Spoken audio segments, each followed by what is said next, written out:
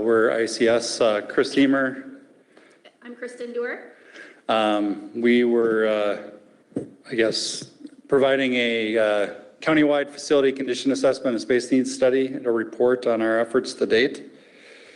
This is just our team. Two of our members aren't here today, but as noted, Kristen and I are.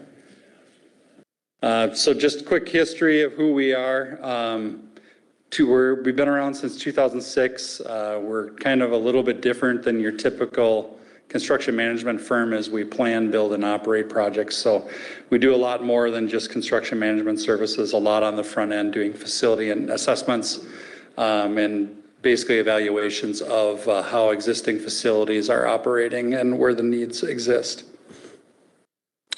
Our company is made up of a lot of different aspects, from former facility directors, architects, engineers, commissioning experts, and facility assessment experts. And just quick project experience just to show that we are in the industry. So Anoka County, we do a lot of work for them. Recently completed their 911 center. Couchiching County, we just did their jail addition and working with the Sheriff's Department right now on some additional needs there. Martin County, trying to help them work through how they're going to address their jail and judicial systems down there. And then Chisago County, just working through as they try to get through their strike right now, some remodeling inside the government center there. With that one in particular, we did countywide assessments similar to this effort. Right. Steele County, we've helped them with some facilities, and then Hubbard County, we're working on an addition to the jail right now to help with inmate intake and release.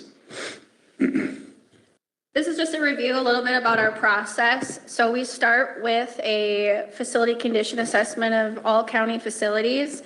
And then we also take note of any space limitations within that and any space needs. From that, we go into speaking with staff and do a lot of stakeholder engagement. With this particular exercise, we did a survey. So we did a lot of surveys with the staff, really listened to how they felt about their spaces within their offices and throughout the county. So we took that into consideration as a part of our initial study. And then at this point, as you can see with the red arrow, we're at phase 3 with this process where we're continuing to refine options and scenarios based on the feedback that we received from staff, our initial observations with the space needs, in addition to the conditions of the facilities that we noted. The purpose of the facility condition assessment, we evaluated 7 county facilities to identify deficiencies, forecast future capital needs, and support long-range planning and budgeting. So that's a really strong part of this process to understand the condition. The assessment was completed in March from the 24th to 26th, and our efforts have been ongoing since then as we are noting space needs and speaking with staff. So approximately 203,000 square feet of county facilities was assessed. Certain areas of the jail are still under assessment, as we learned throughout the facility condition assessment that would be a part of this effort. Okay. Do you want me to take this out? Yeah, you want to take yours out?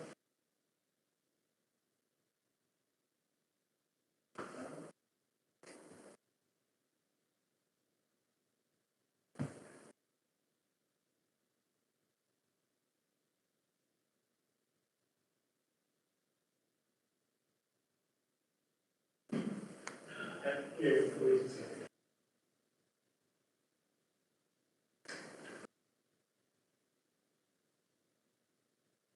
Okay, well, I guess.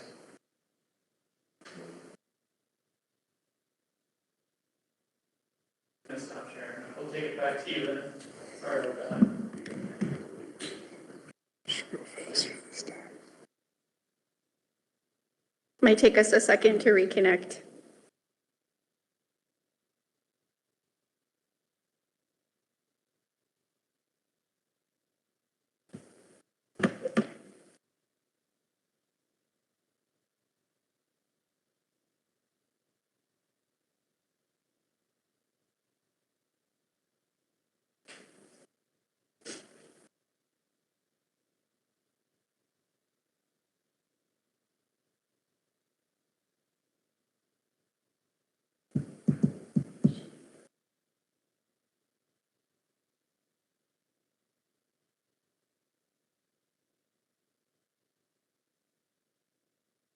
Yeah, it's yours. We're not.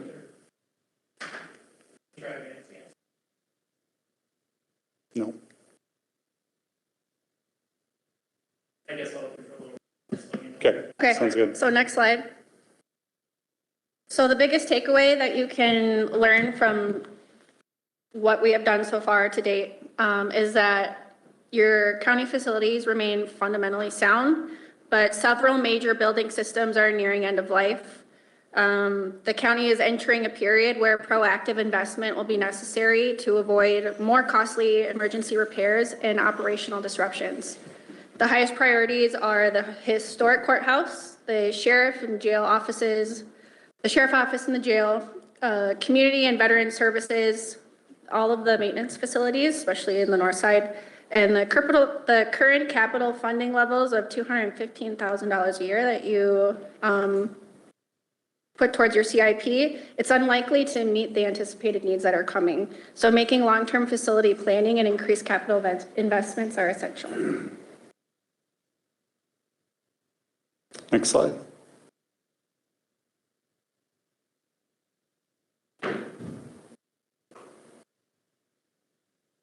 So as Kristen noted, overall conditions well-maintained and structurally sound.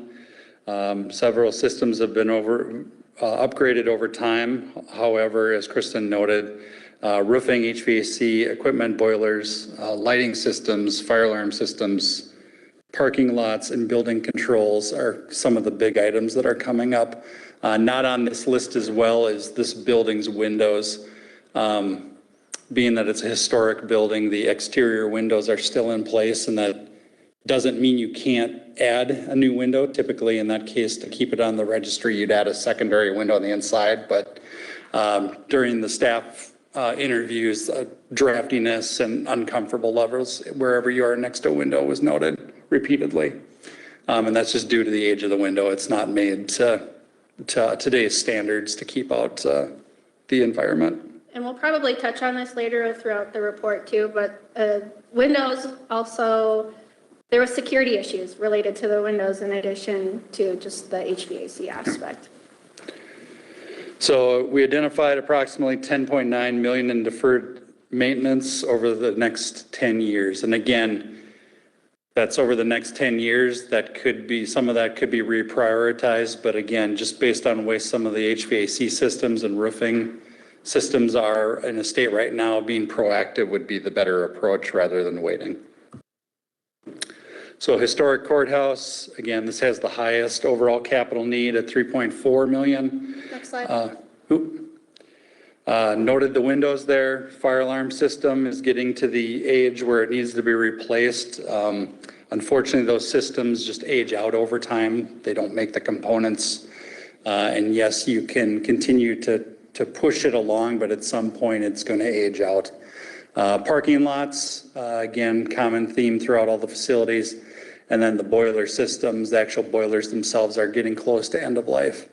The sheriff's jail facility, again, this is in process, but for sure the exterior and portions of the interior were looked at.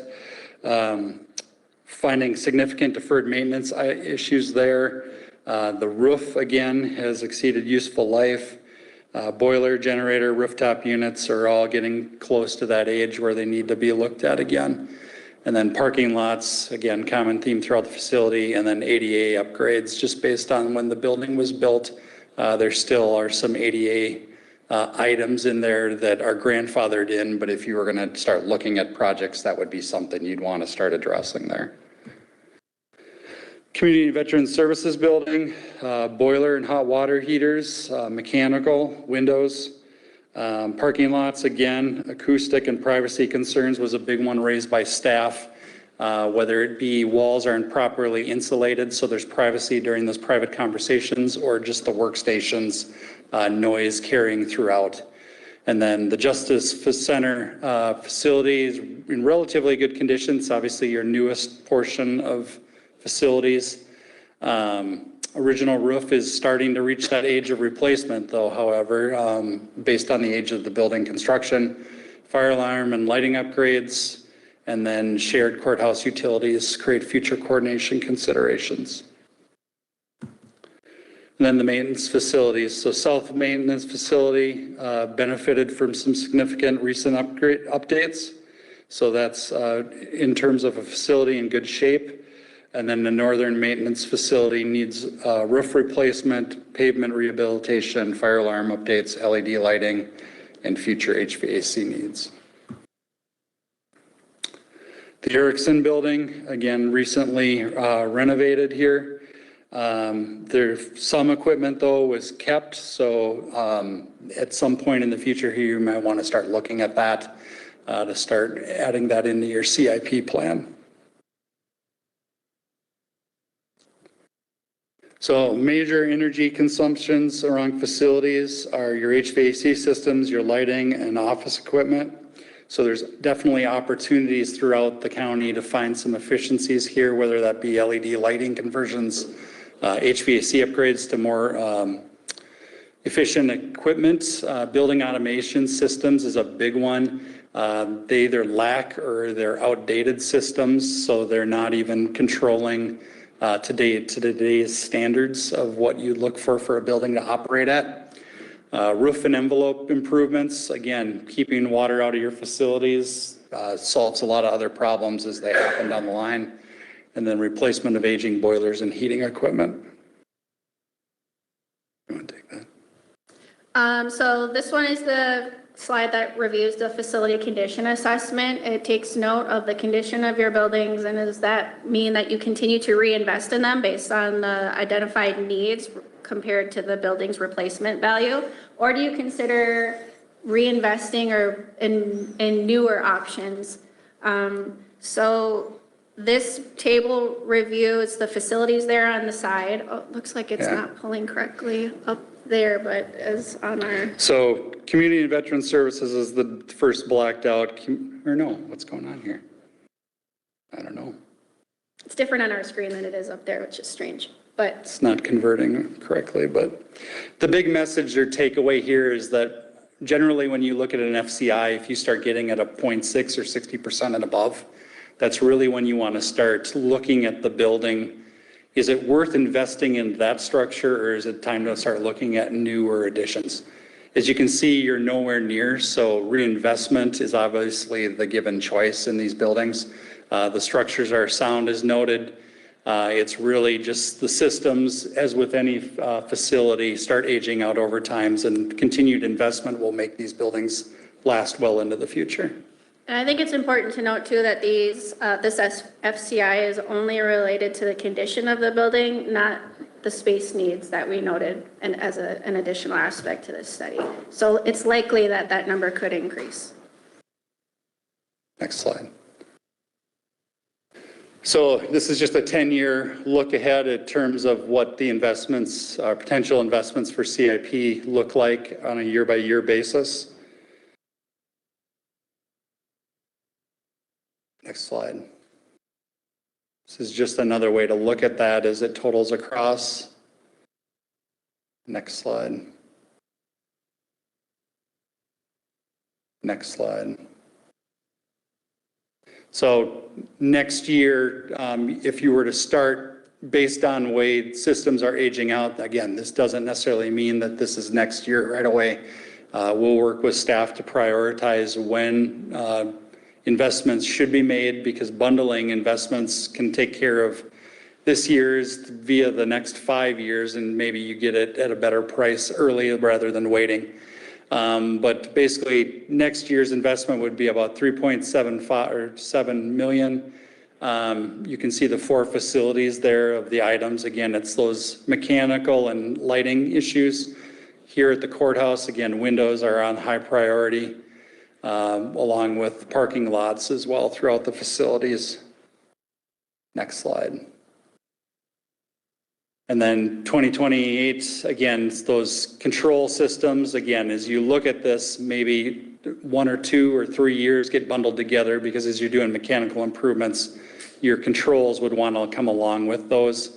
But again, based on the CIP, these are how systems are aging out in the year they age out in. So, next slide. 2029 is 1.8 million. You can see Justice Center, the roof replacement starts to show up. Again, lighting becomes a common theme, the fire alarm systems. Next slide. 2030, again, some more modernization of systems you already have. Starting to look at the decorative iron throughout this building to start restoring that where it's needed. Next slide.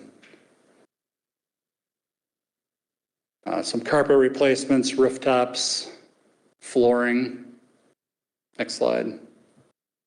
2032, again, rooftop, roofs, more mechanical on multiple buildings there.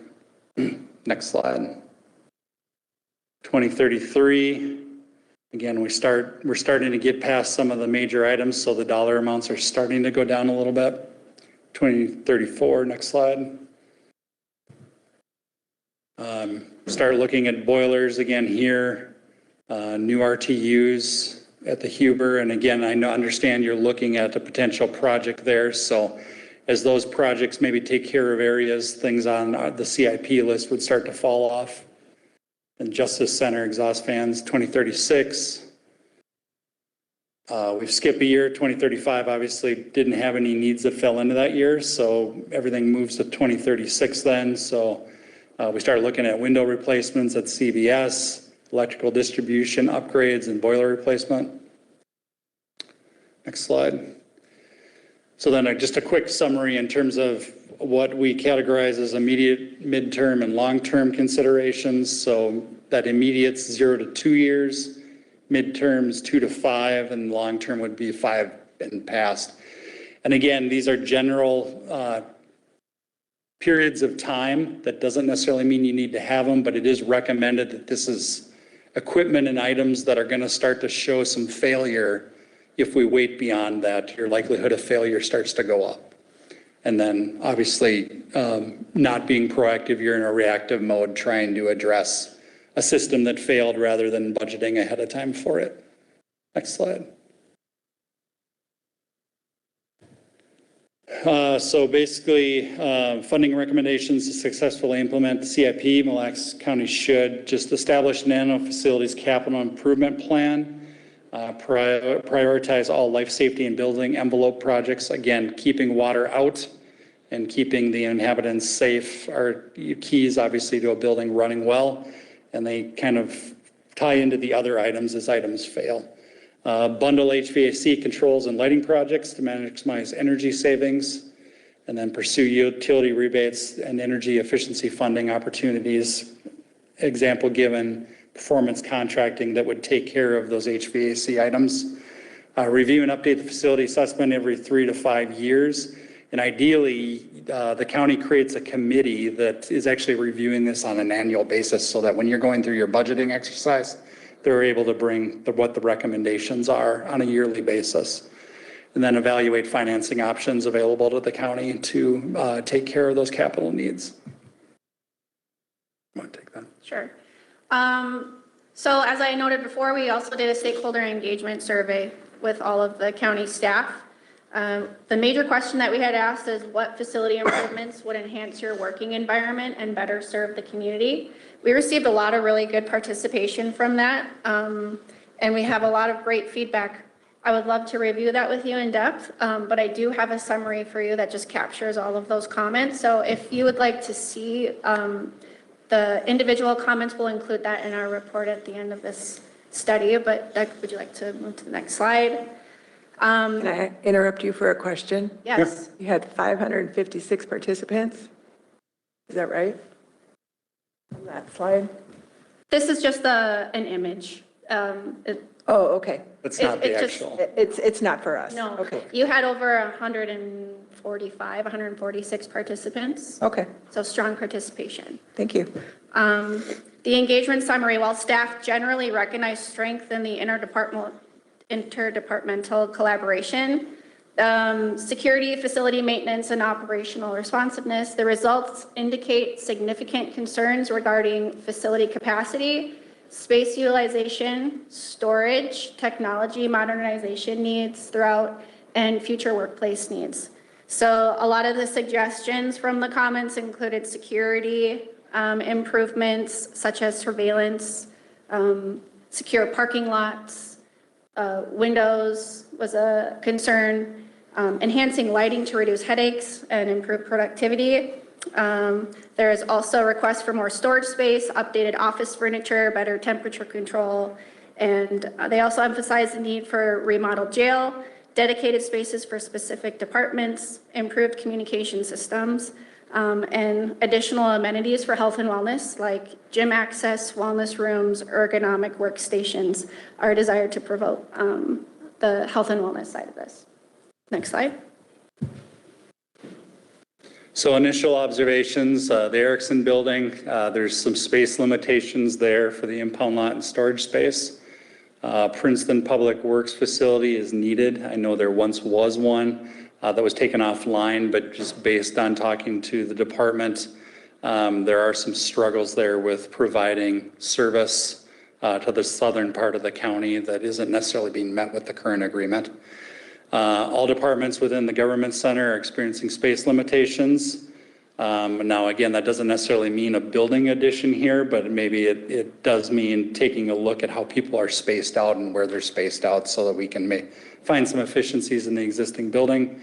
And then as noted, the county jail sheriff's office, there's some needs there. And obviously you just had a study done taking a look at how to accommodate some of those needs.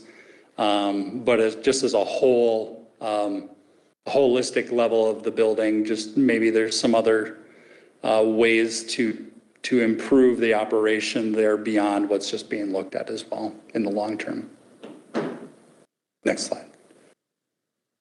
So next steps, we're going to continue to refine the space need options and scenarios with staff from all the facilities. Potentially look at facility tours if we're having a hard time understanding how we address the needs. Sometimes a tool there is to go look at other counties, how they've done it.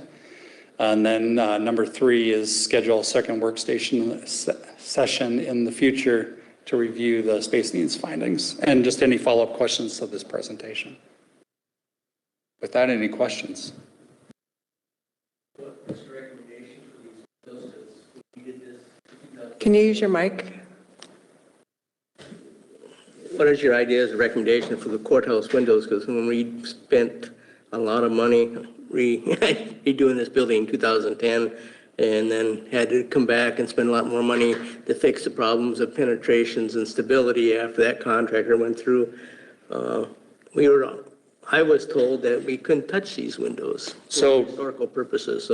So correct. SHPO, which is the State Historical Preservation Organization, doesn't want you to touch the windows because they're quote unquote original. Whether they're actually the original windows, I think is a little debatable, but I have worked in facilities like the Rice County Courthouse, it's the exact same situation. We added a second window on the inside.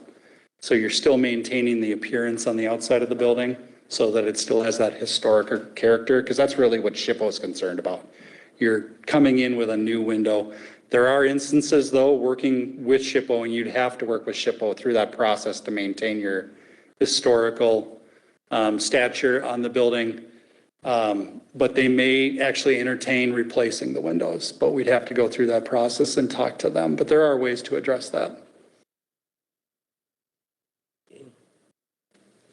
And I just want to say that this is a great study and a very generous one as well, because you did this for free. And we appreciate that. And we look forward to working with you in the future. And I really love the committee. That's a good idea. And I think that we should have a committee that probably meets twice a year to talk about this so that we know what needs to be budgeted for the future. And then kudos to Nolan, because I think he's brought up a lot of this, letting us know what we need to look at down the road. So I think that we've got a great staff, and I think that there's a lot that we can do with it. But I think there's one thing that's deficient in this study. I don't see any taxpayer input on customer service and how that interfaces. I see a lot of input from county internals, but I don't see any input from county externals.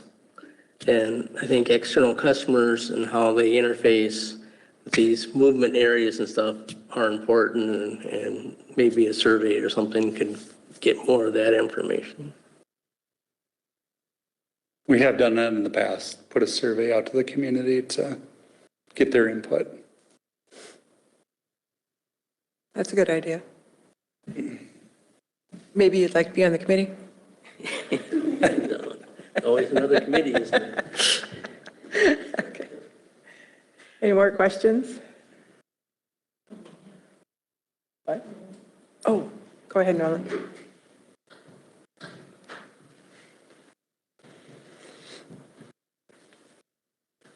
So I think Dan had a great question on the windows and good comments from everybody. The windows, so our letter of agreement with SHPO and the Historical Society, because they've split now, there's two of them, ends in 2028. And that was based on money that was taken for tuck pointing back in 2009. So that was actually the tuck pointing that was done incorrectly that did end up damaging a bunch of the stones that we just corrected on the historic courthouse. So that will be fading away. Was like an $89,000 grant. The windows themselves, about 2 years ago, I went to some training on inserting these windows. So you maintain the exterior look and features, and then you would put in like it's a double pane insert with argon in it, and then they seal it all up, so that you're not getting movement of air in between. I know with the older windows, condensation can become an issue, but they have ways of tackling that in the training. That's one thing that they explained. So what he's talking about, it is very valid option for us moving forward for maintaining energy efficiency of this building.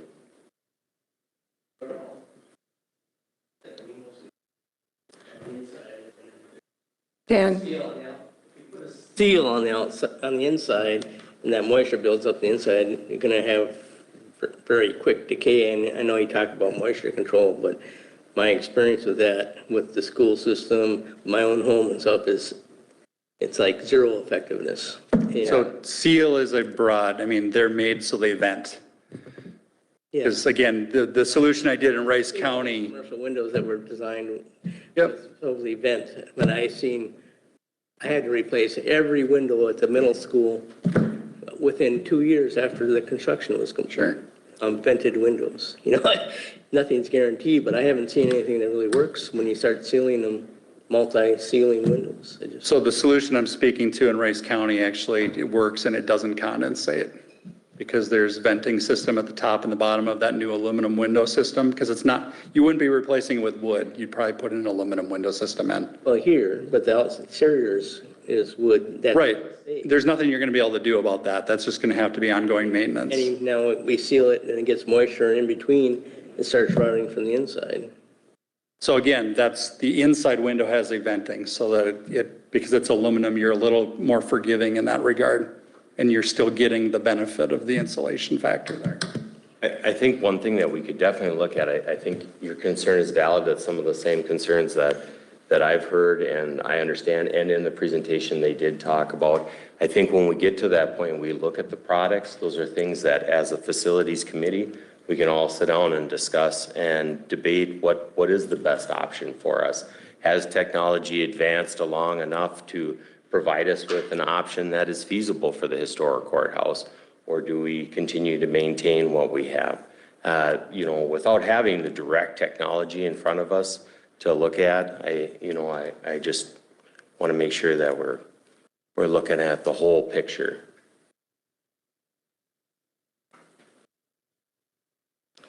So on the roofing, since the common thread here was roofing for all these facilities, these line 20.20 mil line flat roofs? So the ballast roofs, we do have a number of ballast roofs, and the reason why ballast roofs are typically chosen is based on cost. Ballast roofs are substantially cheaper to install One thing about the historic courthouse, I'm not sure why exactly we went down that road, because then we ended up having to carbon fiber the ceiling with inside the structure, because it also adds approximately 7 pounds per square foot of rock on top of the, I mean, that's what it is ballast. So you're adding a bunch of weight onto the roof, and then to compensate for it, we put carbon fiber. So what a fully adhered roof would be is you would have your EPS insulation, and then you would have a board that sits on top of it for securing the fully adhered roof to. And that's basically like it's glued down. And that's what we have over on the sheriff's office and jail. And one of the reasons why we've been pushing on the sheriff's office and jail is because it's very easy to do inspections on it, and the roofs last a long time. They actually last substantially longer than the ballast roofs. My bigger concern would be like the north maintenance at this point. It's a 2007 ballast roof. But I have seen where the actual material has degraded to the point where you start to see the cracking and the failures, and then we have to patch larger areas on it to secure, to secure it so they keep moisture out, especially around curb lines where, and what I mean by curb lines is where you have like an exhaust fan coming up or a rooftop unit. Those are called curbs. And so then the sun eats away at those, and you get dry cracking, rotting that occurs around it, and then we have to repair those. But that's one reason why the jail and the sheriff's office has been able to last longer. The roof is a reinforced, fully adhered membrane. It's a lot more durable, lasts longer. We went with a PVC over on the CVS, and the reason why we went with a PVC there, and actually on Ericksonville too, is they have a very long life longevity, and the repair rate is much lower because the seams are fused versus glued, which EPDMs all use glue, and EPDM by its very nature sheds. So then you end up having seals that do let go over time, whereas with PVC, it's not as likely to have issues like that. So Nolan, just in your opinion, which are the higher priority, the roofing or the support systems, the boilers? They're both big projects, right? That's a great question, Dan. I would say this year has been a challenge. We have had a lot of the support systems wearing us down and consuming quite a bit of our budget, whereas the roofing, because we've been maintaining it ever since I came, a lot of those needs, we catch it proactively, but there are still reactive. I mean, we just had a leak here in the hallway. Ballast roofs are really hard to inspect because rock is on them. But yeah, at this point, I do think the support systems are significant. Just kind of give you an idea, they have an old notifier panel in the jail and sheriff's office, and the smoke heads are the same age as the panel, which was installed in '96. And after a while, the sensitivity gets out on those smoke heads, and they recommend replacement, or you have to sensitivity track. So when I started, they weren't doing either. So I implemented sensitivity tracking, and that's what we've been doing to keep up with the code on it. Our Johnson control panels, the Simplex Grinnells, the ones that we purchased happen to be the low-end model. It's all about cost when we come down to cost. Yeah, and so the panel is, the main panel is not a panel that Johnson even sells anymore. All of it is all at end of life, and it is recommended to be replaced. And we have had significant troubles with those, especially the slave panels to the master. The master has trouble connecting with the slave panels. And, it's just an issue that we've been working through. But yeah, support system, lighting, we got hit by lightning back in, I want to say, Pat and Holly were still here.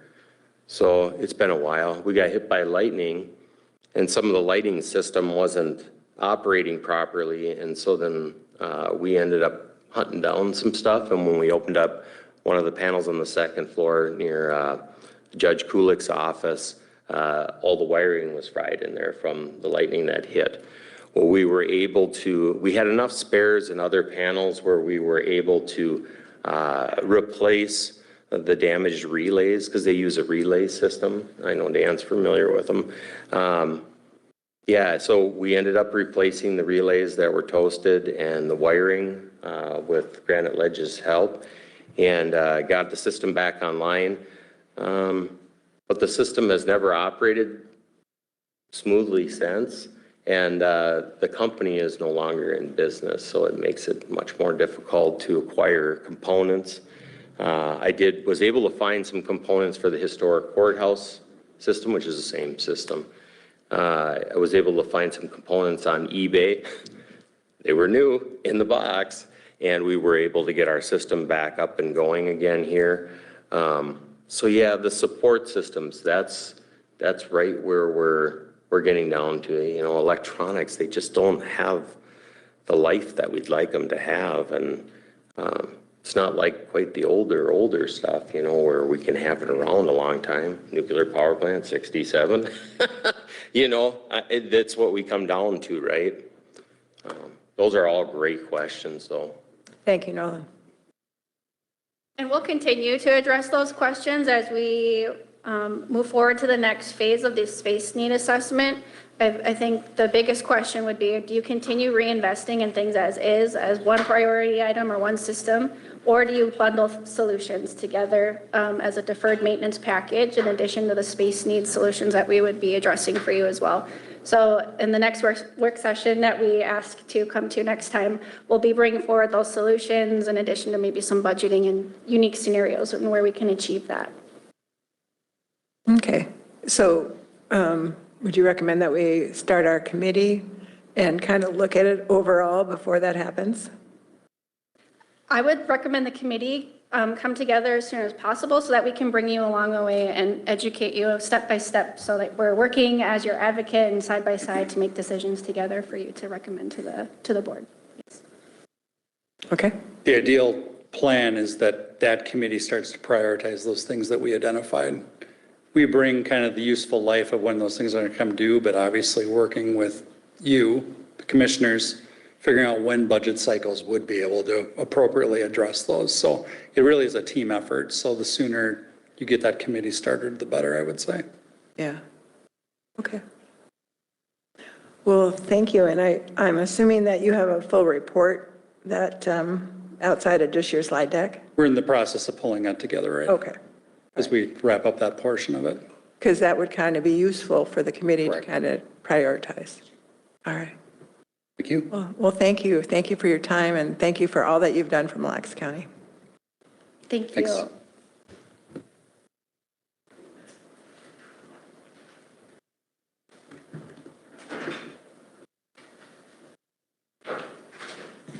Okay, Doug, we've got about 10 minutes. Anything else we can get started, or should we just take a break before the meeting starts?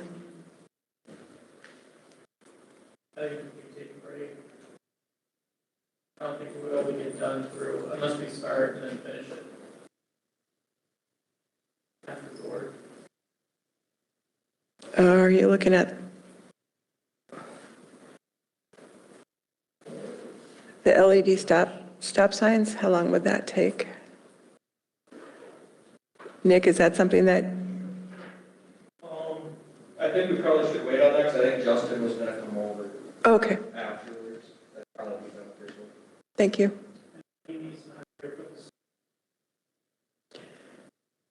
I think that's going to be a lengthy discussion as well. Yeah, as with the other budget items, sheriff and CBS. Okay. Huh? Yeah.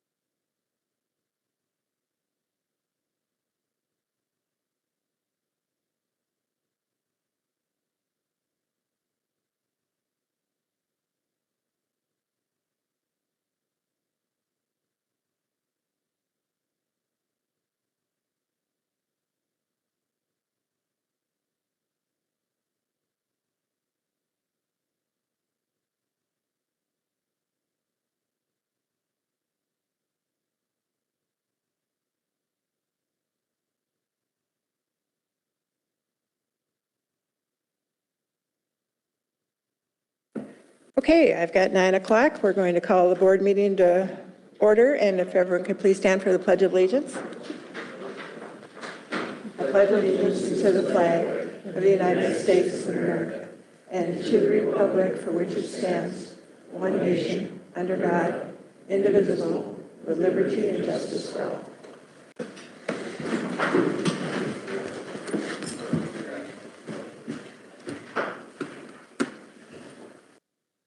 Okay, I don't believe we have any additions or deletions from the agenda, so I'll need a motion to accept the agenda. I make a motion, we approve the agenda. Second. Okay, motion and a second. All those in favor indicate with an aye. Aye. Anyone opposed? Motion passes. Consent agenda, anything you wish to remove for discussion?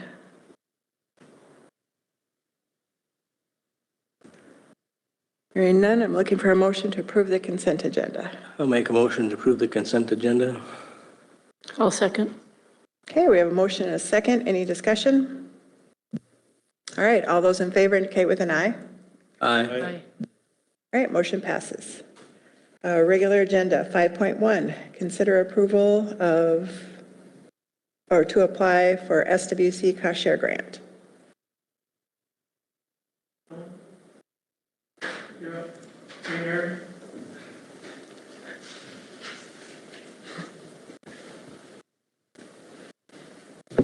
All right.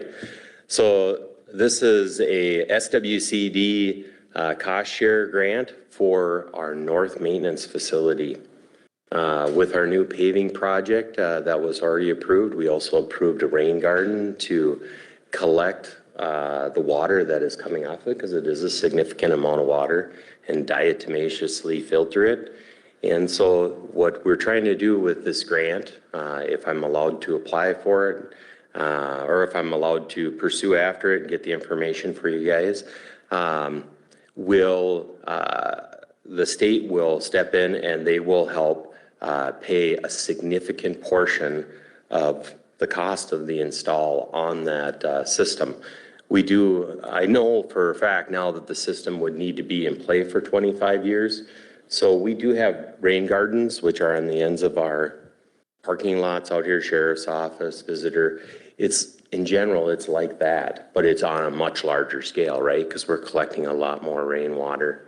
And so that's the principle behind it. Those are 10-year because they're a lot smaller, but we still maintain them irregardless because it is a good system and it does do what we need it to do.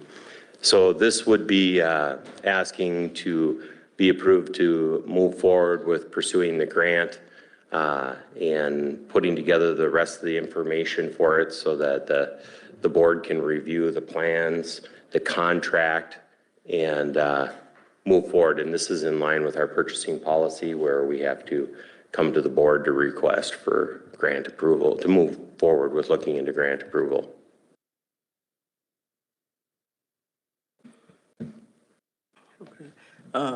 This rain garden, is that low? I suspect it's in that lower area of the maintenance building area. How big an area are we committing for 25 years?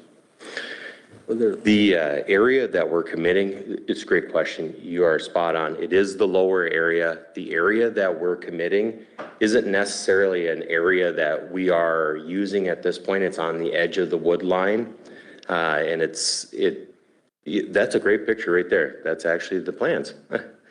Okay, and this is the most generalized plan. This was just, this is part of our original. And so we'll be working with the SWC to make sure that we fine tune and meet all the boxes once you guys approve us to move forward with investigating the grant. Yeah, so it's right on the edge of the, there's like rough trees and stuff that are in there, volunteer growth that has occurred, some poplars and stuff. And so that's where we'd be setting it. And then the swamp or the lowland is just south, if you will, of that location. So the idea would be as it's coming down the hill, we begin to slow it. And then once it gets to the flat spot, we slow it to run it across and then dump it into the rain garden. And that's the most general explanation. Blair from Allied was one of the first individuals to design rain gardens here in the state of Minnesota, and he will be the designer on this through the Sourcewell contract. There's a drainage ditch just north or west of the maintenance facility there that goes through. Is that going to the same wetlands? Yeah, essentially it does make it into the same wetlands. Yeah, you're correct. It would be, it'd be west of the DAC building, I believe, is where it would be, east of the housing development that's there. I only noticed when I was up there delivering my toxic waste. Sure. That was full of trash. It was, people were using it for trash and all kinds of crap, and it's not being cleaned out. And I'm just wondering, is that, if we put this in, are we responsible for the pollution that commingles into these rain gardens? That's a great question. I mean, that's the concept behind the rain garden, is to help reduce the amount of pollution from the chlorides that get picked up and carried from the parking lot, as well as sediment and other things like that. I guess that's a great question. That would definitely have to be something we'll have to ask the SWCD.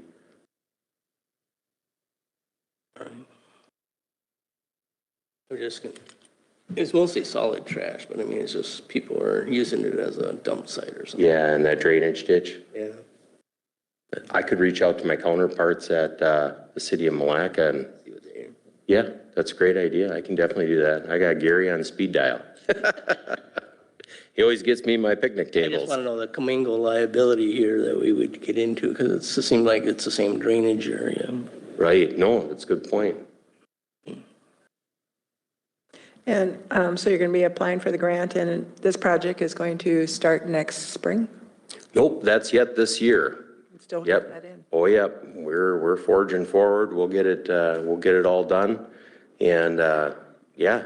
And so this would be, it'd be a great help keep down the costs on it. I know this is for the parking lot area, but we store a lot of salt in that area, right? Yes, we Salt trucks do. going out. Is that the main pollutant that we're going to control through this garden? That is correct. Yep, that is correct. The mixing pad is just in front of, well, the engineered mixing pad is just in front of the salt sand storage. And then, of course, from loading trucks in the night and as they head up, and all of that ends up down on the asphalt. And then when the snow melts or the rain goes, we flush it all down and we got to catch it somehow. Our other facilities, the North Maintenance Facility, that actually has a brash pond or a settling pond, and that's where it all runs to out there.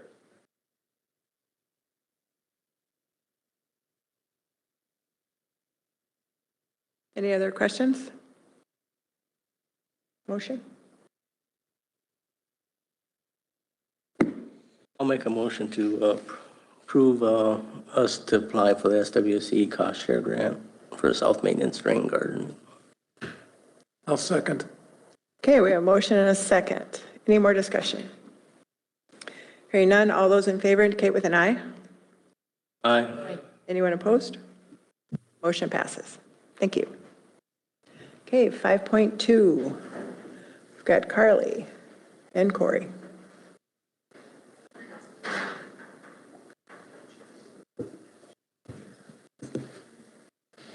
Yeah, so looking at agenda item 5.2, this is bringing the resolution forward to establish the salary for the Chief Deputy County Attorney appointment. So like we talked about at work session on the August 4th meeting, as part of Corey's 2027 budget, we briefly discussed what the executive committee and we had discussed about establishing a pre-step on grade U of the pay scale. Set of very unique circumstances here, just for a refresher, that what's standard is that the elected department head has the ability to appoint their principal or chief of staff. And the chief deputy county attorney position is that position for the county attorney's office, similar to the chief deputy sheriff in the sheriff's office. So these are unclassified positions that are excluded from the jurisdiction of the personnel administration system. And so we have historically at the county followed the classification and grading system for our unclassified positions as we have for our classified positions. The alternative would be individual employment agreements with these types of positions. I posted on our HR Basecamp site available through AMC. 11 counties responded that they use similar applications for unclassified as they do for classified, rather than doing individual employment agreements. I believe that that's in our best interest to keep that as close as possible. That's what allows the county contributions for health insurance for the employee. Corey mentioned in an email to the commissioners yesterday, and Doug and I, about the HCSP contributions, which is required for all non-exempt, non-union positions. So following up on Corey's email to the group from yesterday, I would recommend the middle ground option that he proposed, which would be to place James at step 1 of the grade U pay scale, which would be an amendment to the resolution currently in front of you. So I would make those revisions if the board so chooses and bring those forward at the September 1st county board meeting for approval, or perhaps that's noted in the approval. I kind of defer to Doug how we handle the technicalities there. But I think the middle ground proposed by Corey of starting at grade U step 1 for James effective September 4th, right at 4:31 p.m., right after Brianna leaves, since this is in the absence of position. And then having that 2-step increase on January 1, 2029, after the COLA has been applied, so that James isn't penalized for taking this position by missing out on the promotion that he would have received at that point as an ACA 3. So that's part of what makes this quite unique, is the Assistant County Attorney 3 promotional verbiage in the AFSCME ACA contract. That promotion is, it's not vacancy dependent, it's not open competitive, it's solely based on years of service. And it's automatic at that point as long as the county attorney recommends it, unless there's something undue performance-wise otherwise that they wouldn't, which I've never seen. So long story short, that's why I think this is our best middle ground with all of the unique circumstances facing here that I'd want to keep in the resolution, that this shall not be used to set a precedent for any other positions with the county, unclassified or otherwise, and would hope to continue having a cooperative, open, creative problem-solving process for any unclassified positions going forward. Thank you, Carly. I agree with everything that she said, and piggybacking what she last said, just to reiterate, not trying to create precedent here. This is a very unique set of circumstances. I think part of that speaks to the uniqueness that is the attorney that is James Doty. I'll speak in part on why I'm choosing him as opposed to going with an alternative route of an external candidate. But at the end of this, I'll be arriving at asking for putting him at step 2 versus step 1. I think that's really the decision the board has to make here today. In my email, that was the first one. Carly's recommending the third one, whereas what's written, I think, is the middle one. James has been a phenomenal attorney for the county attorney's office. Prior to working for us, he worked for Judge Quinn here in Mille County from October of 21 through January of 24. He knows the court staff, he knows defense counsel, he knows our calendar, he knows our processes, he knows our office well. Within the office, he was an ACA 1 starting in January of 24, moved to ACA 2 in September of 25. He's been at ACA 2 since then.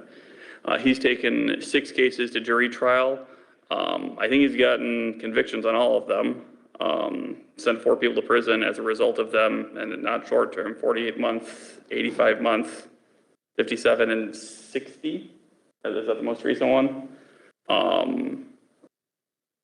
I co-chaired 1 or 2 of them. He did a phenomenal job, and they weren't easy cases to take either. He has been an asset as a litigator. He is the second most senior ACA in the office. The only person ahead of him is Tim Kilgriff, who's been here for 17 years.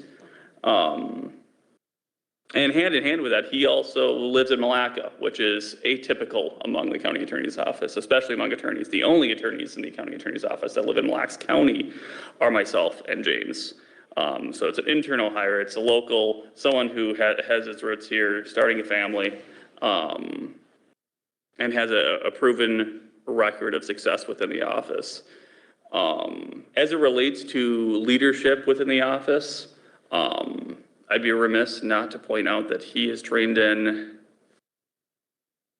I think it's 6 of our attorneys, pretty much everyone that I've hired and half the people that Erica hired.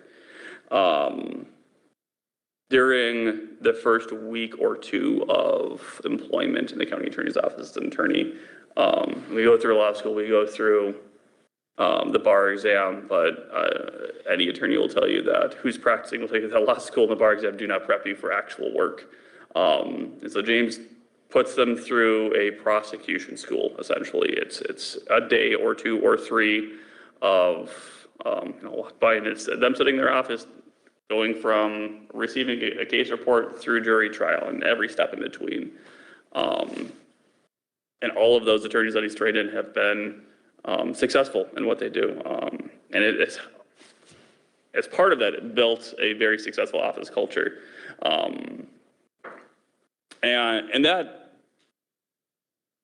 ultimately is, I think, the tipping factor for me on why I would pick James over really anyone else, is he knows me, I know him, I think we like each other, I know I like him.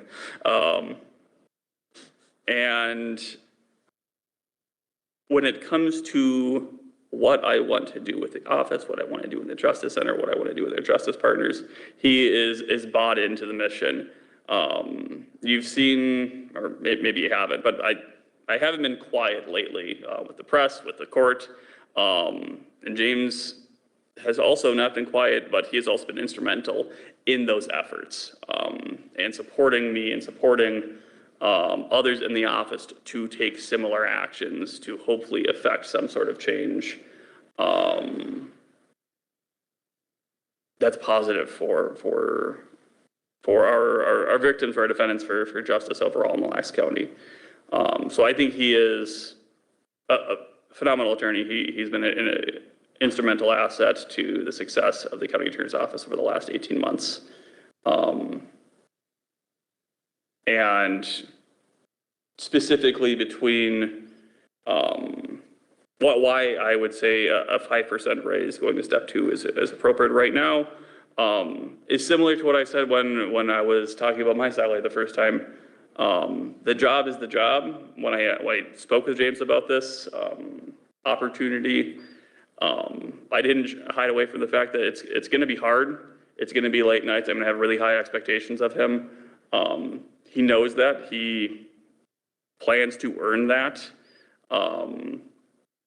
because it's not going to be necessarily a ramp up. He's taking over Brianna's responsibilities and keeping his own. Much like how when I took over from Erica, the job of county attorney isn't easier for someone who's new. If anything, it's a lot harder. So with that, I think that the 5%, just giving him the 5% that he would otherwise be getting on this pay scale as an ACA 3 is appropriate. And I'll note too that for 26 and 27, what's projected for 27, it's a budget decrease from what we're paying Brianna.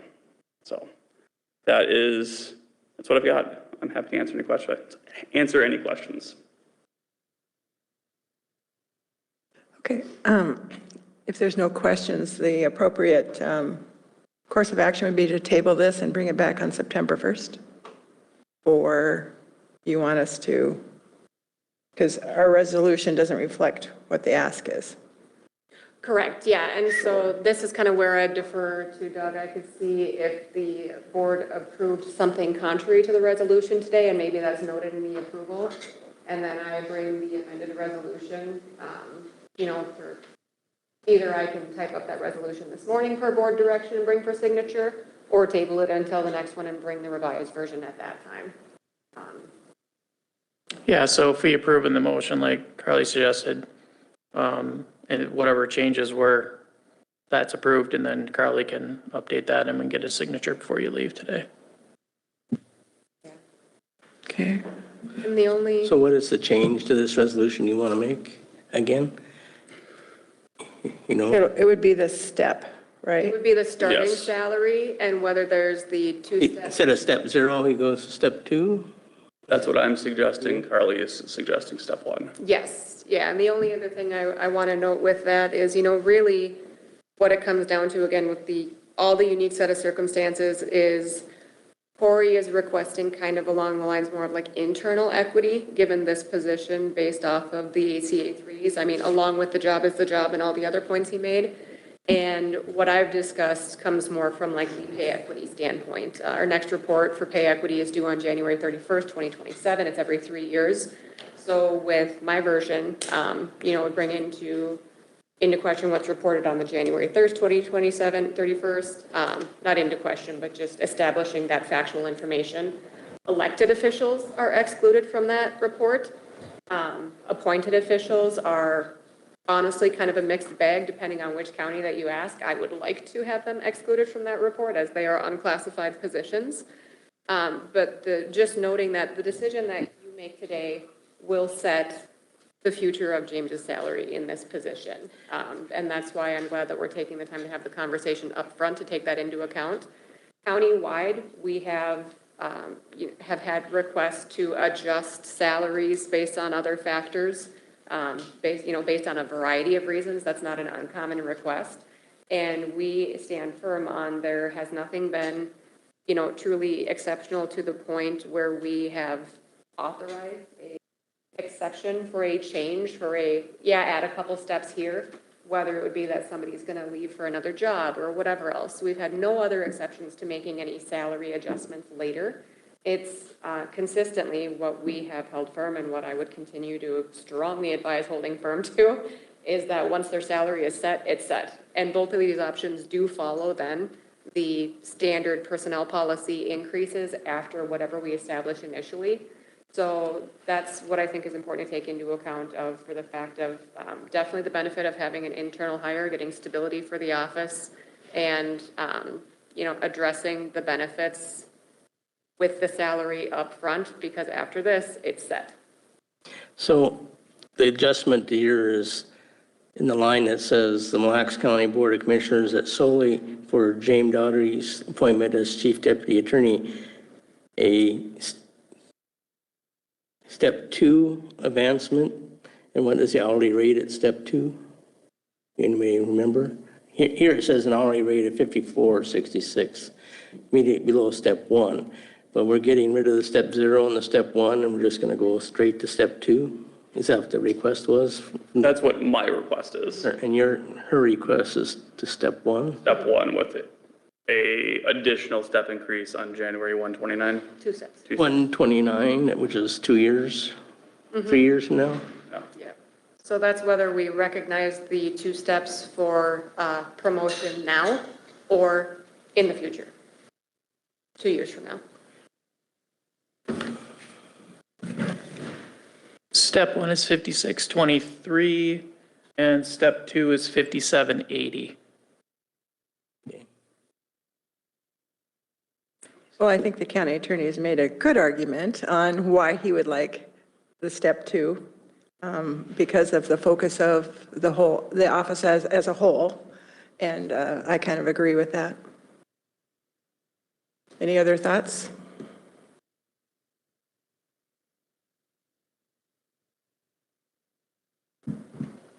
My thoughts are, I agree, but I'd like to see how it looks in writing as far as, I don't know, there's a lot of confusing language in this as it's written.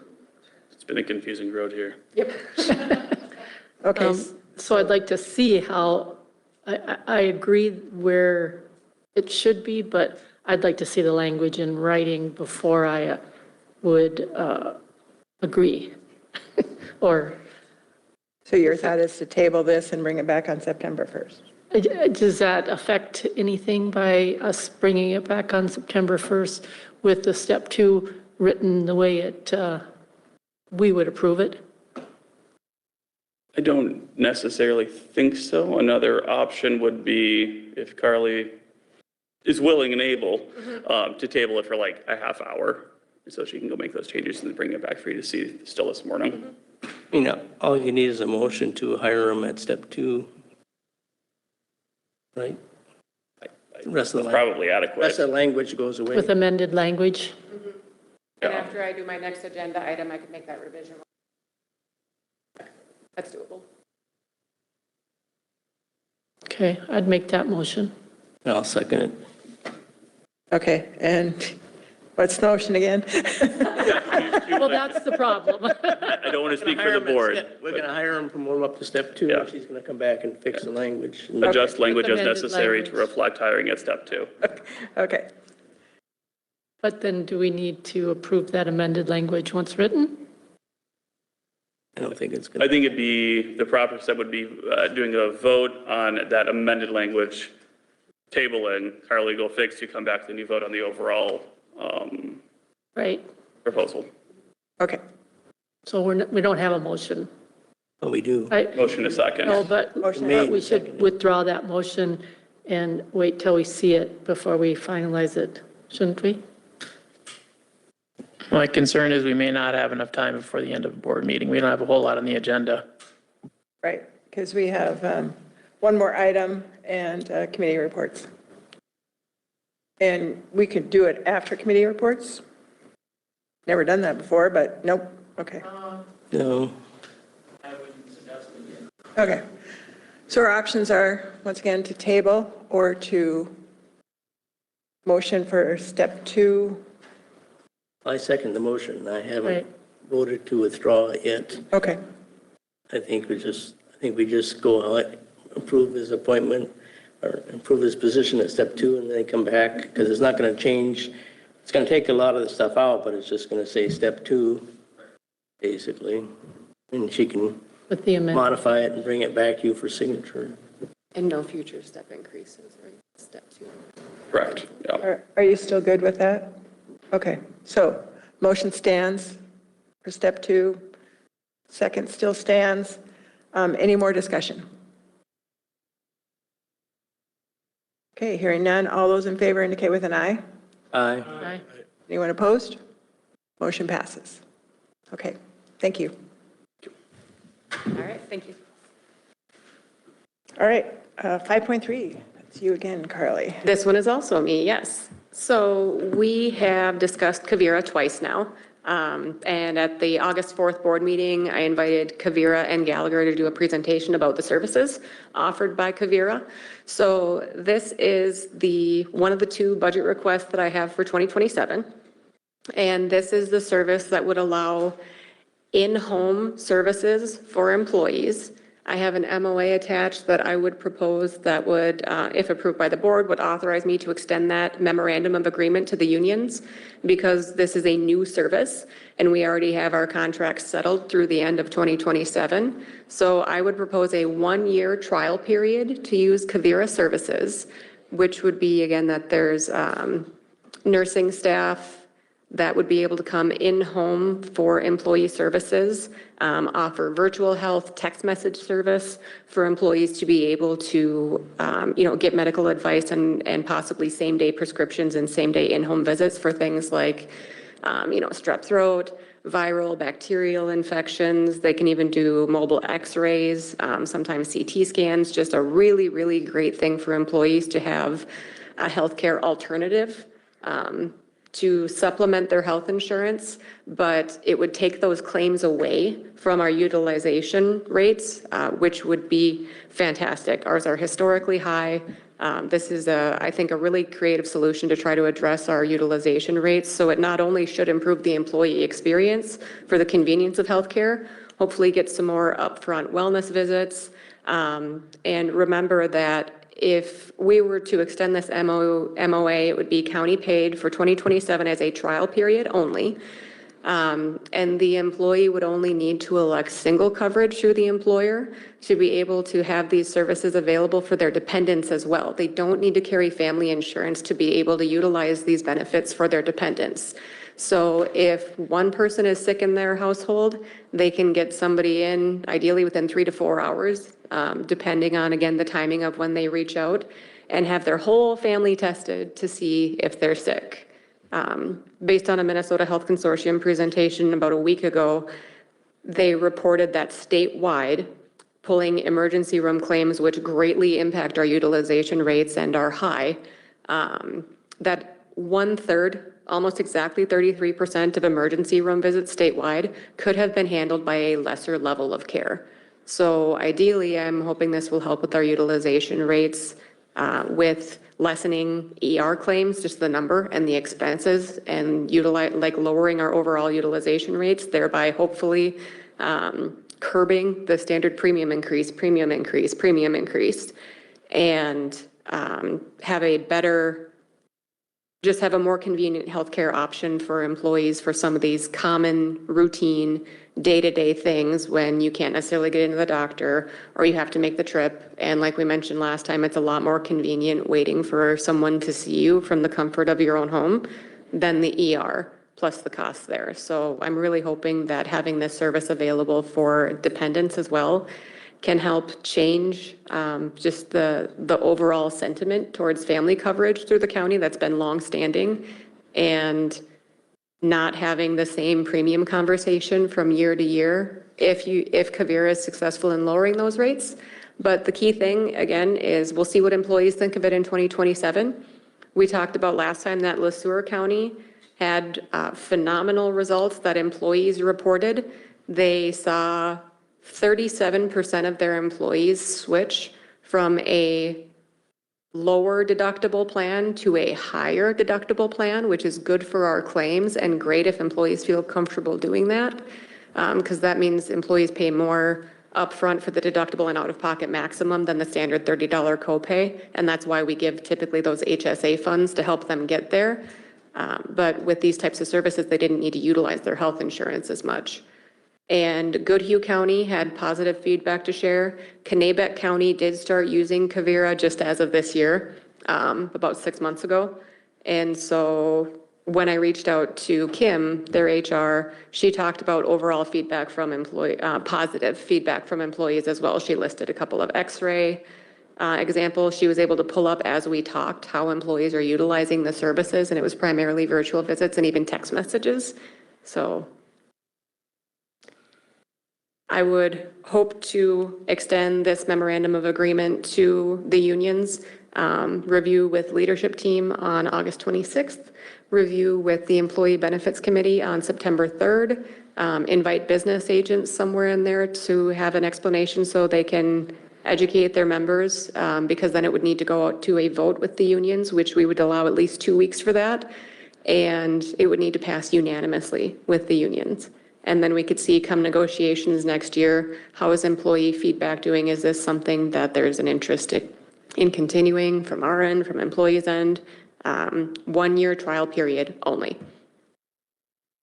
So do you think that this would be ready to go by the benefits fair?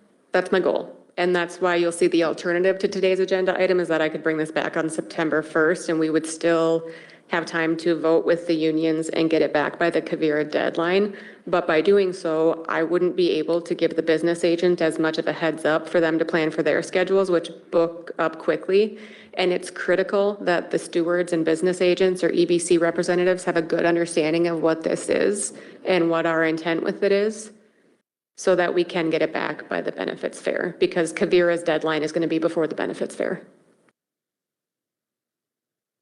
Okay. I got a couple questions. The first time you talked about this when they were here, seems to me it was going to be a 2-year deal at 50-some thousand a year for 2 years, and then we waited, and then when you talked about it again, it was 70-some thousand, and the last I seen, I think it was 80,000 for this first year to try it out. Oh. But what about after the first year? You know, is there any indication what the cost is going to be after that? Because personally, I don't think they can do it for $80,000. Run to people's homes and do everything else, you know. The price of gas will eat up most of that. And not everybody lives nearby, you know. Not all the employees are within 5 miles of each other, you know.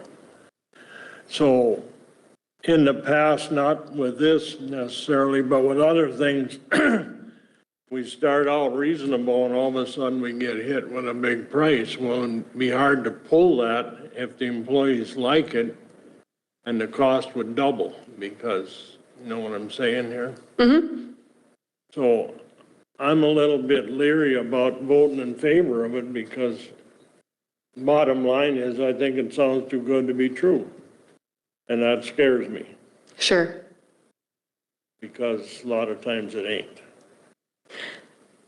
So I'm going to backtrack a little bit. The 2-year for 50 grand presentation that you saw was for McLean & Co. for the employee engagement survey services, if we were to go external for an employee engagement survey. So that's my other budget request for next year, not related to Kavira. So then the presentation that you saw for Kavira was that I did put in the budget $80,000 for the Kavira request, but only as a 1-year trial period to see how it goes. And of course, we have no guarantee about what our costs going to be in the future.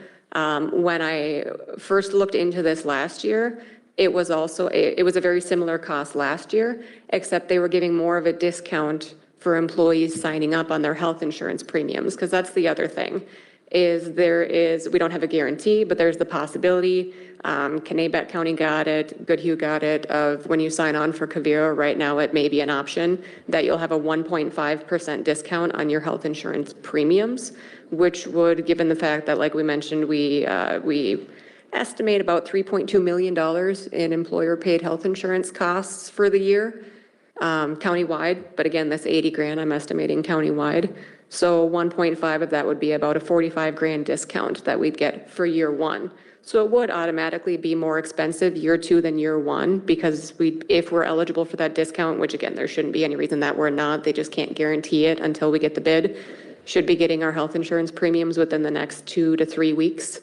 But with that discount up front, the budget request is actually closer to like 45 grand. So the other thing to note is that when you're basing off of one employee, don't live within 5 miles of each other here, Kavira is not based out of Malacca, Minnesota. They have nurses and physicians or, their staff that they're contracted with throughout the state. So when they send somebody to somebody's home, they're going to pull whoever's contracted that lives closest to that employee. That's why we had to send a census of our employee addresses in order to be able to get a bid. And that census revealed that there's only one employee who lives in Sandstone who would not be eligible for in-home, but they would be eligible for telehealth and this option through Kavira. Kavira has only expanded their service area so far. Last year, there were a couple employees who lived in Brainerd that were not within the service area.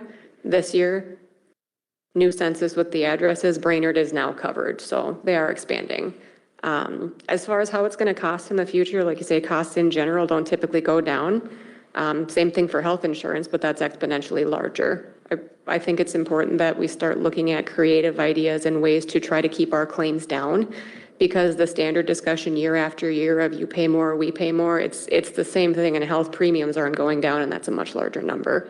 So I'm really hoping that we can utilize a service like this to be able to pull those claims down. I think it's possible that we may discuss with employees about a change to health insurance structure in the future, but the primary thing is that would be depending on what employees think about Kavira. Because if it's not utilized and it's not going to be successful, then we know not to invest our funds in that route.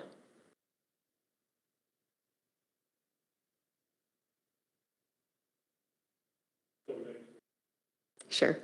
Yeah. And kind of like we talked about after the presentation from Kavira last time too, is, with their service model being different, we asked, how can your business stay in business with these great benefits? And an important note there was that, they don't have the overhead of hospitals and X number of specialists for these types of things and these types of things and surgeries that they perform, and they have to have a surgical room and all of the surgical techs and however many of these different techs, because they don't do all those services. So I think it's plausible that their service model could address that longevity. We'll know once we know. So you're saying that the people that would answer the phone to give you advice or prescriptions, are they the same people that service Kanabec County and Or has each county got their own people that work for them? Well, it's not, their staff are service area specific, not county specific, so it's still, we may have some of the same, just based on who responds, who's able to respond the fastest within the closest area to get to them. So it's again based off of where Kavira's contracted staff live, to make sure that they can service where our employees live. But even for the one Sandstone address, or if there's any reason that people don't want it in-home, the other important thing is that Kavira can come on site. So if we have an employee who's not feeling well throughout the day, they could set something up to use our wellness room right here on site and meet with the provider. And that's private and that's convenient and a benefit to us as well. And you're convinced that they can do that all for $80,000? I've received a quote for that much that we, if we sign on, would have there's the two different rates, 27 something per employee for the health insurance piece of it. It's 31 something per employee to include the behavioral health component. Mental health is listed as the one of 5 top chronic illnesses being treated year after year, becoming more and more of a conversation every year. This would be another resource. That's why I've made the ask of 80,000 to include that behavioral health component. If we were to exclude that $4 per employee per month for the behavioral health component and go more for the try it and see based off of the health services, that would be the 27 something per employee, which is like 70,360 or something. So I'll also mention, I really honestly think that this is the future of where healthcare is going. That's a shared opinion amongst several HRs. And when I posted on, again, that HR site about, does anybody use Kavira? What do you think?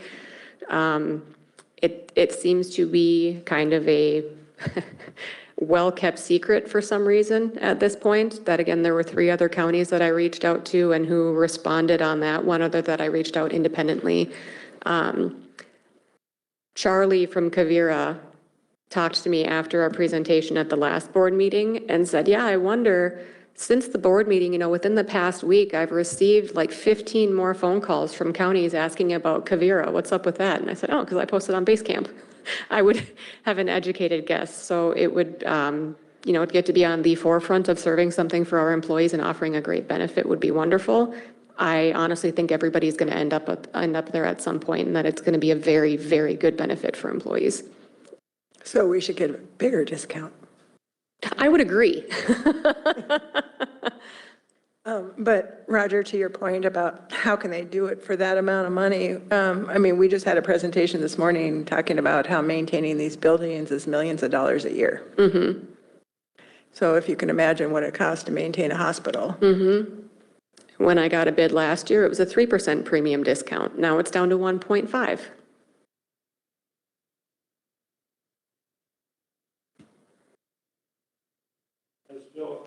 still think it's a good deal. It just doesn't seem like they can do it for that. Yeah. And every time we seem to do something in the county, we build something, fix something, or redo something, it always comes in bigger than it's supposed to. It's never been cheaper. But I got a feeling I'm probably alone on this one, but that's, I got to say what I thought anyway. If it works well, that's great, If I'm right, then tough. Then my life I've been right, so I won't say no more, so. Okay. And from the other counties that I checked with, there were 2 of them who had already used Kavira for 2 years. Another 2 were as of this year. So at least for 2 years, we know that it's been good.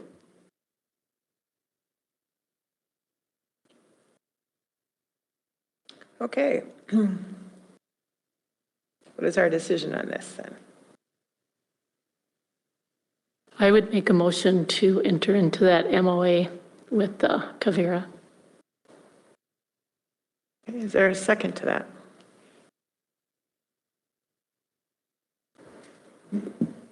Second. Okay.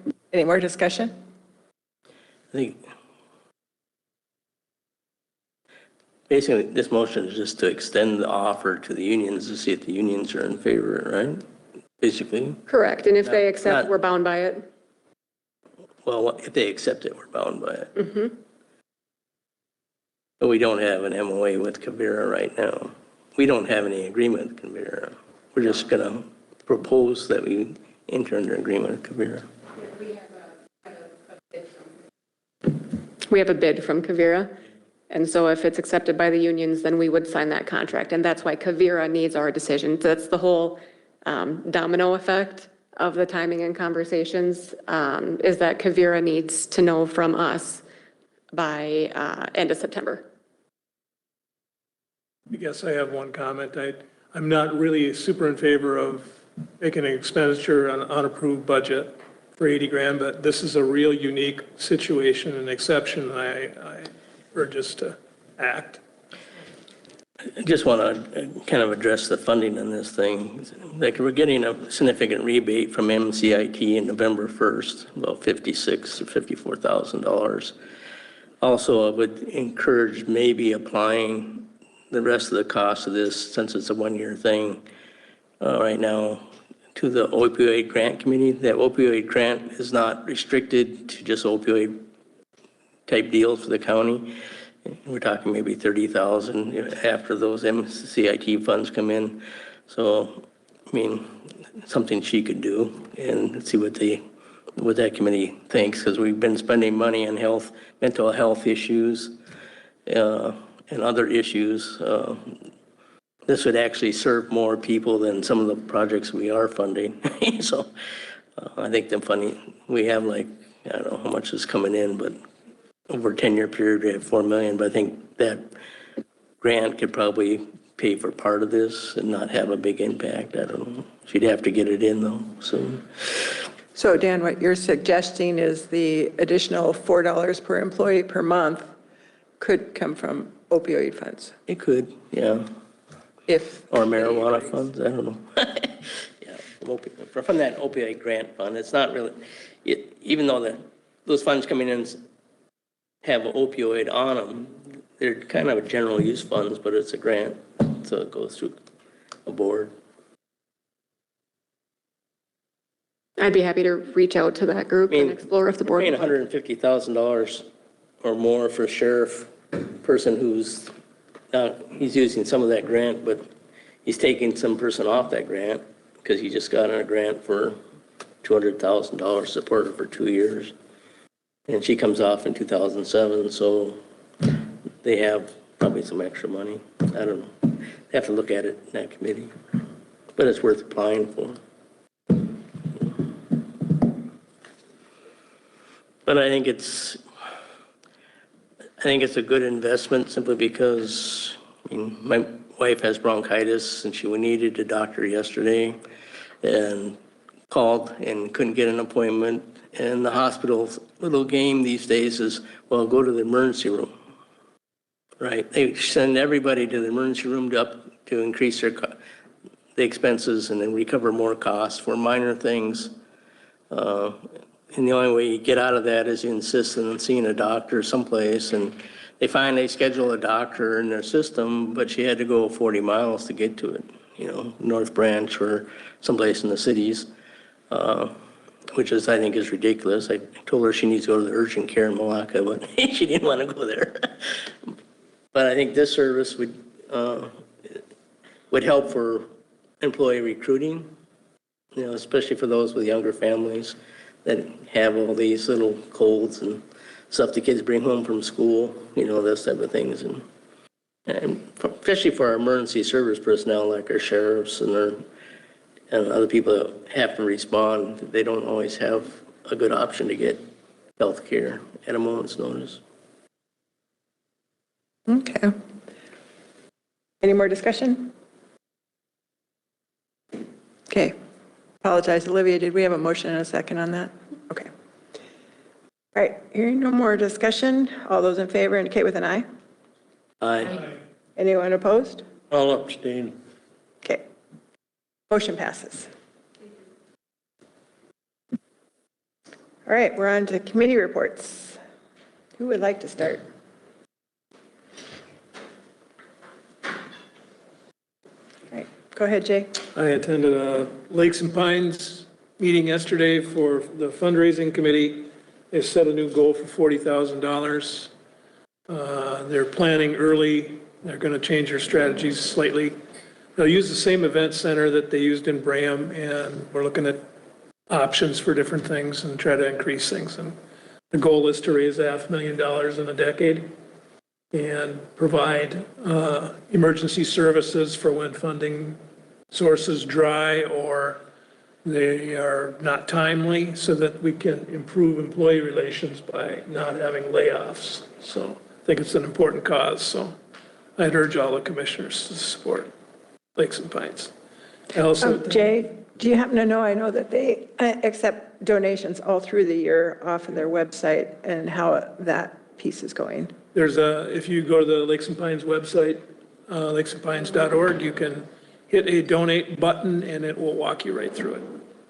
Okay, but have they had significant donations? Last year's fundraiser made $31,000. The goal was $21,000.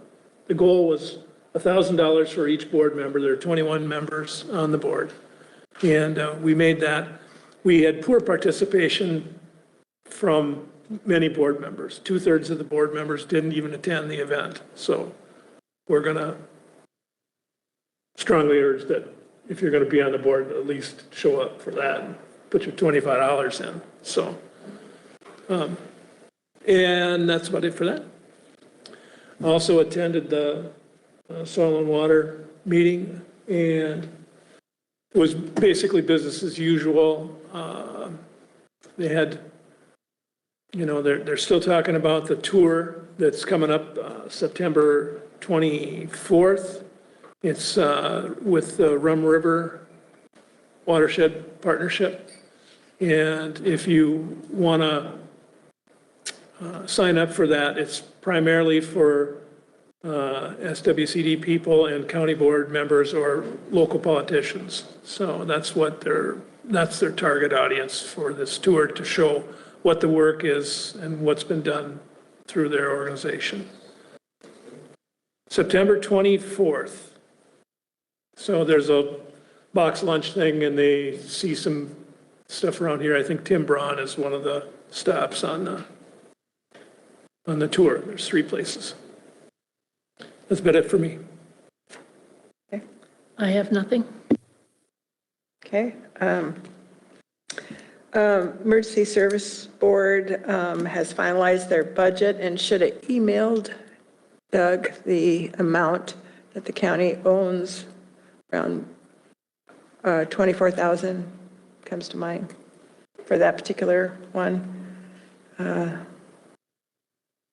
Attended Towards Zero Death meeting here in Malacca, and kind of putting our heads together because unfortunately we've had quite a few deaths in Mille Lacs County this year. We are up to 10, which is even with Ramsey County. Has pretty much nothing to do with engineering, education, or enforcement, just kind of unfortunate, timely deaths on the road. Library came up with their final budget amount of $340,000 to do library service in Mille Lacs County, which is about 6,000 short than what we need for full hours. But we're going to be looking for some changes in the aisle area that might free up some funds. And that's all I have. Roger? No, I just had the Canvas board meeting and there ain't much to say there, and Brenda did a good job, so. Okay. The first meeting was East Central Minnesota Solid Waste. And I've been prodding in a little bit about what Mille Lacs County's participation really is in that landfill. We own 20% of it. The county utilizes only 6% of the trash going into that landfill. We had a discussion about being a one-stop shop.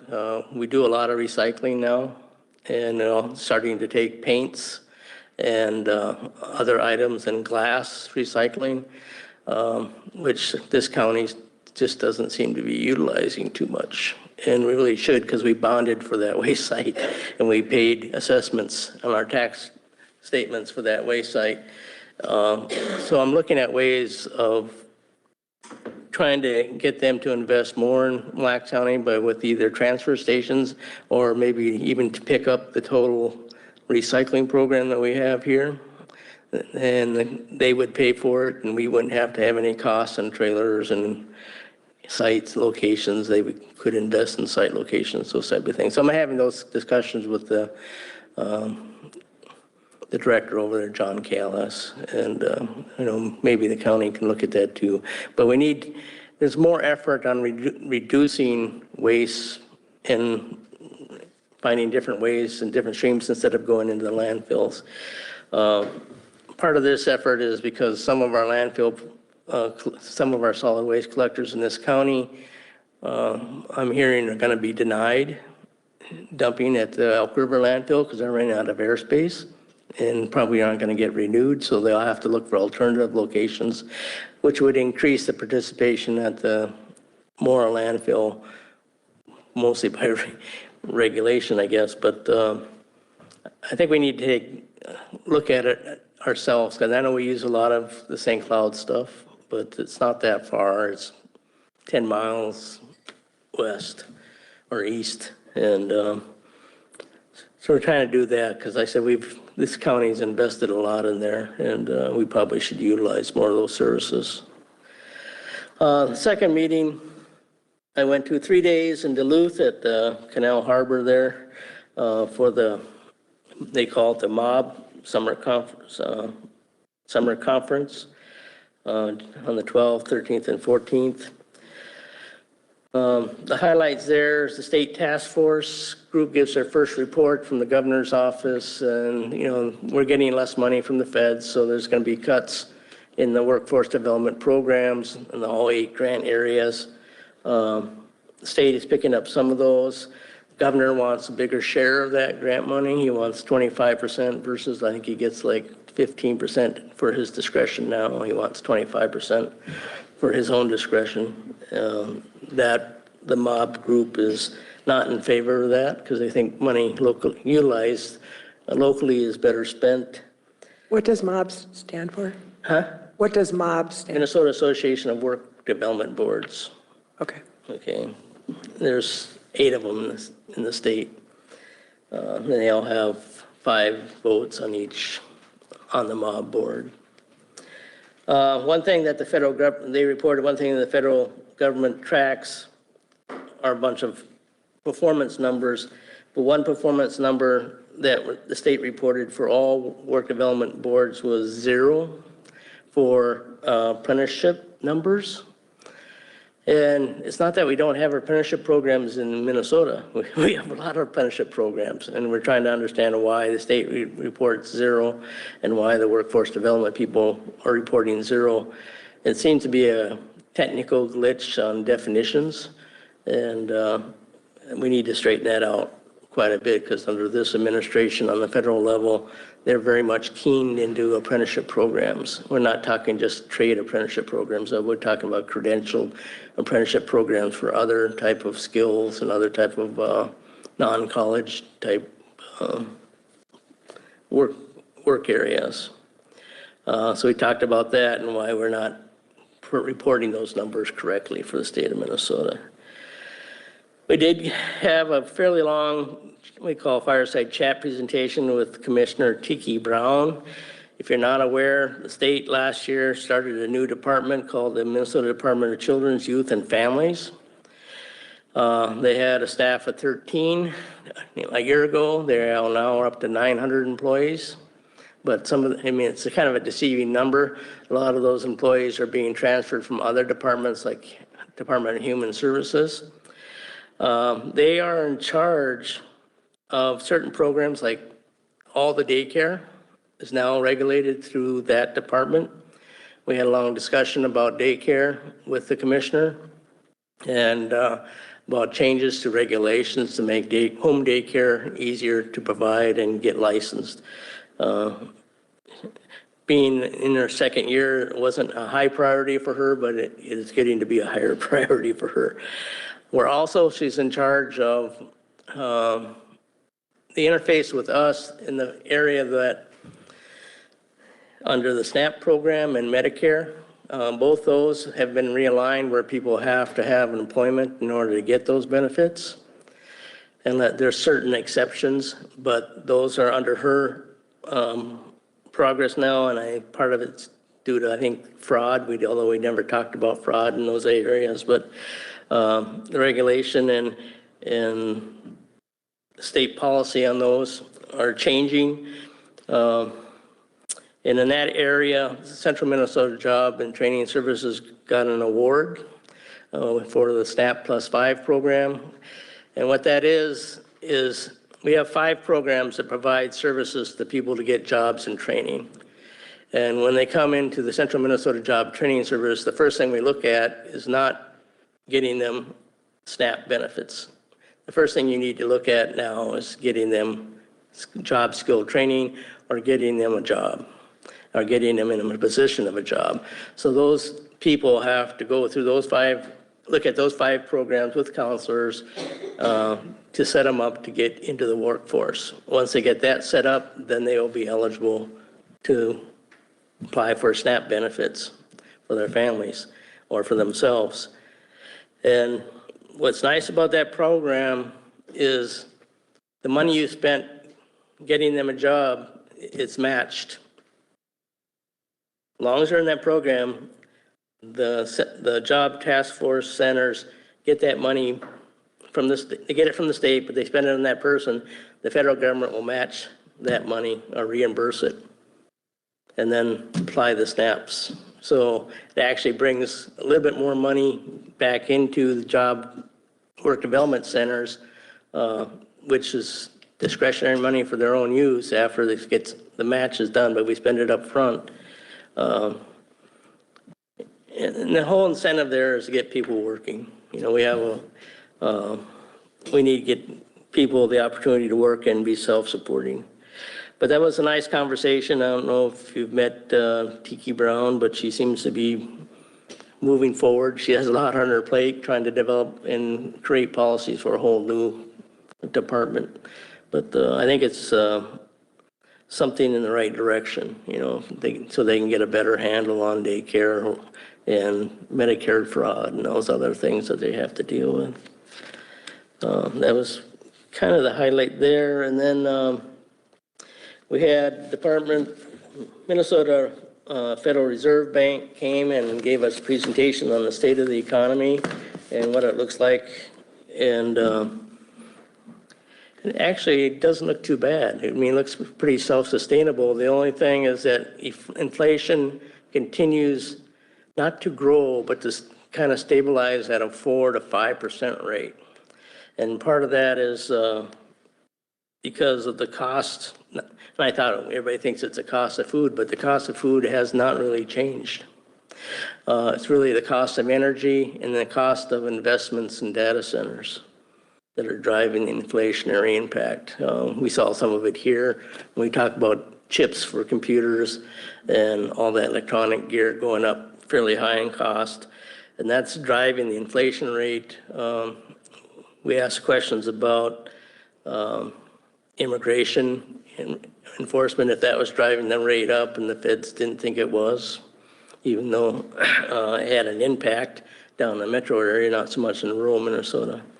What's nice about Minnesota's economy is that it really is a cross-section of the whole United States economy. So they like to look at Minnesota because it has a lot of economic diversity in it. And so when they look at Minnesota numbers, it actually mirrors or reflects the entire United States, not just certain regions. And I think it was a good presentation, with the exception that it doesn't sound like the Feds are going to lower their interest rate because unless there's a crash with the data centers, which there might be, but right now it looks like inflation rate is going to hang in there around 4% for the next couple of years. But it's not as bad as the 70s where it was 14% or 12%. But I was a little surprised that food wasn't one of the issues, mostly energy and cost of gas.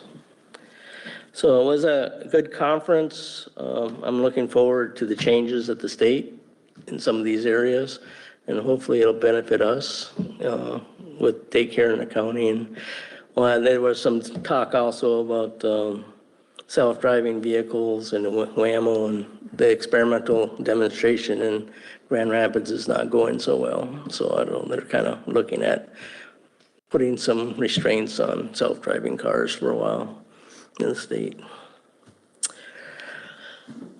Employment numbers, engagement in employment, age group 16 to 54 are disengaging from the workforce. It looks like a lot of that has to do with health, not so much baby boomers retiring from the workforce. That's not having much of an impact.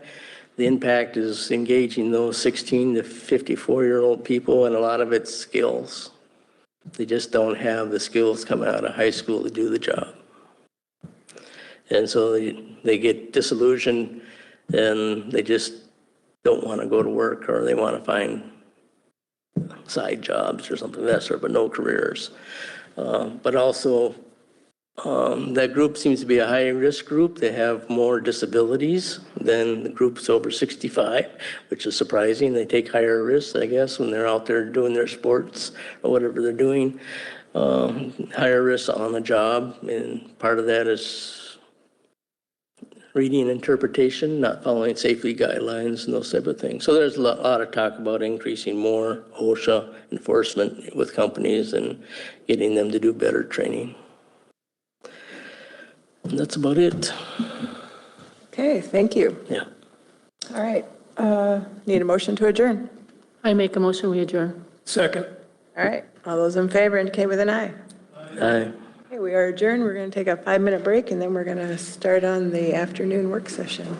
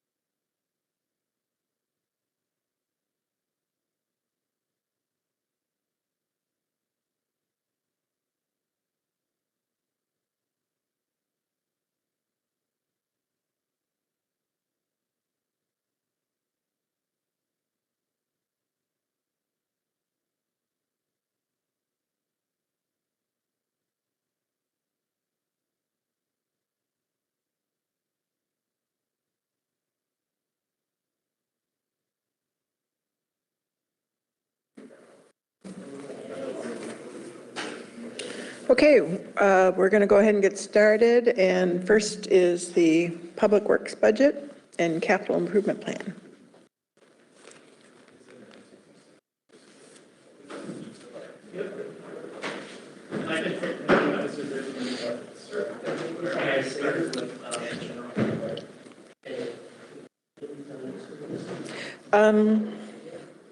Did you hit the teams?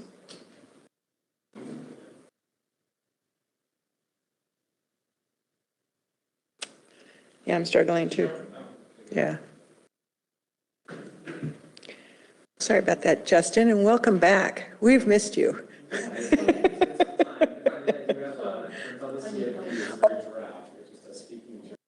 Sure, yeah.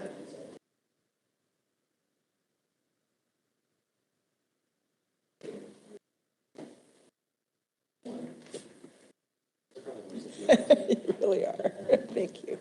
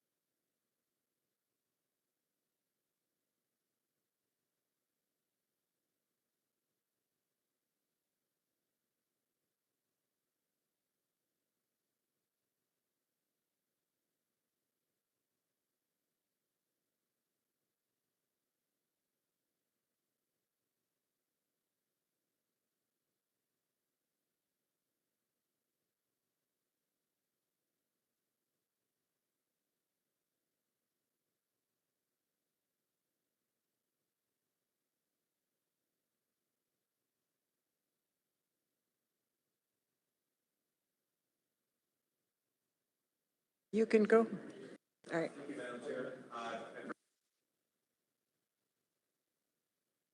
There we go. First, I'll introduce myself, Justin Bergerson, interim county engineer from Mille County. Have helped and served the county in some capacity a couple of years ago, I suppose. So stepping into this, I know the budget was prepped, had a chance to review some line items. There wasn't a lot that stuck out that was, potential for savings. We are seeing, just in general terms, obviously inflationary pressures with cost of goods and services, fuel, things of that nature. So I'll go through the munis budget. If there's any particular line items you would like me to speak to or address or look at, be happy to do so. And then we'll have some discussion on the 5-year CIP, looking at what we have planned, looking at funding projections for local sales tax, looking at grant opportunities as well. So overall, Doug, if you may, just kind of scroll through if there's anything that sticks out. I know most of the upper series there, the 310s, are just general operating. I think once we get down to more of the maintenance side of things, what we're seeing as industry is cutting edges for plow trucks. Those we've seen anywhere from a 15 to 35% increase, depending on the type of materials that are quoted. We're seeing fuel elevated at $5 a gallon. For the diesel side of things, salt, that's been another budgetary constraint on public works throughout the state of Minnesota, as we're seeing, depending on the county and what the state contract is coming in at, it's anywhere from 15 to 20% increase on salt. So those are some of the budgetary impacts we're seeing from operations. I'll pause there if there's any specific questions from the commissioners to maybe look at as opportunity or address. I know there's a lot of line items.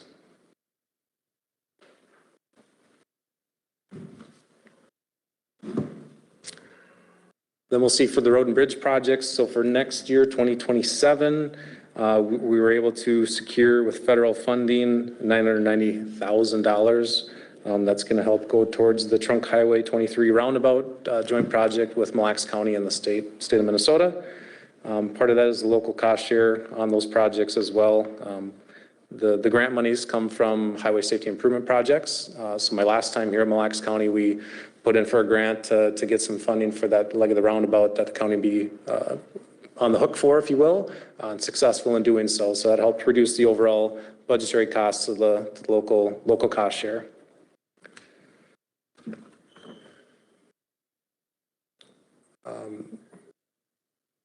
Other items, looking at the capital request on the budget worksheet, we had road and bridge. Let me just get to it here. Road and bridge capital requests, total being $7,390,000. One task that I'm working towards as we get through construction would be long-term capital improvement planning. So the handout I provided was a working draft looking at how to better identify our projected revenue sources, reconciling that with the state of Minnesota, the highway user tax distribution fund that's put down to the counties and cities that are stated eligible, and looking for opportunities and upcoming needs of roadway projects for soliciting for grant dollars. So be it local road improvement program, which is a program eligible for up to $1.5 million. Looking at the deficient bridges that are on inventory for the county, looking at those applicable bridge bonding funds.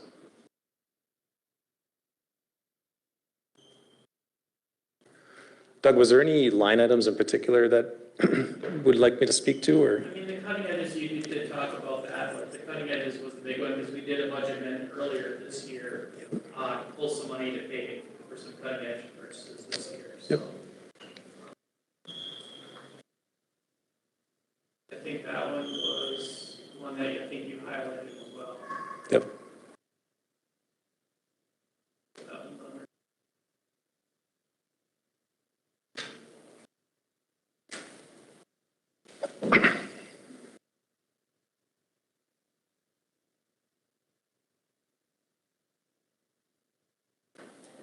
So the cutting edges is budgeted 150, so I don't know if that's too high or, you know,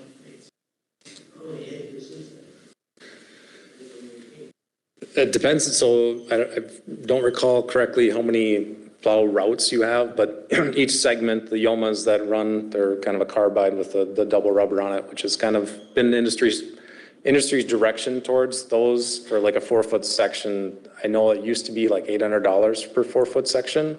Sometimes you get about a year out of those cutting edges. Again, would have to talk to the maintenance staff to see what's on backlog. Is there anything that's on inventory now? Are they looking to replace depleted inventory? So that would be one item, I potentially could flag and look at to see what are those projected costs on an average winter. Obviously, we're still at the whim of Mother Nature. We might get 40 snowfall events. We might get 30 snowfall events. There's a lot of variability to that. So that'd be one item. I'd like to verify with the Public Works staff that would know inventory, no projected costs, and we can look at kind of some cost averages throughout the years.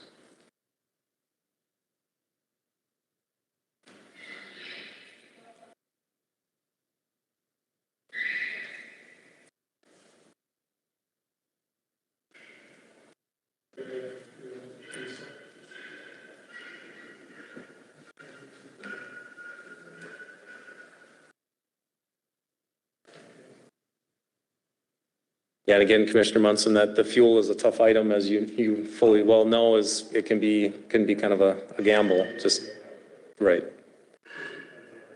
It looks like we're prepared for. Can you use your mic? Looks like we're prepared for the worst, so. Yeah, I would say if anything, it's probably a conservative approach. Again, as we get into further budget discussions, looking at, what the bottom line is on the levy increase, where we need to make trimmings, if you will.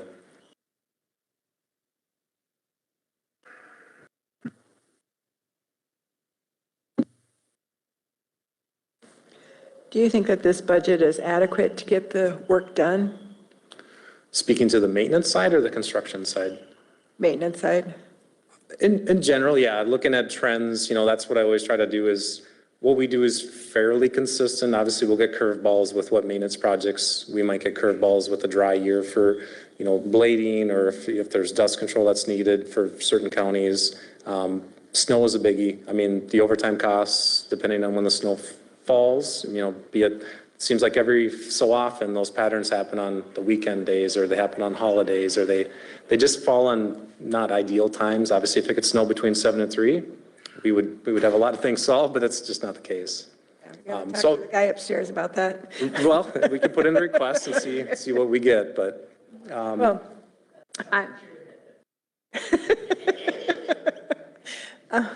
I was thinking about crack filling and stuff. I know I've seen some of our roads, especially like County Road 4. I have a tendency to travel quite a bit. And it's like, well, it just seems like we need to fill some of those a little bit so that we can maintain that road a little longer.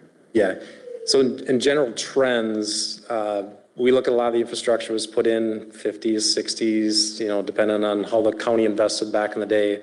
And when we get those centerline culverts of reaching, now we're in 2026. So we have anywhere from that 60 to 75 years on the culvert pipe. So what we're seeing, kind of general trends with our district, with all the counties in MnDOT District 3, there's a lot of centerline pipes that are starting to fail us. That's a big investment. Pipe prices, they're subject, depending on if you do RCP on centerline pipes, which sounds as though that's been kind of the migration for the county standard. CMP prices have gone up, corrugated metal pipe. We're seeing a lot of those pipes start to rear their heads, if you will, and that kind of, where that plays into effect is we want proper maintenance, as you mentioned, like crack filling, doing the right application at the right time will save the county money in the long term. So culverts would be another one too.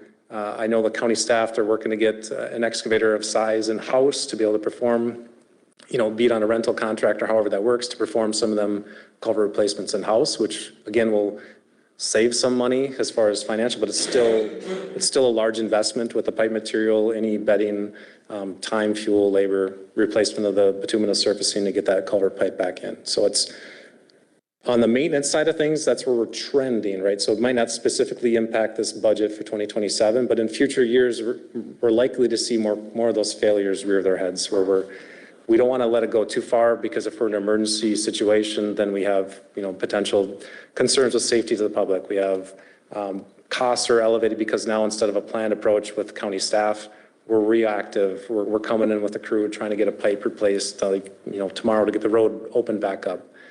That would be the same, like you mentioned, crack filling. That'd be the same with pothole patching. Those items, in my opinion, can never be, there's obviously a constraint with the amount of time, hours, staffing to do those repairs, but that is, the most important is preventative maintenance. It can make a road last a lot longer.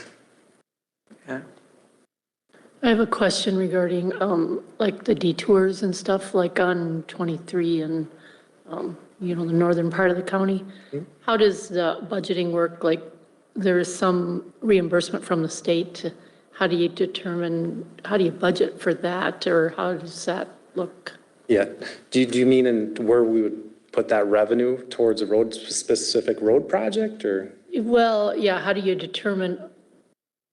does the state determine what you're getting and what the damage is for repairs and maintenance on those roads that the detours run? So on a detour route from MnDOT, so if it's a state project, they're requesting a detour of our county roads. Example B, next year, 23 is going to detour on, is it 133? 33. That's going to be a major detour route for 28. That's a phase project for Trunk Highway 23. So the state will come through, it's based on the gas tax method, I believe. That's one item that they're looking at revamping. It's based on the road life consumed. There's a calculation based on the days of detour in place. So the county makes an agreement with the state. The state estimates that total of reimbursement on that detour, the impacts to the roads, and then we would get that revenue. It's not necessarily allocated towards a specific project, or that route in particular would go back to the road and bridge fund, generally speaking, because the dollars, the example would be they're looking at giving the county $130-some thousand for 33. The county's looking at some more, 33 is a gravel road at this point in time. So looking at doing, I know the previous engineer had plans for doing ultra-thin bonded wear course, and looking at that as a treatment to get the surface to hold up to the state highway traffic levels. So that's part of the agreement that's in place with MnDOT to get that road improvement back on the detriments to the road detouring with state highway traffic onto the local roads. But in general, it comes back to the road and bridge. So it might not be specific to that road, but we look at prioritization of the county road improvement plan. We look at, multiple factors, be it the condition of the pavement. Oftentimes we look at if there's preventative maintenance that can be done timely before a road gets worse. We look at roads that are already in poor condition. How much worse can they get? Is the return on investment there based on ADT, based on available funding? The funding splits are between CASA, County State Aid Highways, and your local, which you get from local levy, obviously, and local sales tax if it's on that project list. So. Question for you. Yep. What do you think of that ultra-thin bonding for that particular application where they're going to put all the traffic on top of that? Yeah. And that's his. 3/4. Yeah. Yeah. Yeah, I can already read your face. Yeah. My opinion, Commissioner Munson, I don't have a lot of experience with ultra-thin bonded wear course. Either. Yeah, so I can't speak to my experience. I can speak, we did have one of the gentlemen from Aztec came in the office. They're a specialty contractor that performs this ultra-thin bonded wear course material. There's a spray paver that puts the material on. Layman's terms, the performance would be better documented on almost a preventative treatment to a paved surface. Putting the ultra-thin on a gravel surface, I haven't found a lot of research on that. So it could be more of an experimental, but it is one of those things that I know Wes, or the previous engineer, had negotiated with the state to look at how do we solve a couple problems. That road is narrow. That road has, a very narrow corridor.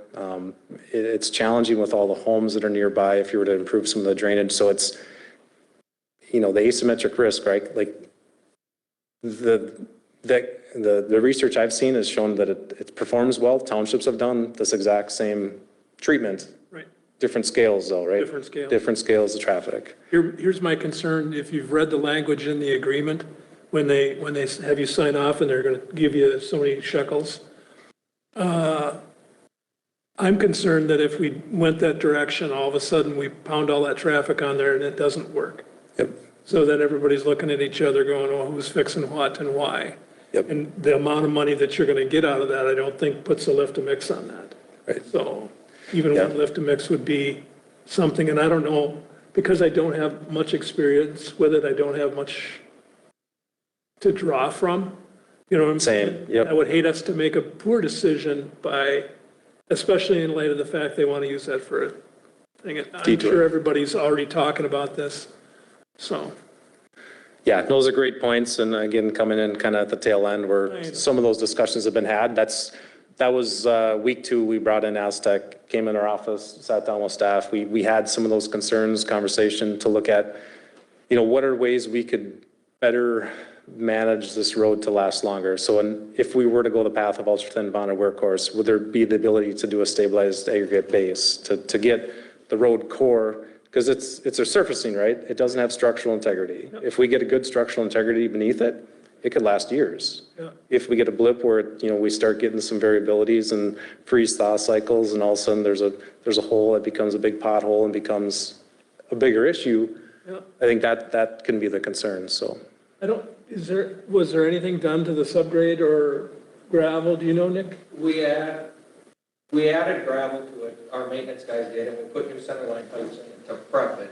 So we did that work. We did that work. Okay. The thought process, right, wrong, or indifferent, the thought process behind using the Ultra Bond is Aztec said they would guarantee it for a year. And if it didn't stand up, they would just reclaim it, put it back to gravel. So the intent was going into it was we have to get through the high traffic area to get through the detour. So for the residents with the dust, we can't blade it when it's under detour, everything else. Sure. And worst case scenario, we end up with what we had, Okay. being a gravel road again, because that's what we started with. But it didn't cost us because MnDOT paid for it. So that was going into it, that was Wes's intent, was if they were gonna purchase, we put the extra gravel on, but we probably at some point would have added gravel anyway. Sure. Chandler and I went out and measured it, and we went and took cores every few hundred feet, measured down until we hit sand. There wasn't much gravel to start with left. So the gravel that our maintenance guys put on was needed regardless of the MnDOT thing. It was time. Okay. So that was the thought process behind the Ultra thing. Okay. Now, would it be out of realm to say the county maybe wants to spend more money, put two lifts on it and call it that'd probably be great, but I don't know that we can cover that with the money MnDOT gave us. The intent MnDOT had is basically it's an expensive dust control to get us through their project. Okay. And you know what I mean? And if But Aztec said if it fails, they'll bring if it. it lasts, the county wins, because we have a surface better than we started. Sure. And if it doesn't, the intent was it would go back to where we started, which would be a gravel road. Okay, it appears as though everybody's thinking about it, so I'm okay with it. Right, yep, and there's been a lot of discussion and again, challenging the status quo, right? And I think that's exactly what this, yeah. And that's, Nick and Chandler both been very good, Wes has been a very good resource on that of, like I said, it's asymmetric risk. Like the state is providing that funding for the detour. The ultimate goal is to get a surfacing that's gonna go through that traffic, the detouring traffic. But again, if we were to pave it, right, we'd wanna bring it up to some sort of standards as a CASA. And to do that, you start opening the can of worms. Now, a superficial 3/4 inch ultra-thin bonded workhorse, pretty easy to do. If we start paving it and we got to tie in and we're looking at drainage, now we snowball from $130,000 per mile to $900,000 per mile. And is that what the investment is intended for? With all the Rather laundry. do that after the detour if we're going to put the money in it. Exactly. Yep. So. Other items, I know Wes was working with conversations, or previous engineer working conversations with the bridge priority resolution. So looking into that further, the last resolution the county board passed, I believe there was 13 bridges on that list. That's one kind of first priority here. We still have the bridge service in-service safety inspections that are going on. Currently, the county doesn't have a team lead. That would be a person designated, trained, certified to do the inspections. Fortunately, one of the state aid district bridge inspectors has a residence within the county, so he's been a very good resource. But we're looking at some of these opportunities, and there's bridge bonding out there right now. It seems as though once that bonding comes from legislative session, there's a priority list that's already established. There's a waiting list already established. So we're trying to just get on that list as kind of a first come, first serve. One of the worst bridges in the county is currently under design, but there's several bridges following. And I know Nick and Chandler have been very good about, hey, what are we going to do with this? You know, we're starting to see this becoming of age. You know, we got a couple, $2-3 million in investment of upcoming bridges that they may go a couple years, but now we're starting to make that big investment. So the draft CIP you have before you, next year's, you know, with the projects already in queue, they're somewhat set for 2027. And looking at the projections for local sales tax, we want to make sure if there's some creative ideas, even though they're on a CASA, is there an ability to add that bridge to the list of local sales tax? And if we get the bridge bond application to the state, is there bridge bonding available to get these bridges, you know, start getting priority lists, start looking at these big major investments in bridges. So that was one, again, coming in from the outside, looking at the CIP, looking at, you know, areas that we should really focus on. Bridges are a priority, but we can't lose sight of the roadways. We still have to focus on roadways. We still have to do preventative maintenance. We still have to, you know, keep on track with our mill and overlays so the roads are in a condition that as commissioners and board are directing a level of service to the community. So with that, we come out of 2027 and looking at the remaining available balance for local sales tax, we're getting down, you know, near where those revenues are projected on the annual basis. We get revenue from the state of Minnesota on a monthly basis. So what may be in that bank account is not always that full allotment for the year. It's projected over that full calendar year. And part of that too is when they did a major road project back in 2018, 2019, I believe, Doug, those bonds. That's when we have the debt service too. So what we get for revenue is estimated, and that's forecasted based on past revenues to future allotments. About 900,000 of that is going to debt service annually up until 2036, I believe. So what we're looking at with, 2039 actually. What we're looking at is trying to get our road program to have those funds, you know, as we get revenue to prioritize and get these local sales tax roads on the docket. You know, does anybody know when our debt cycle is ended for the 890 payment? Okay. And how long do we collect till? Collect till 2040, I believe, is what I have on here. It was renewed in 2027. Oh, okay. Yep. And the debt service from the spreadsheet I have working on projections, that looks like it falls off in 2039. Oh, okay. So. I thought we were upside down for some reason. We're not. That sounds good. Never mind. So that was one opportunity I was trying to look at is obviously we still have the debt obligation. That's still something that's an encumbered amount on that revenue, but we need to see what we have to work with, but then also be cautious of, you know, that end balance of the road construction projects. We'll get revenues throughout the year, but the road construction projects, we're writing bigger checks in June, July, August, September, October. So the cash flow side of things. So is your recommendation to put more money towards bridges?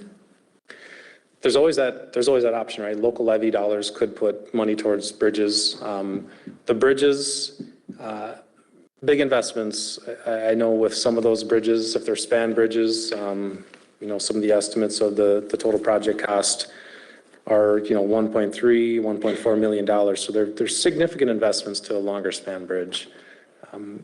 Kind of the other item that isn't captured on that CIP is how we're paying for design services.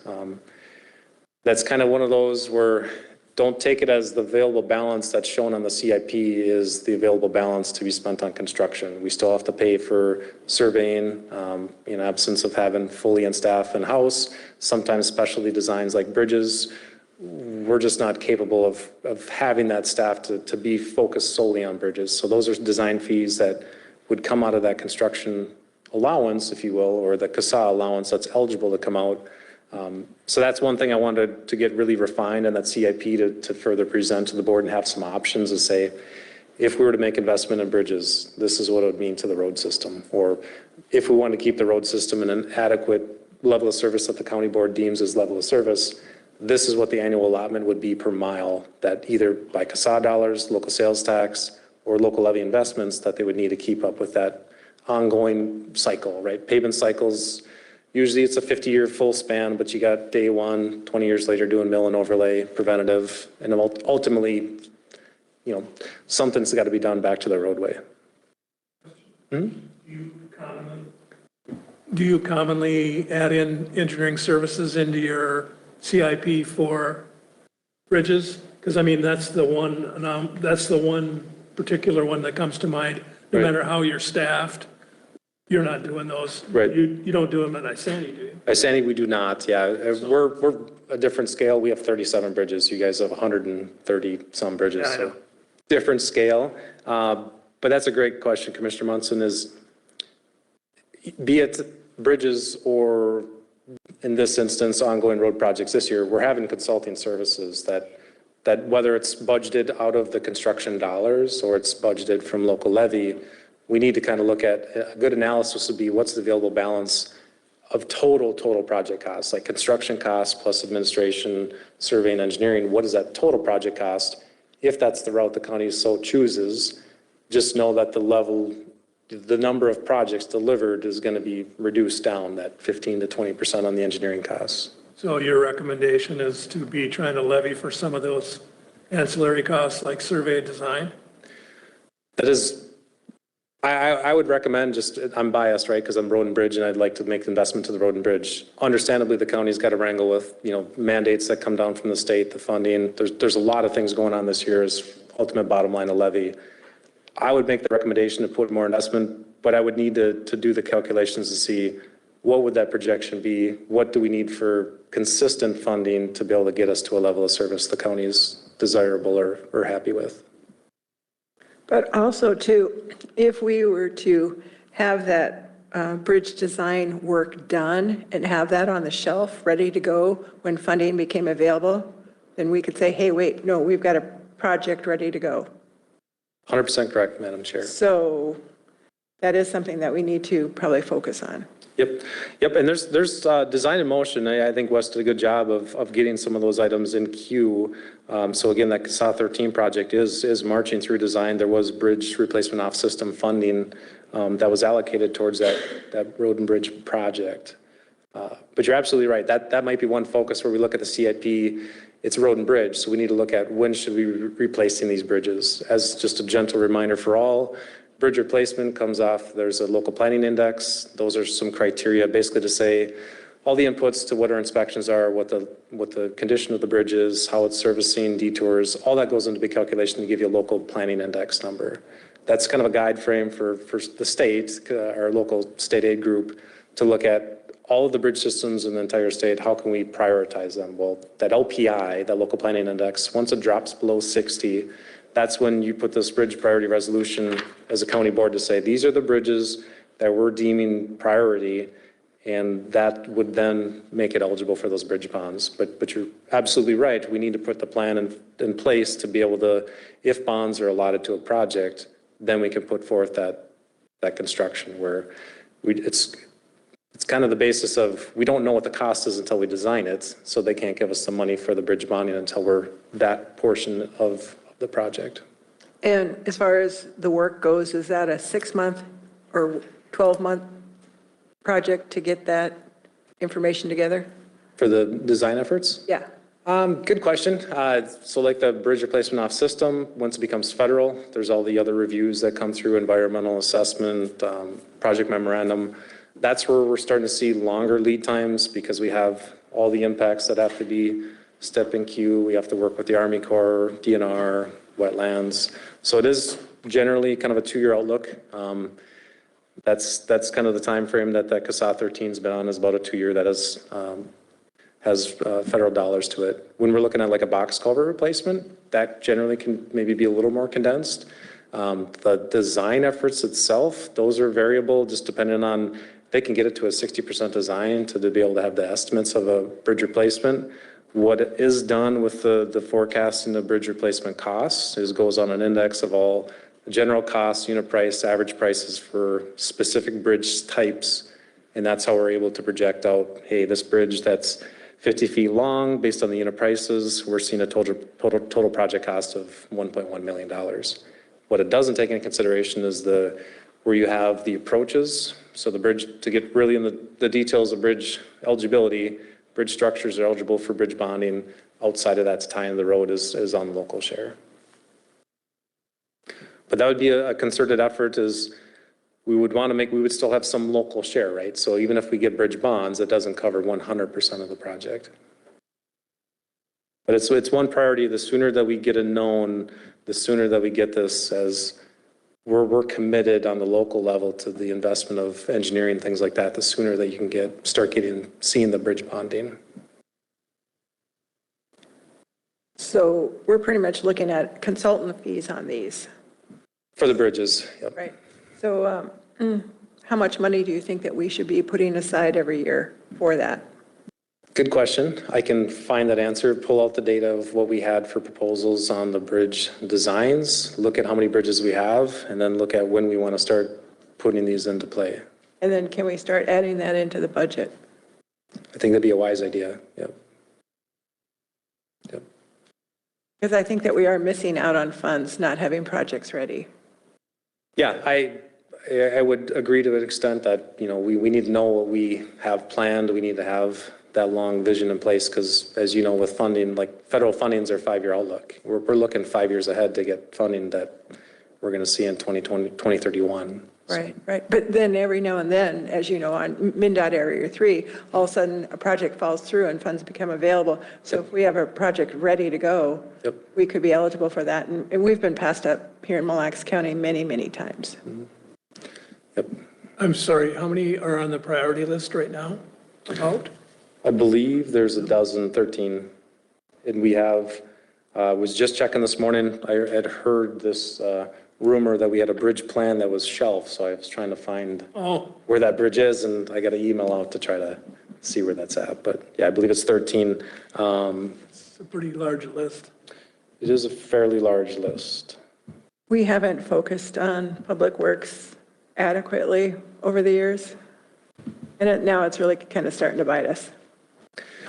Well, yes and no. I mean, the bridges, they have a finite life expectancy too, and a lot of these bridges were constructed around that 70s, 60s era, so it's everything has a time. It's sunsetting, and now, unfortunately, they're all sunsetting at similar times, yeah. Yeah, it looks just on preliminary estimates of what I had for the bridge priority lists. Looks at, and this again is just a very high level estimate, of the 13 bridges on the list, it looked like about a $15 million investment for the 13 bridges. So they're about spending, if it's a span bridge or a box culvert, about $1 million per bridge.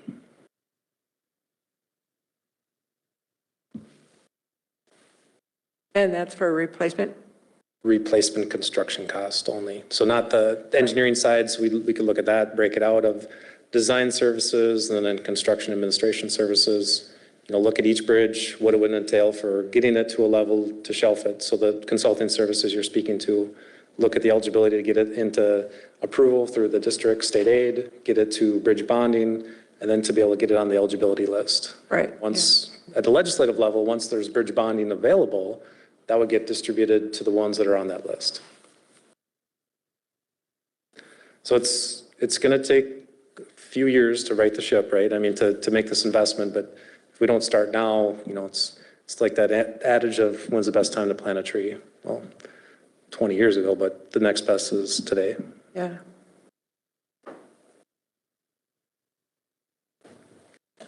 So we have no money put aside for that in the capital improvement plan. Would that fall under that? That's a good question, Commissioner. I don't know in particulars to give you a solid answer right now. We can look at it and see what we have budgeted for consulting. I know next year's CIP, we do have a fair amount of projects that are, we have our CASA 2, I believe, CASA 1 joint project with Sherburne County, We do have some commitments for next year as far as where those consulting fees will come from for finishing out design and then getting construction administration. But that would be a good projection to look at is what are we in for with our, potential carryover of the CASA 3, the federal job that, just due to timing might get pushed to having some construction in 2027.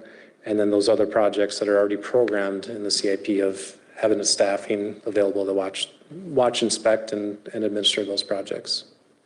Okay. So in your professional opinion, would you recommend putting $50,000 in consulting for bridges? I would say anywhere from 50 to 75 has kind of been from my experience on our bridges and the bridge I just looked up this morning on proposals, though, again, it depends on some of the complexity. If you have a longer span bridge or if there's more investigation, that would be a good starting point for getting design of a bridge. Okay. But I can take notes and circle back with Administrator Hanson and just look at some of those costs and what we have budgeted. Get a really solid game plan of, well, next year's projects are in some sorts committed, right? We know what those are. They should be well in design development. And then we need to not lose sight of 2028 and 2029 and 2030. So we're just trying to look at the long range plan. But if we're not setting aside money now, we're going to just get further behind. Right, and it's a big investment, right? I understand just our county is struggling with the same levy impact of how do you make this work with a reasonable impact, and there's all these needs, and then there's only so much funding that's available for all the needs. But again, it's an investment. If we turn a blind eye to it eventually the can is going to come down the road at some point. Yeah. How the rest of the board feels about that? Setting money aside for bridge consulting work? Long-term planning is always good, but we have a drought this year, so the water levels aren't going to get real high. But yeah, we should be designing these things. I mean, as Mayor Zimmerman, we did that, and then Reagan decided to give away a lot of free money. We had shovel-ready projects to do and got the money really quick, and you need to do that. The shovel ready, yeah. Yeah, and that's no matter if it's civil work or any other type of grant money, that is usually one of the most important criteria. Is it, safe routes to school project? If you have obstacles of needing right-of-way acquisition or working with the railroad, that's kind of a demerit to, well, we want to put our funding towards a project that's going to go. And if there's these unknowns, a lot of times that can be one that's hard. Yep. Have you ever pursued that other type of federal funding that the district state aid engineer had talked about? I know that we did one at Kennebec my last year, or we are tackling one now. I was out already before they hit it. Yeah. Have you talked to Angie about that at all? Are you speaking to the bridge BROS funding? Is that? Yeah, I think that's what it's called. That is one. So your CASA 13 bridge has. As BROS? Yeah, bridge replacement off system. Okay. Yep. So that is. Yep, exactly. I knew there was another one. I couldn't remember what it was. Yep. Yeah, so the bridge we replaced, I believe, last year. We had a similar in Isanti, a BROS bridge. Yeah. And your sister bridge, we'll call it because Erickson did both. Oh, sure. That was, I think, also that bridge replacement off system might have just been CASA on that. Yeah. Just outside of Mora. Yep. But yeah, to answer the question, we are looking at that and then working with the district state aid engineer of what are some funding eligibilities. Okay. And that would be one point of conversation too, is we mentioned funding, right? That is a means to deliver projects where there's absence so that there's a funding gap. One thing that I would like to make priority is the local road improvement project. So LRIP, that's bonding dollars that are set aside by the state. Eligible municipalities, townships, there's allotments for each level of government. And it's usually a project that reaches certain thresholds, but there's plenty of needs in the county. I think if we can identify a project that would score high likelihood of getting some of that funding would be a really good tool for the county.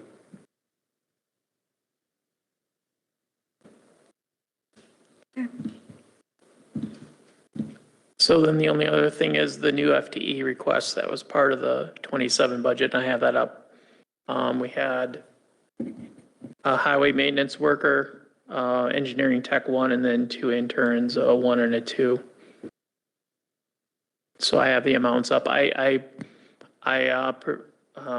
calculate this on a step 5. So just so you're aware of that.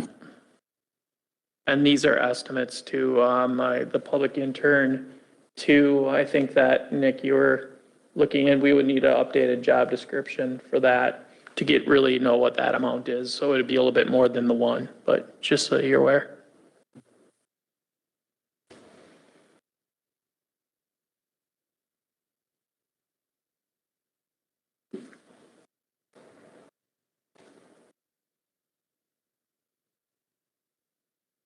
So everything here is, okay. This is all the requests for new FTEs that we have for this year, for 27, sorry. So the total for Public Works would be around 211 in addition. Okay.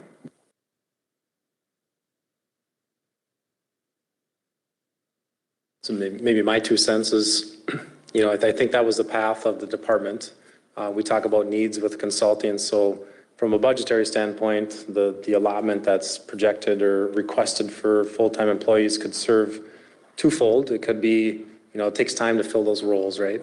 But in absence of that, it's a budgeted amount, and whether that's going towards consulting services, it's really kind of, there's a lot of unknowns, right? I mean, I'm filling in as an interim to help the county out. But long-term vision, the engineer, public works director that gets in this position, ultimately, I think that would kind of be on their vision of what they would want to foresee their department to look like.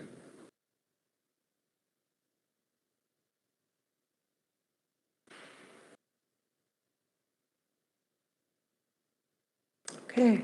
Anything else? I don't have anything. I appreciate the time just to get in front of the board and put a face to the name for those I don't know. Here's a resource, want to make sure that we have a good plan going forward and any transition for the future public works director. So, Yeah.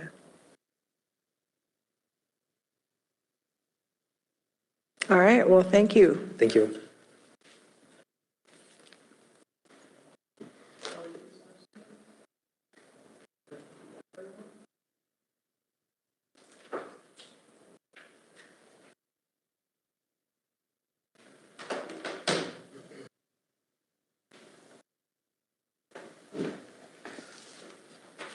Were you able to put that map up or, hi, I guess we've had some public interest in putting some LED stop signs up. It's situational. There's where the accidents happen at this individual time is the intersection of focus. There seems to be a lot of public perception wanting the signs. The struggle Public Works has with it is the MnDOT recommendations don't really support the effectiveness, and they're somewhat expensive. The sign budget is kind of tight already just to keep up with what we need. As far as I see the situation, we can try to put the signs up, or we can not, depending on what the board feels would be adequate level of service. We just have to be aware that if we choose to go that route, there is a cost, and we would need to add that to the sign budget that Gene's working with, because he already has a tough time keeping up with the needs.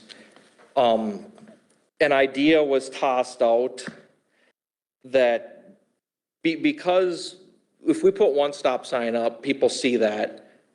Now we want 2 signs, 3 signs, 4 signs, 5 signs. And the concern is the cost, because it's not only the cost of putting it up, but it's the cost of them getting damaged when somebody hits them. So I had Chandler and myself, we worked on this scenario. He put together a little cost on a few intersections that are concerned. I mean, when accidents happen, they are a tragedy, and we do care. And what I'm feeling from the public is when they request the sign, by us not putting it up, it perceives that Public Works does not care that they had a tragedy. And that is not the case. So the question of the day is, how do we proceed letting the public know that we are trying to make everything safer? We have to do it within a given dollar amount. Where do we draw that line? It was suggested that we put together a test subject, so to speak. So we pick 2, 3, 4, 6 intersections. Let's outfit it. Let's just see if it works. Then if it works, great. We'll put them at all the intersections. If it doesn't work, now when the questions comes up that maybe it's not a good idea, we have the facts to say, you know what, you're right. This is why we don't want to do this. So I reached out to the sheriff's department. They had some input on intersections they felt were a concern. Chandler and myself looked at our ADTs and our local crash ratings to see which intersections would be a concern. And Chandler put together, I sent it to Doug. I don't know if he's got it available to you or not. Yeah. Chandler put together some cost on some sample intersections. The layout of the intersection, we went out to Highway 95 and 7, and we mimicked that one because we figured a standard has to be set someplace. Well, at that intersection, MnDOT set that standard. So as long as we match that one, we should be all playing with the same deck of cards, so to speak. Is that a gated? It's gated, yep. Yep, it is. And then the LED one in your lane is LED, and the one that's gated is not LED. Okay, I have a couple comments if it's okay. I don't know if anybody has went through, if we utilize crash mapping tool or not to determine, whether we would be above a normalized crash rate. For instance, the sheriff's aware of 9 and 36. We've had a couple right back to back. The fact that we have a couple right back to back doesn't actually indicate a whole lot. It just indicates that there were 2 or 3 in a cycle, but you might not have any for some time. So we have to be, in my opinion, you should be a little judicious even in your selection of a pilot program to see about efficiency. And we'd need some extra, we'd have to look at a lot of different data after time to determine if we actually did something or not. So that's why MnDOT wasn't really super supportive of it, because over time, it doesn't actually, a lot of times, become effective by putting those up. So other strategies might be, like for 9 and 36, a gated situation, they're a little cheaper to put in, just throw in another sign on the other side, and you could gate your advanced warning. Sometimes rumble strips, there's other strategies. So I'm not opposed to trying the LEDs because a lot of communities have them. So, it's not a locked-in deal that they're not effective.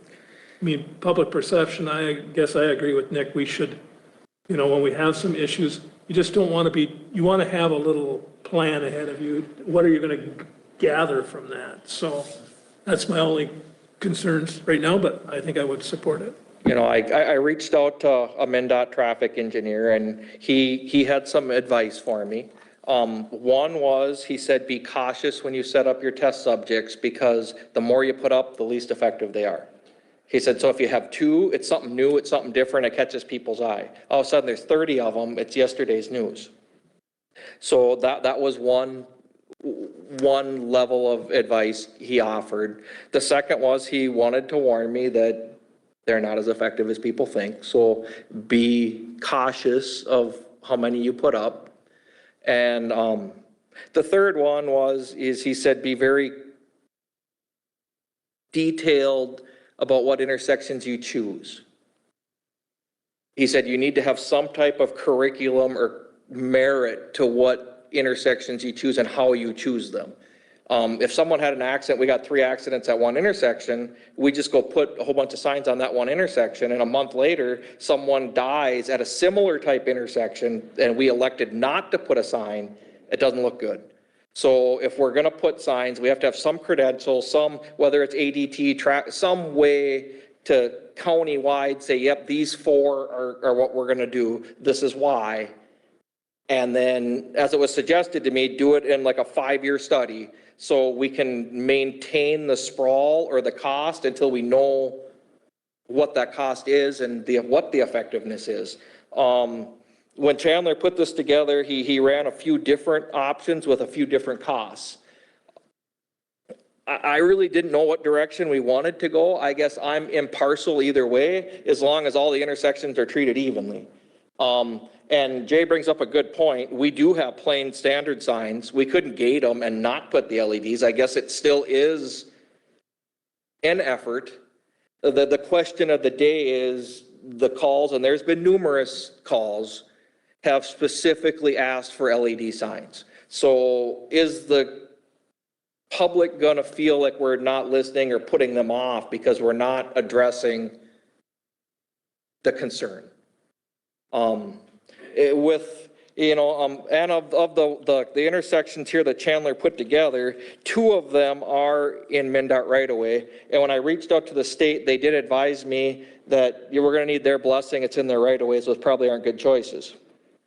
They still are dangerous intersections. The public probably still would benefit, but there would be a process to seeing that through. We'd have to have some negotiations with MnDOT to make that happen. Well, Nick, I think that you and Chandler did an excellent job on this. I mean, showing us which ones cost what and what the effectiveness would be. But I have a scenario I want to talk to Justin about. So I've got a farm in Isani County on County Road 5, and you know that County Road 7 crosses, and you just put up a lighted thing up there because all of a sudden we're having accidents. I've lived there for well, I haven't lived there, but the farm's been there for 30 years. And I mean, everyone stops at the stop sign now, all of a sudden they're not. And you just put up a flashing light on top, so it's not an LED sign. You know the intersection I'm talking about? Yep, Madam Chair, yeah, exactly. The application we put up was more of an ammo type light, so industry terms, that's like you see on here. Road close ahead, they usually have those flashing LEDs. We got that idea from our adjacent county, Chisago County. They've had intersections, and again, what Nick and Jay are both speaking to. Again, at 4 o'clock lane, seeing that there's a concern, and as Jay mentioned, like crash analysis. So there's a statewide crash analysis. I have access, county to perform that study of saying, hey, based on the reportable crashes, so that's assuming that there were injury crash. We'll have a crash analysis and what that standard relates back to what we'll call crash rates of the state. So that's kind of the benchmark, right? It's expected that there's crashes, unfortunately. That's just probability that's going through. However many vehicles entering that intersection, right? Have the human factor, there's going to be those EMCO lights. The reason we chose them in specific locations is trying to identify the stops. We're trying to identify where there is some merit to if you have a stretch of road kind of get driving, right? And you also start to listen to the tunes and it's focused. That's another secondary. Cost of lights are dollars per light, so back in scale far less. They have solar power, battery operated. We're looking at it as a test pilot, similar, to see if we're seeing anecdotal, or is there some, that is the tough part. That's been through this, where they used to have road. Highway 47 a lot. Say traffic approaching, traffic and Rickless was the taking those out. 2 sections in our county. The effectiveness low, it's how that average crash rates were similar. It might have impacted one or two, but it wasn't the global aspect of the. It's tough when you talk traffic safety. Staff did the right thing. They went to MnDOT, they have lot of behind decisions. General public is always going to state what they see the sticking out. See a LED stop sign, well, my golly, that's got to, they have some impact. All, they both mentioned is certain visit cost, ongoing cost. It's not just a one time. Someone hits it, they can't the track down. Signs down, the signs got. We can move out. But as a test study, have to have solid criteria. I'm in favor, but I don't know if we're ready to do anything right now. The struggle is the public has been reaching out and demanding an answer. With the funds that we have to work with, we cannot entertain this without some extra money.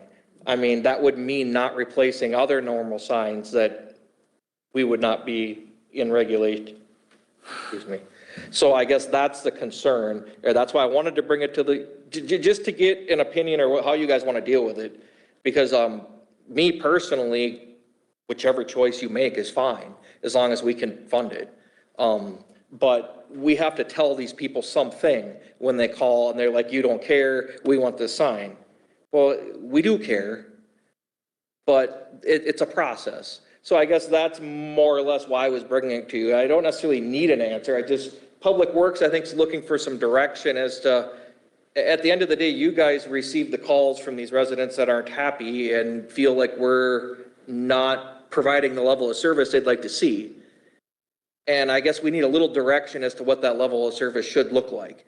Because if we go this route, we're gonna need more money to see it through. And if we're gonna not go that route, then we need some sort of backing or some type of statistics to let these individuals know that it just isn't gonna happen.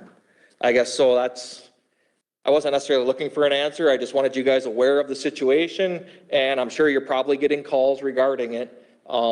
And maybe a little direction from you guys as to how you'd like to proceed with it either way. I'm assuming that you're referring to 9 and 36. The 9 and 36 I've got a lot of calls on, but 1 and 2 has been relatively hot. I mean, since I've started here, I bet you I've had a dozen calls on 1 and 2. Well, aren't we, we're in design for, was it? From 1 east, yes, but Is that's a gated situation already, right? Do you think? Well, it's not lit, otherwise I wouldn't get the calls. yeah, I know. You know what I mean? They wouldn't be. But it's, I think it's gated though, too. Might be. I'm unsure of it. That's the classic, you've been driving for over 4 miles with no change in anything. And the only thing that helps in that situation is that the 2 grades, the approach grades on the other road are lower. 25 in Onamia, I've had a fair amount of calls on that one as well, where it comes into 169. Oh, That's on we got a there. double arrow on the other side at 169 then? Yes, I mean, I don't know. I just, when they call, it's. Yeah, I get it. That's how it works. So, I just thought you guys should all be aware anyway, that's where the situation's at. Are these accidents analyzed enough to distinguish between people just blowing through the stop sign versus people turning into traffic because traffic is too high and they want to get inside? Because I don't think they do enough analysis on them. I don't think some of them are people blowing through, but either because of fatigue or some other factor. But is the data that we have for accidents reliable enough? Because my experience as a human factor engineer is it's awful. For transportation accident analysis, the highway department doesn't really do a causal factor to get at the root cause of those things, as well as the FAA does or other industries. And we can put signs up, and I keep telling my wife, because she wants to put another sign up on the farm for people to follow directions. People don't read them. They don't read them. I mean, they don't look at them, they just phase them out. They're thinking about where they gotta go. But I don't think a lot of these are drive-through. I mean, some of them are drive-through, just totally surprised by the sign, but some of them are just people in a hurry trying to turn out onto traffic at a busy intersection, and you're not gonna stop the accidents. I don't think these things are effective at all myself, but When I worked for Sherburne County, we did a few intersections, and we tried it for a couple of years. And we were unhappy with the results, so currently this summer, they're putting in roundabouts. They work. With that being said, they cost a lot of money. So, I do observe that some of our signs out there aren't reflective enough, or the background behind them is probably causing some of the stuff. Some of them are blocked, at least 1 and 2. We have Amish road signs out there on the intersections that are too close to the right of way or in the right of way. 4 and 2 is totally blocked by an Amish sign, and I've asked that to be removed out of the right of way, and it hasn't been removed. It's, some of that is just clearing the intersection so you can see what's going on there. But I think 7 and 95 is that way. The pine trees and stuff come up pretty close to the intersection. You can't see that intersection until you're right on top of it. So I don't know. I just don't trust the numbers. I mean, I trust the numbers that you have accidents at those intersections. I don't trust the number what is the cause of that accident. I don't think it's because they didn't see the stop sign. It's because of something else.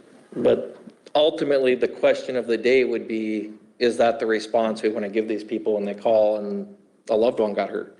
You know what I mean? That's the struggle we're dealing with, is I a little bit kind of agree. But there is a public perception portion of this. And when someone loses their wife in a car accident and they feel that we could have done something that maybe 80% of the time didn't work, but 20% did, in their mind, they're seeing that 20% could have panned out. So that's a hard conversation to have when they call. I think rumble strips before the intersections wake people up a lot faster than. As long as we're all on the same page, like I stated before, I'm okay with whatever you guys want to see going forward. But ultimately, you guys as commissioners are the ones that are going to have to live with the fallout, good or bad. So I feel you should have a say in it anyway, I guess, and let us know how you'd like to proceed. I do like that flashing light, though. Like what is on 5 and 7, because you haven't had an accident there since you put that in. No, Madam Chair, we haven't, to the best of my knowledge. To give credit where credit's due, law enforcement does do when they have an incident. They will go through and log that crash. They, as best they can, to reconstruct or their best guess of cause. They will identify that in the crash report. So there is good data. I wouldn't say it's great, but there's good. Generally, the canary in the coal mine sort of deal. So that's one, speaking to the crash incidents. But the Emco light, the reason we liked it is, again, you're faced with this big investment that, you mentioned road signs. There's an obligation for the 10,000 signs throughout the county. Greater, keep up on those is to keep. Should we focus on what we already have and make improvements to what we already have before we're spending for dessert before we.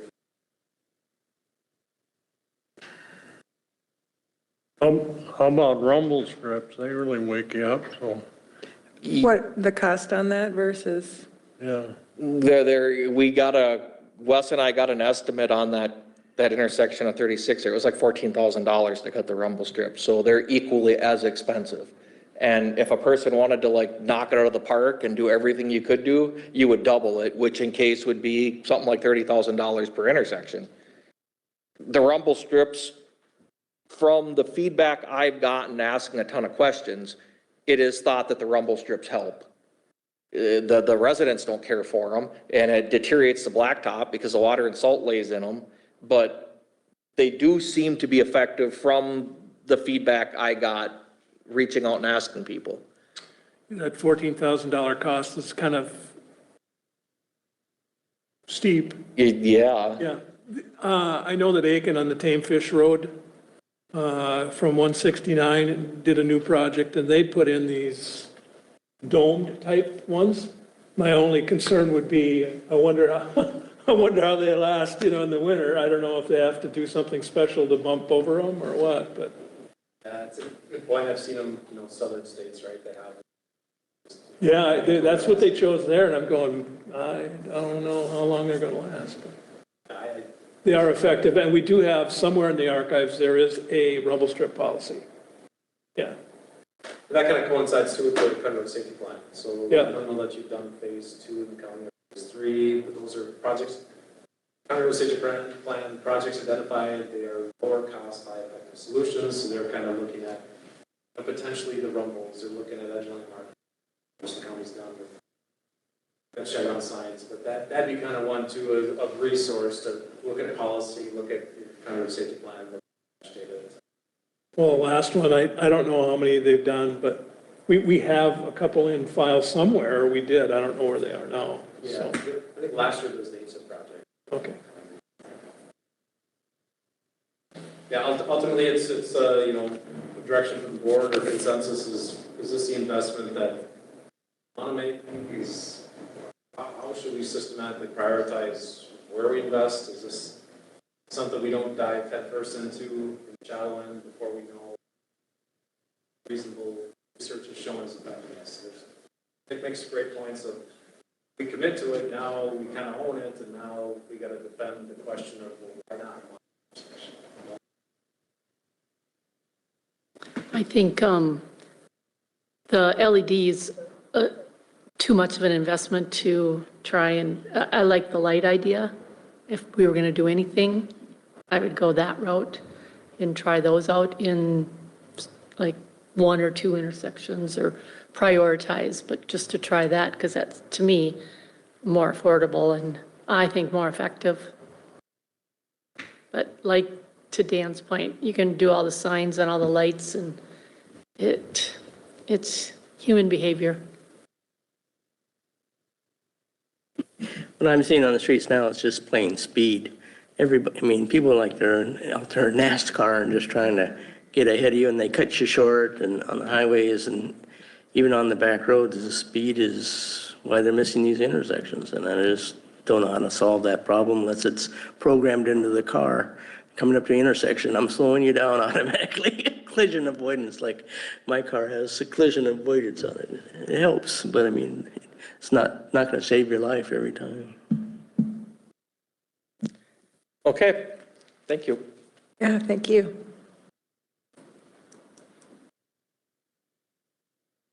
All right.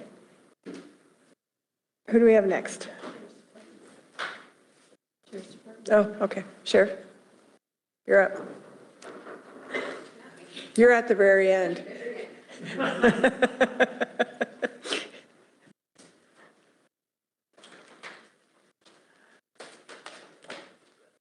Yep.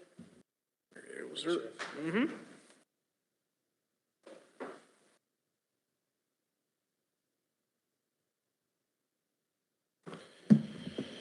All right. And hopefully mine goes pretty quick. I don't have a lot for you, really. Oh, we can slow you down. Yeah, we can do whatever we want, I guess, but I'm just gonna get logged back into Munis here, or try to.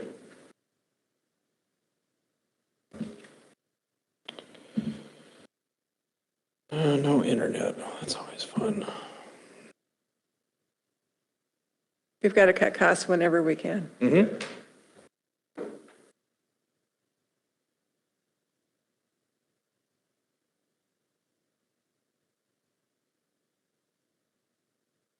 Back into two-factor.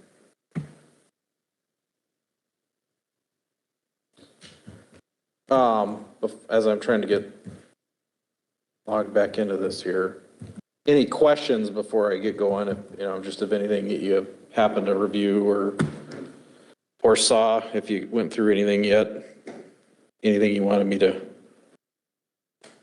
anything that stood out to you, I guess, that you wanted me to really lean into or not.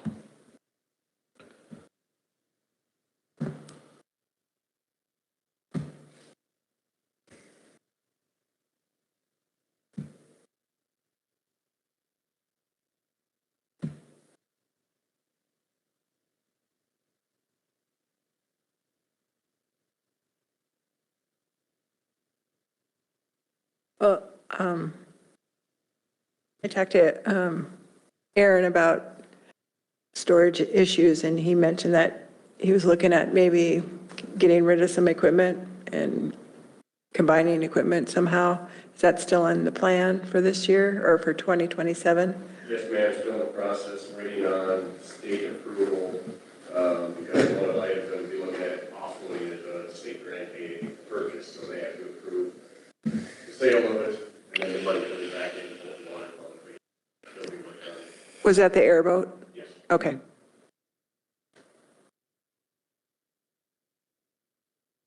All right, I got logged back in here. All right, so just kind of going through, starting off in 201. I mean, obviously, the biggest changes in any given budget cycle, as you all know, as far as increases, are going to be, wages and benefits, right? I mean, and those are numbers obviously I control. That's bargaining unit contract settlements and things of that nature. So,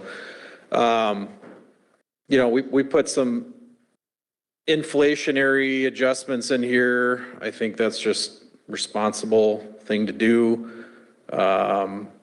Moved some stuff around just to clean up some stuff with some of the accounting and auditing requirements as far as the Sabita stuff. Moved some stuff into these Sabita line items just so they're tracked a little bit easier when we do get audited, the subscription-based IT agreements. And I tried to, off to the left side, if you're in there, I made a lot of notes when we did changes, whether it was an increase or a decrease, or if I zeroed one particular line item out because that's now in Sabita, I made a notation of that in the notes section there on the left-hand side. Some of the stuff is obviously difficult to predict what you're going to get as far as a lot of these revenue lines, like for example, whether it's levy redemptions or revenue generated from sale of property, because we don't always know what all stuff we're going to sell, or forfeiture sales, or whatever, impound from revenue from impound lot fees. Again, it's not always the same year to year, so it's always kind of a guessing game. We do try to put a number in there, using the past couple of years as sort of a marker for that, but it can be very different from year to year. Just an example, like 201, 5930, sale of property. I've got that as 35,000 for 27. 26, we've got it at 43,000. So it can change year to year based on a lot of factors that are often beyond our control. Kind of the biggest thing in the 201 section, I guess, that wanted to highlight, and we've already talked about this, but as far as an upgrade for us or a project, is that body cam stuff that I already talked to the board about. And all of that is budgeted in here in different places, the different accounts and stuff that we would take those funds to pay for that subscription to do that body camera upgrade. It's all in there. And I believe I added that into the SIP as well. So that's in there too. But I did reach out on that note to Motorola and got an 8-year quote from them. I think the original one I shared with you was a 5-year. They were willing to go out to an 8-year. I mean, there's a cost savings in the sense that it drives down the yearly payment and it locks us into a price for a longer term versus 5 years. So I think there's a benefit to that. I think that would be my recommendation when I come back to the board to actually ask for a vote on that, would be to do the 8-year versus the 5-year. But because we all know how technology stuff increases from year to year, and I think the longer you can lock in a term, probably the better, safer choice that is. So, but the body camera stuff, anything to do with body camera, you'll find that in that Sabita line item as we go through these different department codes, whether it's 6480 is the last 4 digits of that. So if 201 6480 And then, 202 and on down the line, that 6480 is that code that you would look at for Sabita. And we've got a lot of things in Sabita. It's not just body cam, obviously. That's just one of the things we have in there. Squads, and I can let Aaron touch on this a little bit. Obviously, trying to get out of the enterprise leasing thing, we're close. We're almost completely out of it. In other words, we're not acquiring new leases through them anymore.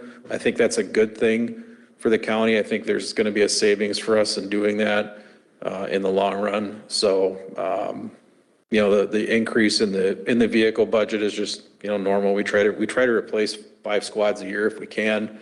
And we are still generally leasing them. We're just not leasing them through enterprise anymore. We're going through a state bid GM dealer at a much better price than what we were paying enterprise. So definitely a savings there. And they are now all live. So at the end of the term, we own everything as opposed to what we currently got with enterprise. Correct. And unfortunately, we've lost some money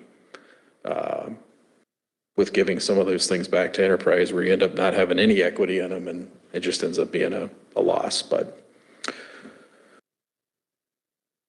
let's see.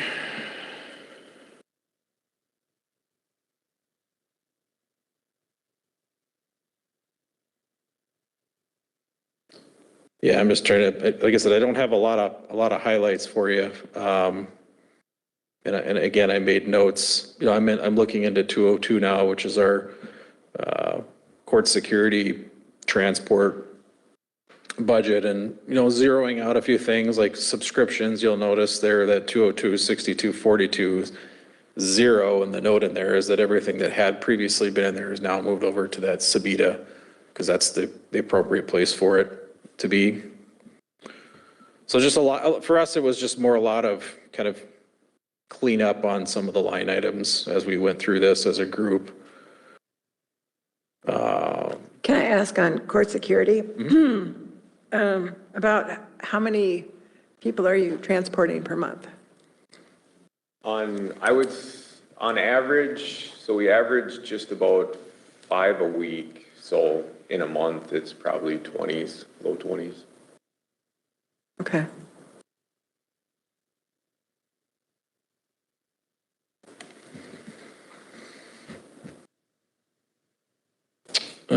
Let's see here.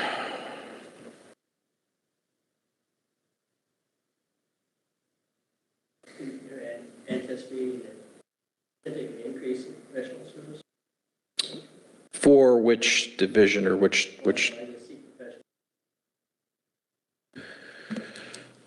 Well, it depends on which one. Let's see.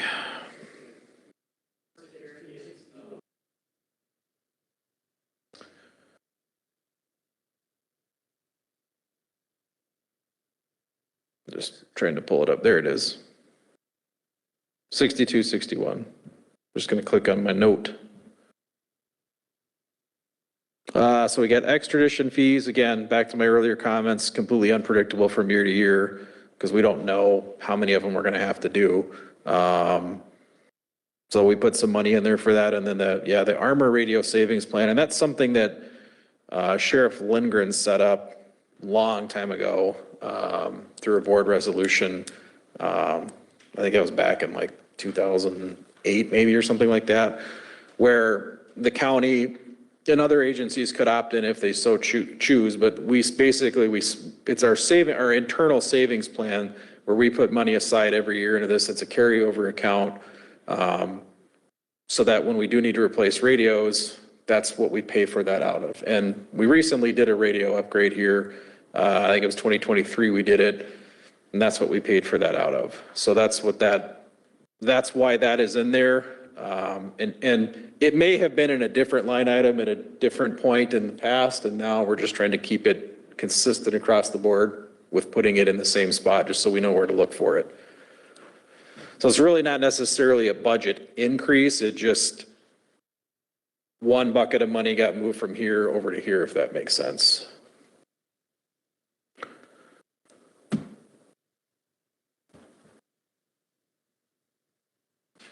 You want to touch on jail stuff since we're kind of through courts. I mean, boat and water, that not a lot of changes there, although I will mention one thing with boat and water, and it's in the SIP, is the repowering of that safe boat that we have, that we got through the DNR. That's been in that SIP for a couple of years. We were planning on replacing the motors on that in 2027 due to the age of the engines that are on that boat, which currently are both down. So that boat has had to been pulled out of the lake. We tried to find parts for it. We found a guy that still deals in that type of engine a little bit, and it was a total guess, like we'll throw $2,000 at it and put a new motherboard in it. And Cooper took it out on the lake yesterday, didn't solve the issue. So that boat is down right now, and we were planning on repowering that in 2027 anyway. There are some engines available this year on a state bid. The particular type of engine that we put on that boat with counter-rotating screws can be sometimes difficult to track down on a state bid. There are 2 of them available right now. It might make sense to purchase those in 26, do some sort of an amendment versus waiting until 2027. Presumably the price is going to go up on those if we wait, and subject to availability. But that is our primary Lake Mille Lacs boat, and it's down right now. And I can tell you from very personal experience, the storm that hit the lake on the 4th of July, and I was out there with Cooper, and we rescued, I don't know how many people off that lake, and that's the only boat that could have done that with those seas and the winds. I mean, you couldn't see 20 feet. We were navigating strictly off radar and instruments to get to these people that were capsized and, floating out there. So it is a huge asset, and it's unfortunate that it's down right now, but we knew that was going to happen with those engines that came on it. We got it from the DNR basically for free. It was a boat that they had used on Lake Superior, and it had sat in dry dock for a couple of years. Inboards? They're outboards. Yeah, they're 300. So what's on it currently is 2 300-horse E-Techs. Okay. Very old technology. They don't make them anymore. You can't even hardly find parts for them. So. How old are the motors? I think they're 2010. Yep. What are you looking to replace them with? 2 Mercury Verados, 300 horse. The quote, we do have a state bid quote for them. I think the quote came in with the installation, everything, somewhere around 105,000, which is about what we figured it would be. Will it troll down good? Will it troll down good? I mean, right now with only. I couldn't resist. Yeah. I mean, essentially, yeah. I mean, right now, if you were to put that in the water, it's basically in limp mode because I can't remember if it's the port or starboard engine that's out, but basically it limits you to 10. So yeah, it trolls down now pretty well, but. And talking to the dealer too, it sounds like January 1, they actually are expecting an increase on those motors that are available. Yep. A lot of that has to do with, some of the stuff we've talked about or other people have talked about today with the chips and it's just the way it is. Can't control it. So I thought I'd mention that because like I said, that's down currently. It's something we had planned to do next year. It might make sense to look at doing that sooner just to save some cost.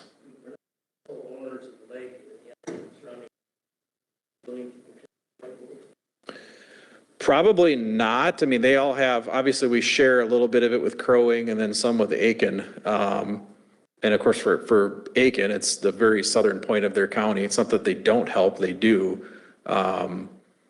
They all have their own boat and water divisions they have to run too. So I don't see them wanting to contribute to putting new motors on our boat, just like we don't contribute to, Aiken County has half the lake basically, and we're not funding their boat and water either, so. Absolutely. 0% chance. There's no other boat that I'm aware of around here that could have gone out in those kind of seas. There's always grants that we can pursue. I mean, the other boat that we have, the Lund, that was purchased on a grant, but we're seeing a trend of downward trend on the money that they are giving out for those. And we just don't, there's just no way to know. You can't plan for that. It's easy to plan a CIP if you know you're going to have to replace this asset at by this time. It's easy to plan and budget for that. trying to plan that around some state grant that may or may not be available is pretty difficult. So we have looked at that though, just so you know, we have definitely looked into that, and we just didn't, there was nothing available to address the issue, so at this time. So that's kind of it for boat and water. And same thing with the snowmobile and the ATV. We're sitting good on ATV and snowmobile stuff right now. As far as equipment and stuff like that, we're sitting really good there. So that kicks us out of 207 into, we should start coming into the jail here.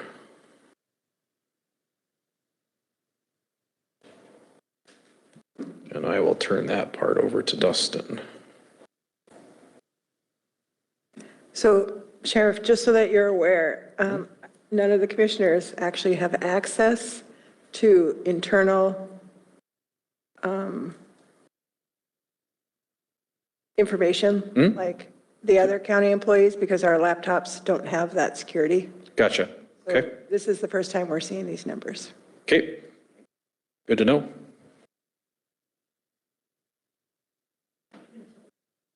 Yeah, we can certainly do that. Yep, we can certainly do that. There's a lot of line items we have in here. You know, we've got, you know, so for example, so 205 to 207, that's basically, that's boat and water, snowmobile, and ATV is what those three things are.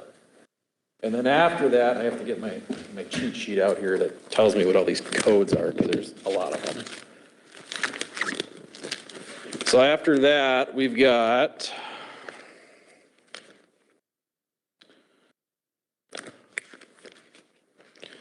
so 211, which is our DARE program, and that's just money that comes in from state and federal partners as part of the DARE program. We did spend quite a bit of money on that, out of that a couple years ago. We ended up purchasing a squad car out of that for Bozer, who's our school resource officer up in the Onamia school, and he teaches DARE up there. So typically what we're seeing is about $2,000 to $3,000 coming in for that DARE program. So that's just what I have kind of penciled in there. Again, kind of a guessing game. 215, that's still in there. That was hooked on fishing. That program hasn't existed for a long time, although the lines are still in there. But that's why there's nothing in there. And if you look at the historic data going back as far as you can see on here, which I think my screen goes back to 2025. But I know it's been longer than that since that program went away, but that's why that's all zeros. 216 is our chaplaincy fund that we set up to just accept donations for our chaplain program. Again, we typically see there's like 2 people that consistently donate about $300 every year to that program. So we just kind of keep that on track with the past pattern. We've got a 217 is the next one. That is our account that we have set up to accept donations for our reserve program. Haven't really had much action in that over the last couple of years, so we just left that at 0. District court fees, so 219. DWI assessment, that's just monies that come in from the state as part of those fees when people are convicted on DWIs. And just kind of made an average of the last couple of years. You can see in 2025, about $7,600 came in. And then in 26, we budgeted, we thought we'd get 17, because again, it's a guessing game, and about 4,000-ish have come in so far. So we just kind of took the 2 together and came up with the 7. Again, it's a guess. It could be more, it could be less, but had to put something in there. So that's that. Same thing with 219, which is DWI assessment. That one doesn't have anything in there right now. Just on this kind of get miscellaneous expense. We don't have any expenses listed out of there because that's just kind of an account that's sat in holding. We just historically haven't really spent anything. I did do some research into some of those things like that, and we can spend money out of that on things like, for example, this body cam upgrade project we're looking at. You can use the money from DWI assessments towards equipment and technology that goes back into DUI enforcement, if that makes sense. So that's something that we can consider moving forward, because again, it's not a huge amount of money and it just kind of sat there. And I don't have access to, that's a restricted reserve account. And I don't necessarily, those are not tracked in Munis. They're tracked on like a separate Excel spreadsheet. And I get copies of it every once in a while when I request it, but it's not tracked in here real time like everything else is. So I don't know exactly what's in that right now. That would be on this separate spreadsheet. Makes sense. And most of our reserve and restricted accounts are the same thing, whether it's forfeitures or even some of the donations. It's tracked separately in a separate database from Munis. So DWI assessment has a balance of $58,590. perfect. So that's to my point earlier about, hey, maybe we use a chunk of that towards this body camera project and try to buy down the levy responsibility that way, if that makes sense. And there's some other funding sources we have too that, again, when I come back to the board to get the final okay, because my intention on that would be to have that rolled out and done and a contract signed prior to the first of the year, because if we go into the first of the year, now we have to pay our current vendor again for another year. And if our goal is to go away from them, it doesn't make sense to pay them for 2027 if we don't intend to use them anymore, if that makes sense. So, okay, so 220, so that's DWI forfeiture. Again, that's a restricted reserve account. Doug might be able to tell me what's in there, but I can't pull that up. DWI forfeiture? Yeah. $25,544. Okay. Same thing with our forfeited property account. Not tracked in here, it's tracked separately. And you could probably pull that one up too, just to give you guys an idea of where that's. That's 236. Should be, I have it as 221 on here. Oh, the drug one, okay. Just, yeah, forfeit, it's the drug one, yep.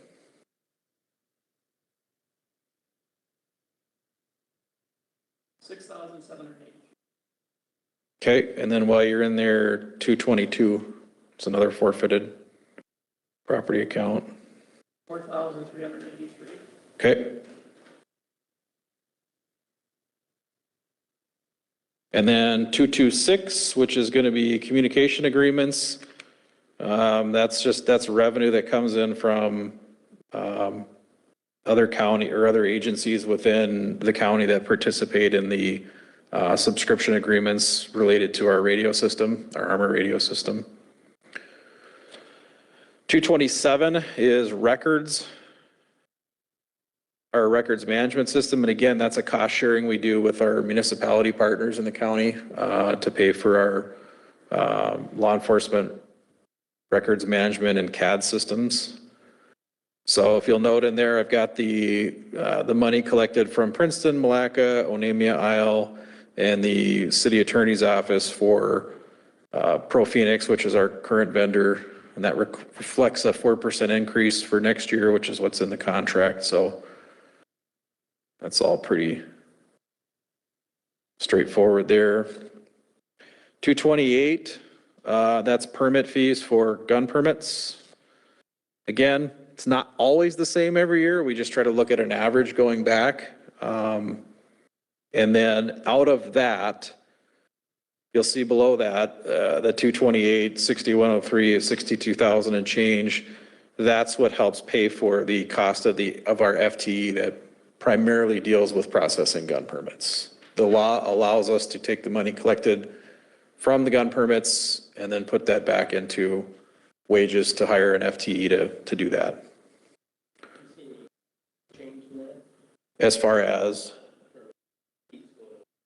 going away. I haven't heard any scuttlebutt about it. I mean, I think the only way you would see it go away is if the state of Minnesota decided to go constitutional carry, which I would 100% support. I just don't think you'd get the politicians to make the laws to go for it.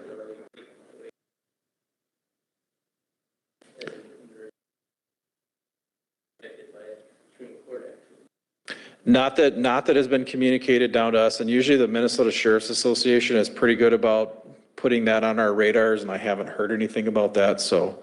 And the legislature really hasn't changed any of the dollar amounts in there that they allow us to charge in quite a few years. It's pretty much stayed at that same number, so. Let's see. Let's go to the next page here. Brings us into animal control, just 231. And again, fines collected from animal control citations, hard to predict exactly. We just look at historical data and do our best guess to plug a number in there.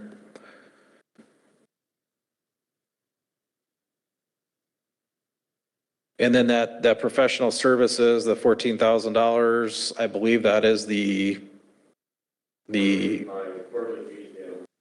yep, it's what the county pays for the contract, which, you know, since we're on that topic, we've been with the same vendor for a while now. We haven't really done anything different with that. We haven't opened that up for an RFP in a while. I don't know if there's any flavor from the board on exploring that. I think the last time we did that, we didn't get much interest from anybody else. I don't think there's a lot of people that are chomping at the bit to go do that job. You got the joke. Well, somebody did. But I think you're right. I think that we are obligated to go out for bids every 5 years. Yeah, and I'm not sure how long ago the current agreement with online retrievers was signed, but it's something maybe we should look at for 2027. Thoughts on that, Doug? You're not, your contract. So, Me and Doug started a conversation. okay. About that a while ago. I kind of thought that was the case, that it was kind of expired right now, and we're just kind of on a handshake agreement with them, but we should probably do something to clean that up, whether it's just, you know, if the board wants to put that out and see if we can get anybody else that wants to bid. If not, then I think we should probably amend a new contract with online retrievers and execute that moving forward. Unless anybody's got a better idea. You want to get into the dog catching business? I was thinking I might need a little part-time gig or something. There you go. It's kind of like a dog. All right, well, I think we'll work through that process then, because I think that's probably the sensible thing to do in that situation. All right, brings me to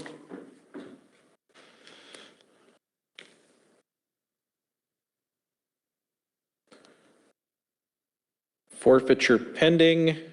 Again, all zeros because we don't track that in here. It's probably on that other sheet that you have, the pending forfeiture stuff. I think it's 236.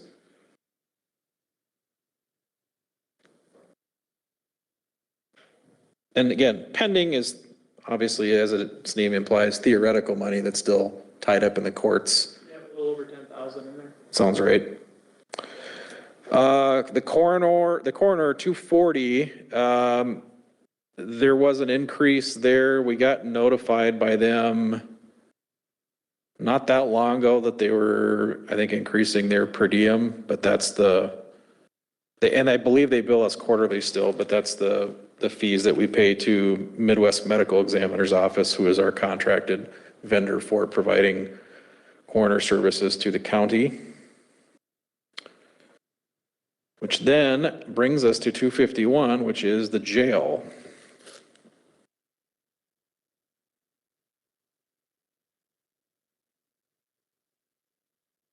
Anything you want to highlight?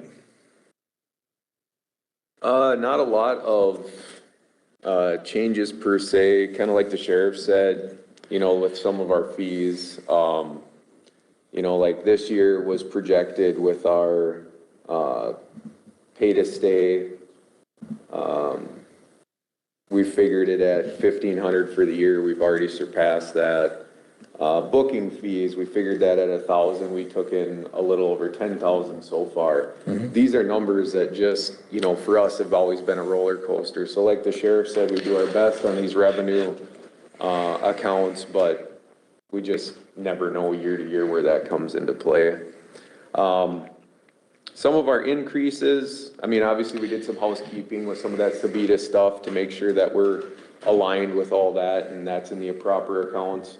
Some of the other increases that we had, you know, our food service contract, you know, that never gets settled till later in October. I always just kind of put that in the, you know, 6 to 8% range. So I usually go with 8 and see where we end up with that. You know, I've always been a little cautious just because, you know, we brought it to the board before that we had some other counties that witnessed with the same company a 30% increase over 1 year. Luckily, we've had a great relationship with this vendor and they've really stuck, you know, for, you know, the last, well, probably 15, 16 years that I've been more intimately involved with it, stuck around that 6 to 8% increase on the top end. You know, sometimes we've came in lower than that, but right now we're just figuring it around that. Same thing with the medical expenses figuring coming in 8%-ish, right in that neighborhood for an increase for 27. But other than that, a lot of our stuff is kind of remaining the same. I think we're trending all right with that. I guess. We had medical contract. We had that. So professional services at 62, 61. We had an increase in there. And the note in there is that anticipated increase of 5% on the medical contract. And then we've got the Armor Radio Savings Plan, which the jail also pays into that too, because they obviously utilize radios inside the facility. So that went up 25,000 from what it was in this year. It was 400,000. So it went up 425, 500, just in anticipation of that cost. Everything else, you know, care of prisoners, we kept that the same, training the same, repair and maintenance, building, employee travel expense, supplies. Let's see, get over to my next page here. The food service, which we talked about, Sabita, and then there's a note over there because the jail, just like the enforcement side of the sheriff's office, they utilize body cameras as well, and they would be included in that upgrade. So some of the things you see, if you pull up those notes that you see there, some of those things might have been in some other line in the past, but we're trying to get everything that falls into that Sabita category all in the same place to comply with state auditing and GASB requirements.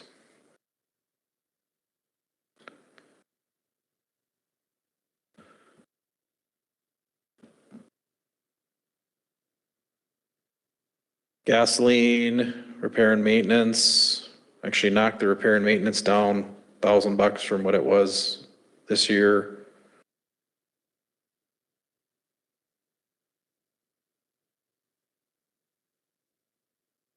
Capital outlay major, we've got that at 250.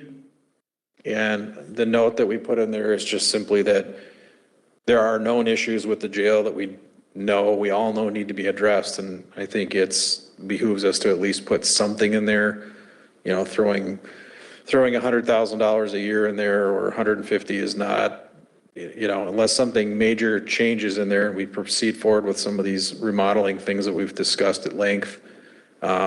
If we don't do anything with that, we're going to continue to need to budget, you know, a significant amount of money to start fixing all the things that are nickel and diming the facility. So that's the reason that that 250 number was put in there. What's that? Kitchen and laundry. Those are two issues that do need to be addressed, certainly. You know, the refrigeration system in the kitchen is an issue, it's a known issue, and then the flooring certainly in their laundry. You know, we're running non-commercial washers and dryers in there, and we're, you know, with where that laundry room is physically located, it's so far away from an external wall, we're having to make these very long runs with dryer venting. And, you know, with as much as those dryers and washers get ran, being that they're not commercial grade, we're basically replacing them. At least one a year. Yeah, at least one a year. So that's just an ongoing cost. Let's see. Knocks us out of 251 unless there was more jail-related questions. Puts us into. If we can go back to that last screen, because you have the care of prisoners, and then you had another.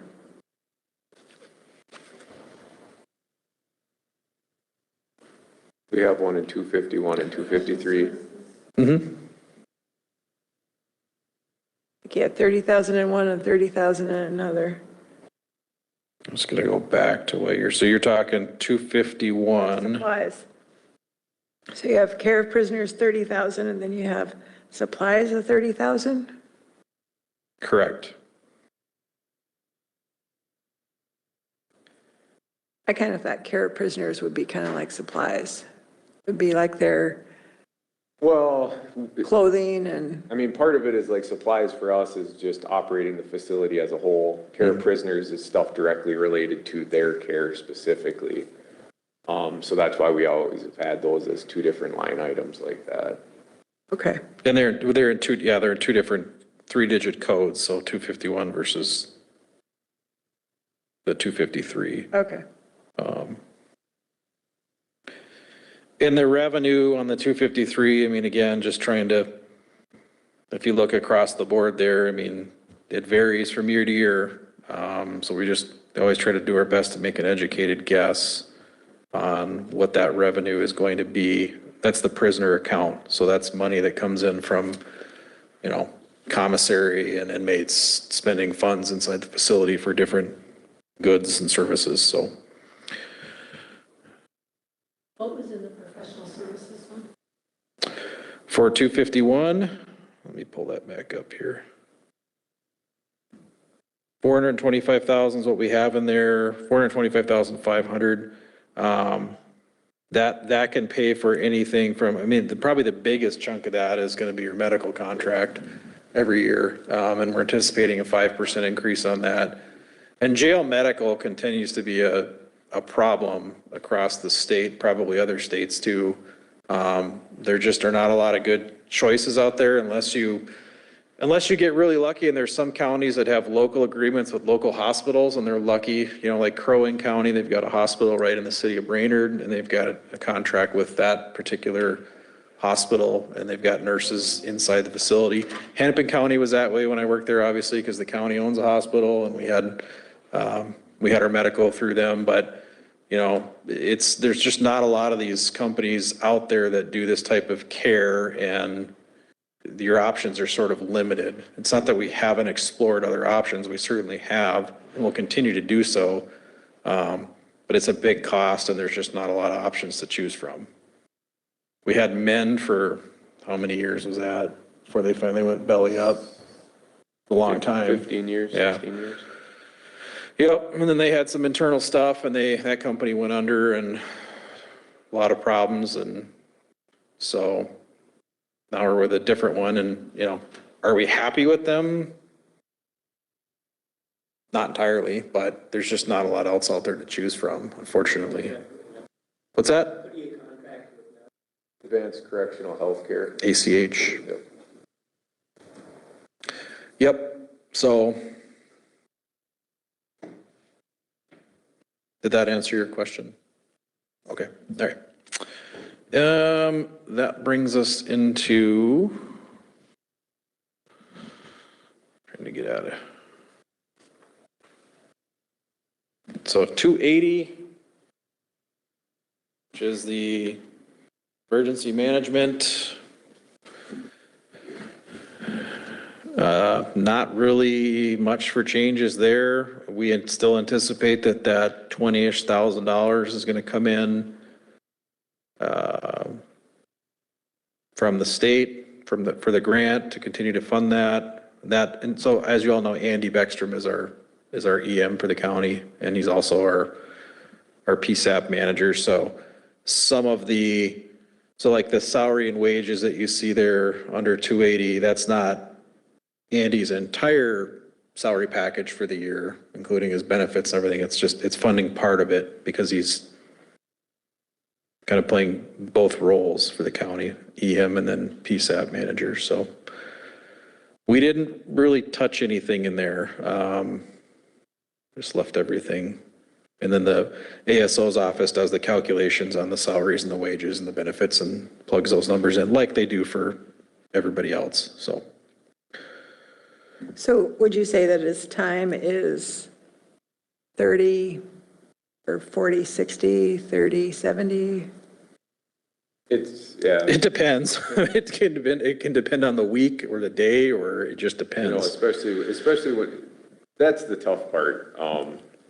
And maybe I'll wait till we're done going through budget, and then when I start talking, you guys will probably want to turn my mic off, but I think we do need to talk about staffing in regard to some things, and potentially when it comes to having a standalone EM again, and the benefit as far as when we're talking about money coming into the county and things like that, grants that we could be going after, or things that if we had somebody who was dedicated to managing that, because since I've been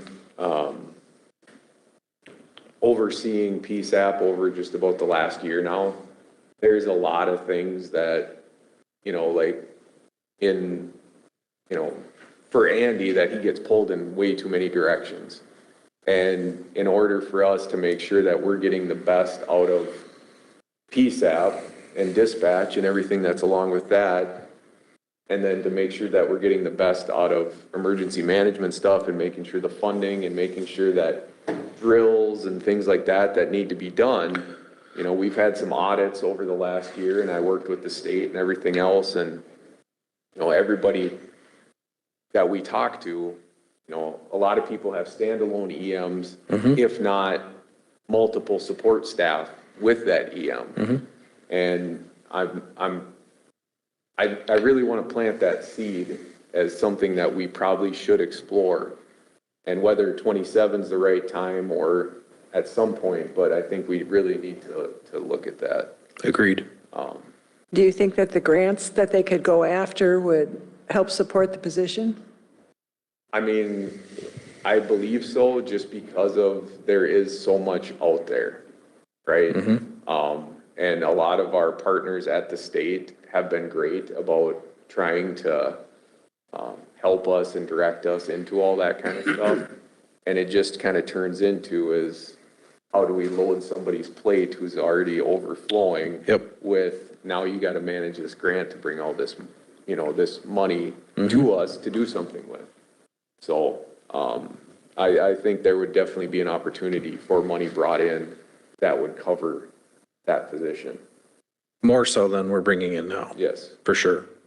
Okay. Yep. Next 281, that's E911 fees. That again is a reserve restricted account that is tracked separately. So that's money that the state of Minnesota, we get.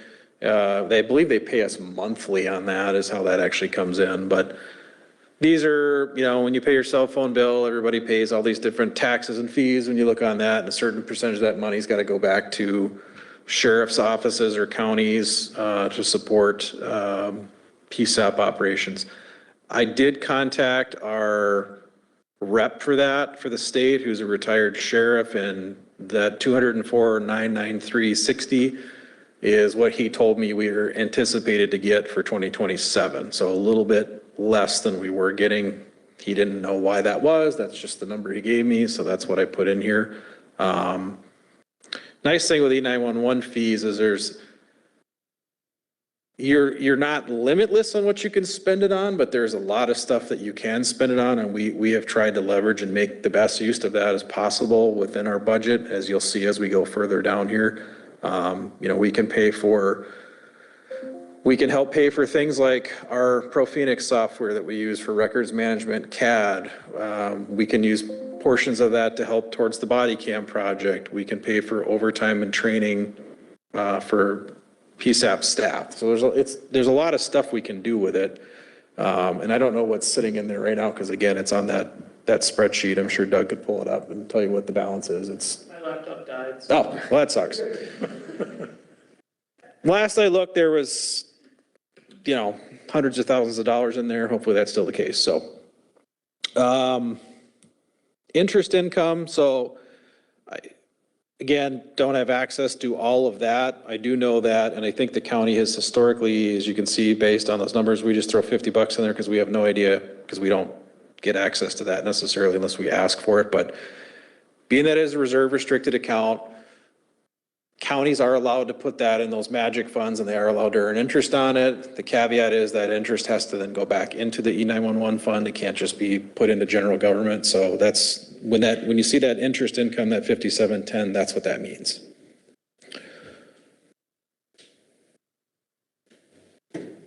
All right.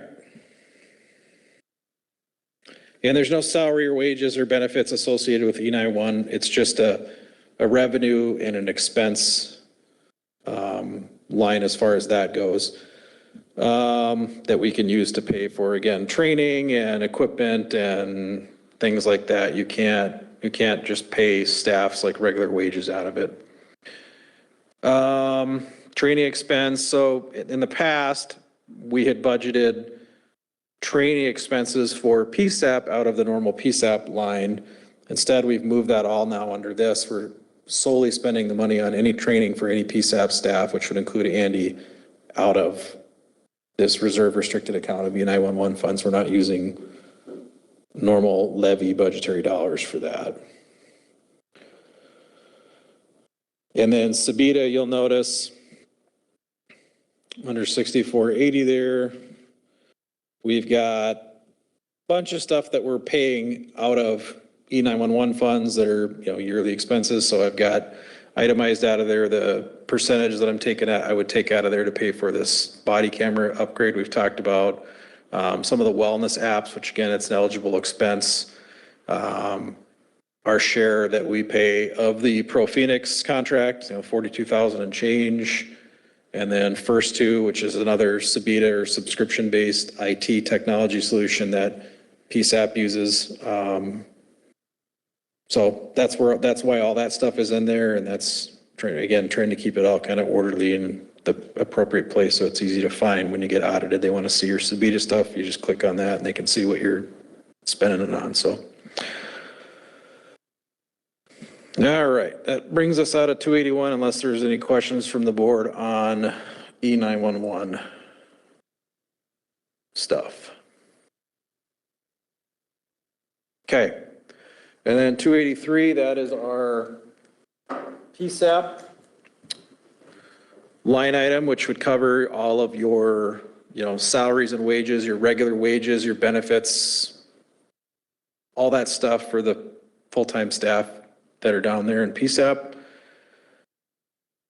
Again, most of those numbers aren't numbers that the sheriff's office decides or controls. It's just, bargaining unit contracts and pay scales and things like that the Administrative Services Office has to calculate in and plug those numbers in. So not numbers that we put in there.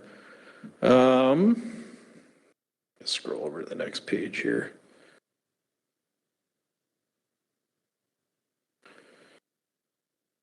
Yeah, so we don't really have a lot as far as, because we're able to utilize that E911 stuff for all that stuff. We don't have any squads assigned to PSAP, so that's why you see zeros on repair and maintenance. That one from 2026 where there is a repair expense, so sometimes things just get paid out of the wrong accounts, and Andy does have a squad that he can use that was purchased for the emergency manager, and my guess is that's probably what happened there. These are all things we can clean up on the backside, but just in case you saw that and were wondering why is there that dollar amount in there? Because we don't, again, there's no vehicle assigned to this division. The vehicle that Andy utilizes is under the EM. And that is basically at the end. I think that last 809, I think that was the ARP stuff that's still in there, correct, Doug? After the 283, it jumps right to 809, and that's all American Rescue Plan stuff that's not stuff we do anymore, so.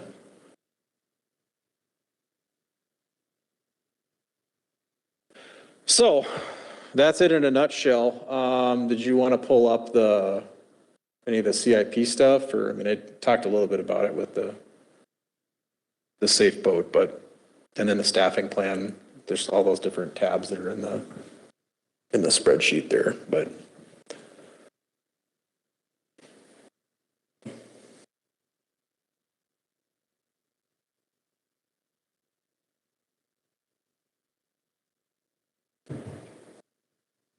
We have to kind of be careful watching our screen because Doug is going so fast, we're just getting dizzy trying to follow. Just wait till he gets where he's going. At least you can pick up your mouse and go, no, I want to look at something. Yeah. No, go back. No, So. Not that one. I gotta. This is a neutral because we're using the funding, right, for that grant that we just got? Yep, so we did ask for an increased FTE, but to his point, it's a wash because we've already submitted the request to the opioid settlement committee to fund a full-time deputy that's going to be assigned full-time to the AMB set task force, and then we would backfill that person's position, so it's neutral. Otherwise, for the sheriff's office, at least on the enforcement services side, I'm not asking for any additional FTEs, not suggesting I reduce the number of staff I have either. As far as the CIP stuff, you can see the Motorola, or I'm sorry, the Mercury engine I talked about, that quote actually came in at like 105. When you add in the labor and the cost to actually put the things on there and run all the new cables and stuff like that, but. And then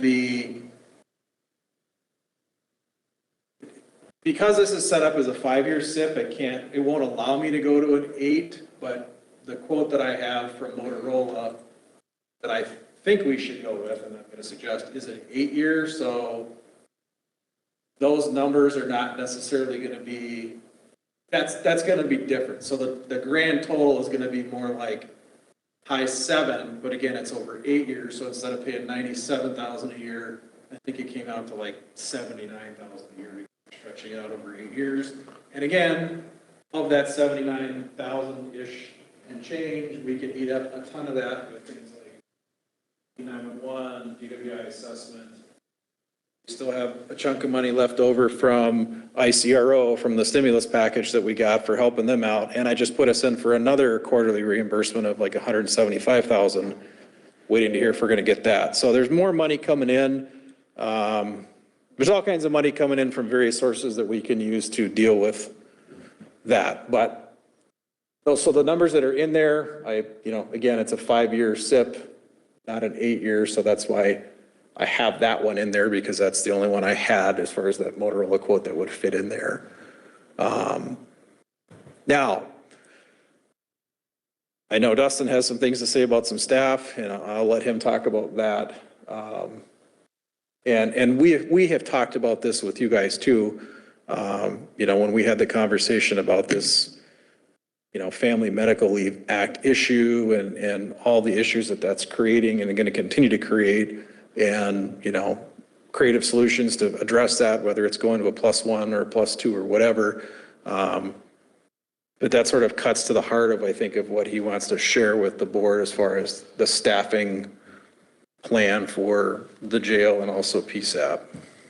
I've got a quick question if I can. Yeah, On those body cam, yeah. you're stretching out 8 years, what's the typical lifespan on those? Would you ever replace it then?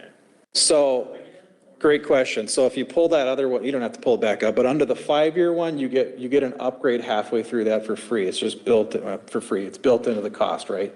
So automatically on year 3, they provide you with, you trade in your old ones, no cost. They give you the newest technology. So if you're on version 3, you get version 4. With the 8-year, you get it twice. Make sense? So we get 2 upgrades with an 8-year contract. So the useful life, you know, potentially could extend beyond the 8 years depending on how that all shook out. So, good question though. Okay, now comes the part in the presentation where his mic may or may not get shut off. We'll see. I just kind of want to see where we should go with some of this. My ask would be is that looking at the jail to be allowed to go up 1 staff, 1 FTE in order to get us covering for the paid family leave that we've already faced. Currently I have 2 supervisors out plus another person who's on intermittent, and I think it's only going to be, it's going to be utilized, right? People see whatever you want to call it, the benefit of it and how it works and things like that. And in the end, the rest of the staff has to pick up and has to fill in with it, being overtime, things like that. To whereas if we operated at, and is +1 the right number? I don't know. I really don't know, because like I said, I talked to Pine County, and inside their jail, they have 7 people out on paid family leave right now.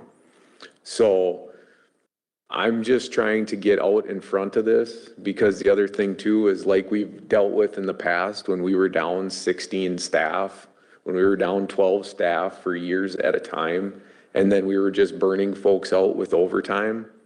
I want to try and get on the front end of that. We're doing very well with our staffing right now. We are fully staffed. I mean, I have 4 people on field training, so, we're not completely fully staffed, but once they get off field training, we will be. And then in turn, I'd like to build up some part-time folks if possible. Those are very challenging positions to fill, just because everybody's looking for the most part, at least when they're coming to corrections, they're looking for a full-time job. So, I'd like to explore that to see where we could be with that +1 so that we could combat, in general, even if we stayed fully staffed and I didn't have anybody out on paid leave, I would have vacation coverage, I would have sick call coverage. It's not that we would be operating in excess. And also too, I hate to throw it out there before anything's even approved, but if we determined we didn't like how it looked and we didn't think it was of value, then through attrition, we could just absorb that position. But I think for us to sit on our hands with kind of what we got going on, I think could be a bigger detriment. Because like I say, I fear that, right now I'm already feeling the squeeze with 2 people out. And then, like I said, double down because they're both supervisors.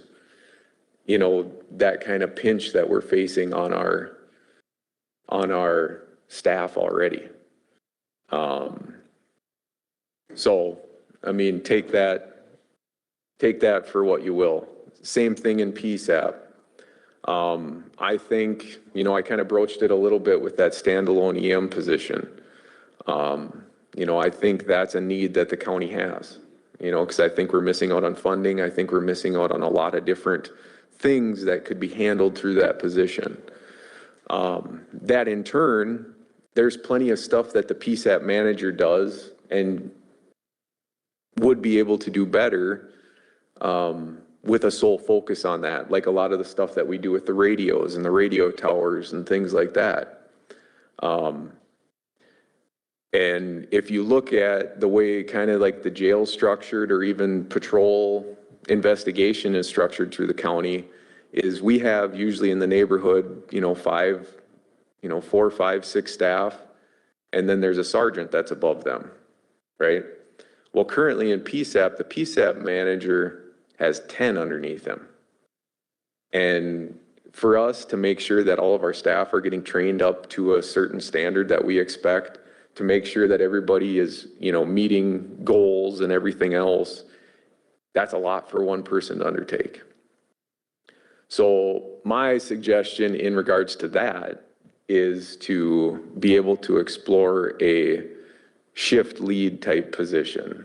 Maybe not necessarily a sergeant or something like that, but somebody, a first line supervisor that would be able to help us with coverage. So when we're talking about this paid family leave stuff or sick call or whatever else it is. And then also to help us with maintaining all the training, maintaining schedules and helping out in that regard. I think that's just kind of a maturation, and I think that's just kind of the forward that, kind of going back to. And I'm not saying that we need to do everything that every other county does or similar size county does, but there's many a county that has a standalone EM. There's many a county that has sergeants or shift leads within their PSAP, especially when you have 10 full-time staff that are doing coverage. And I think we're kind of, like I say, I think we're kind of missing the mark in a few spots, and I'd really like to start exploring to get that corrected. We have phenomenal staff, and part of it too, though, turns into is we got to make sure we're appropriately supporting them and making sure that, when corrective action needs to be taken, there's people that have the time to do that. When there needs to be a training thing, that there's time to do that. And I think with also the paid family leave thing for shift coverage and everything else, that person could slide into that to where they're doing shift coverage when it's needed, but when it's not, they already have tasks and things that they can focus on. I'm talking a lot. Any thoughts or questions on any of that? I know I'm just bringing dollar signs to the table. I get that, but I'm trying to. Even my eye? Yeah. I've seen the register spinning. Well, and when we did have a full-time emergency manager, most of hers was paid for by grants. So I could see that. And then, yeah, Andy would be able to focus on what he needs to do as well. So I think that's the right call. I had no idea you had that many out, though, in the jail and other ones, too. And I think that's kind of why Pine County came up with that regional jail thing to try to figure this out, the different counties that have people out, maybe shifting some of the, not the staff, but some of the inmates. Mm-hmm. So that they're not short. But yeah, no, I think that you could be onto something about the emergency manager, and I'm 100% behind you on that. Is that unofficial approval to start looking for grants?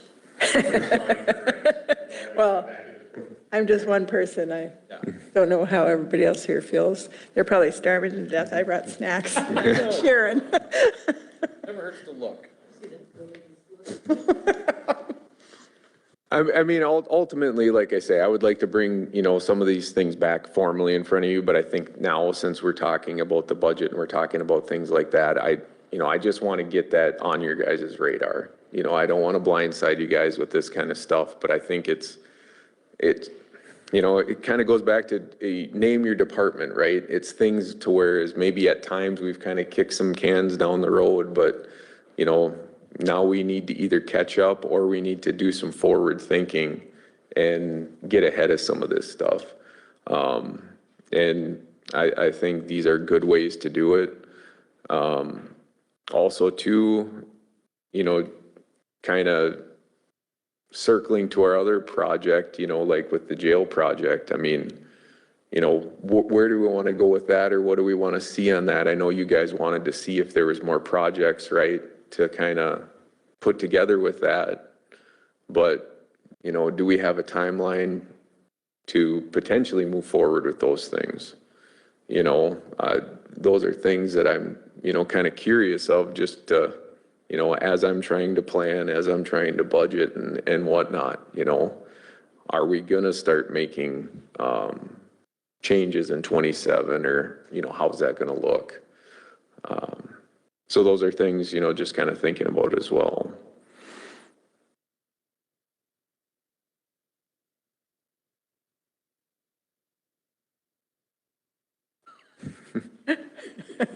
Crickets I hear?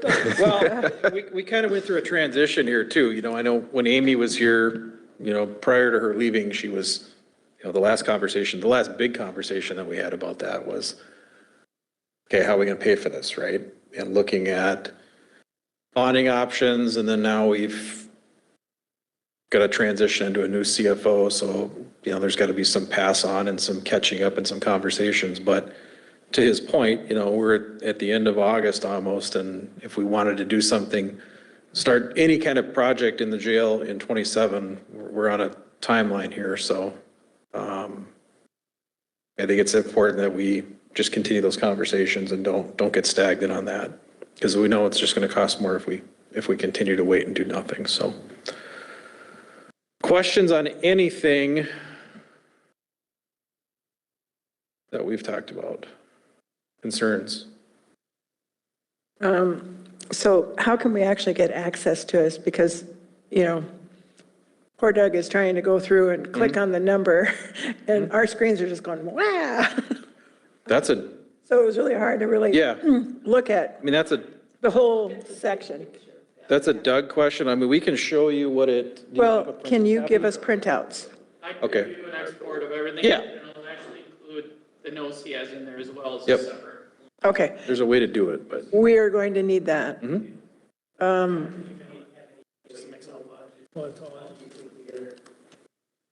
So according to the projections in here, it has the 2026 original at $10,581,908.96.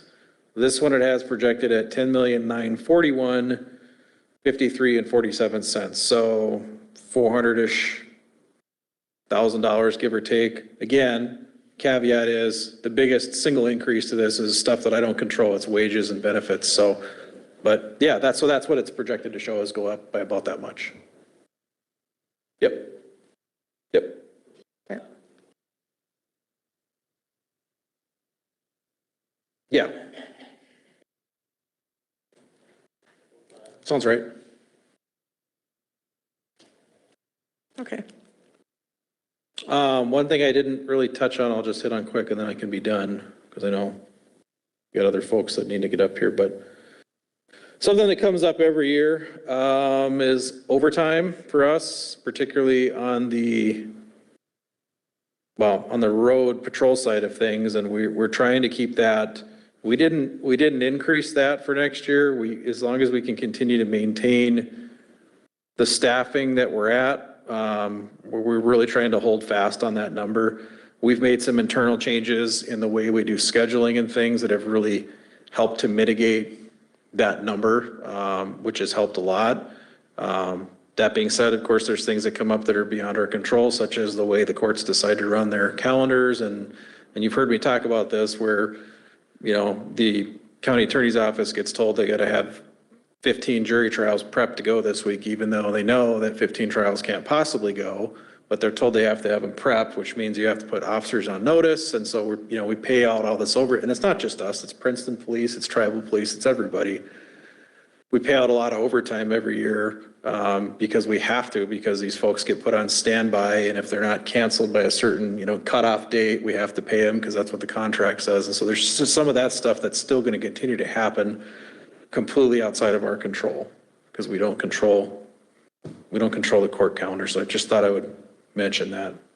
But otherwise, we're really, like I said, we've taken some different approaches and how we're scheduling and doing things with the road in particular to really try to keep that number down. So, and I think it's working. I think that's what we had in there.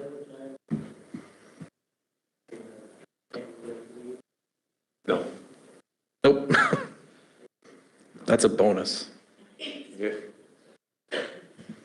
That's a bonus. Okay. Questions? Would it warrant another position and then not have overtime pay? I mean, obviously, you're still gonna have. Still gonna have it. Some, but is there, I mean, I would defer to you on what that balance looks like as far as, is it really a position would be beneficial in that? Instead of having to pay overtime every time? I think it's worth leaning into. I mean, certainly adding another FTE, granted, there's a cost to that, which is, when by the time you add in all the benefits, it typically hits six figures or close to it, right, by the time you get up there. But, adding one person, will it mitigate overtime? Sure, it'll have an effect on it. Is it enough to offset that? I think that depends. I mean, if you have all of a sudden 5 more people go out on leave, then it doesn't. But I think to his point earlier, like sitting on our hands and doing nothing about it, I don't think is a great option either. So I don't know. I don't have the fix all for it. That's just an idea we had of going to a +1, which I think is a benefit. I mean, nobody's immune from having a person walk into their office as an administrator and say, hey, just so you know, I'm getting backgrounded by such and such county or such and such, It happens, right? And you can't control that. And now I know this person's going to leave. I know it's going to take me 3 months to hire somebody else and then 3 months to train them. And all the while, the work is still piling up and somebody else has to do it. And it usually involves overtime. So vicious cycle, but that's government. That's unfortunately what we're stuck dealing with. So, but I think it's worth at least exploring further to see if it makes sense to do it, if it actually has a positive impact. And I think the only way to find out is to try it. And like Dustin said, if it doesn't work out, I will guarantee you through attrition, that person could be absorbed because it's just a matter of time before somebody else leaves. And we just absorb that back in as a FTE through the attrition process anyway. So I hate to say that, but it's the truth. So, all right. Any more questions for me? Otherwise, Thank you. call, email, come visit. All right. All right, thank you. Thank you. Shar next. Shar, do you have a lot? Well, I will say that we did not prepare a line-by-line item.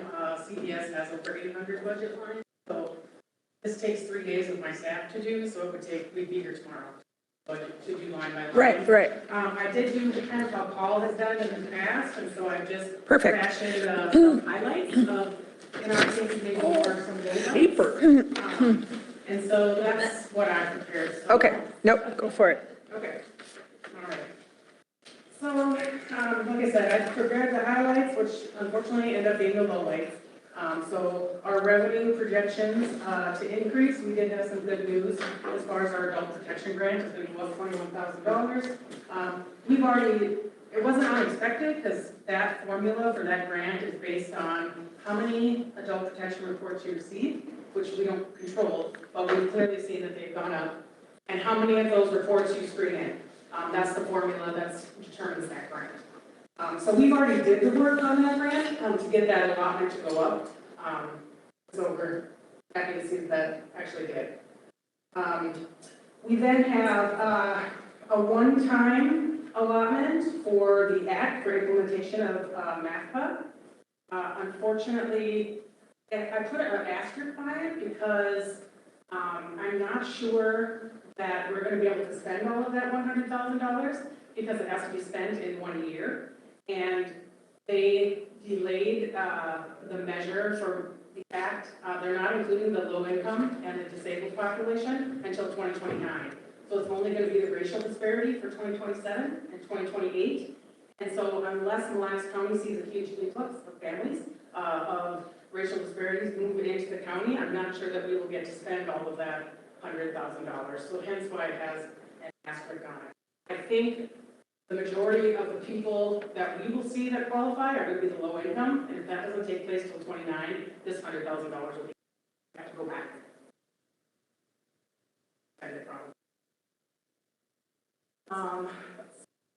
Then we move down to revenue projections that we are expecting to decrease. As everyone kind of knows, the federal government is cutting our federal reimbursement for administering SNAP from 50% to 25%. So we are expecting a $150,000 reduction in that revenue. Our out-of-home placement reimbursement for kids who are 4E eligible is expected to decrease by $46,000. That's revenue that we receive back from the feds for kids who place an out-of-home placement. However, there's an income guideline for those families. So fewer and fewer children qualify for 4E because the income standard for that is still based on the 1996 AFTC standard. So we don't really have, more and more people are not qualifying to be 4E families. We're just getting fewer and fewer families every year fall into that income bracket due to simply minimum wage increases. And unfortunately, more and more families are considered too wealthy. $38,000 decrease we're predicting overall in just some grants.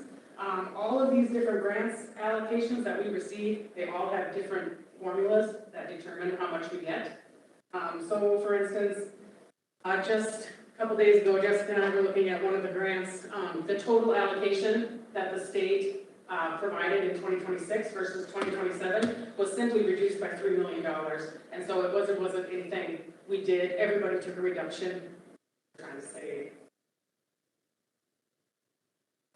We have a CDC infrastructure grant that will be exhausted. That is the grant that we have basically drew off around $20,000 to $25,000 every year to increase our public health infrastructure when we increased Chris Klopp, our community health administrator, to full-time.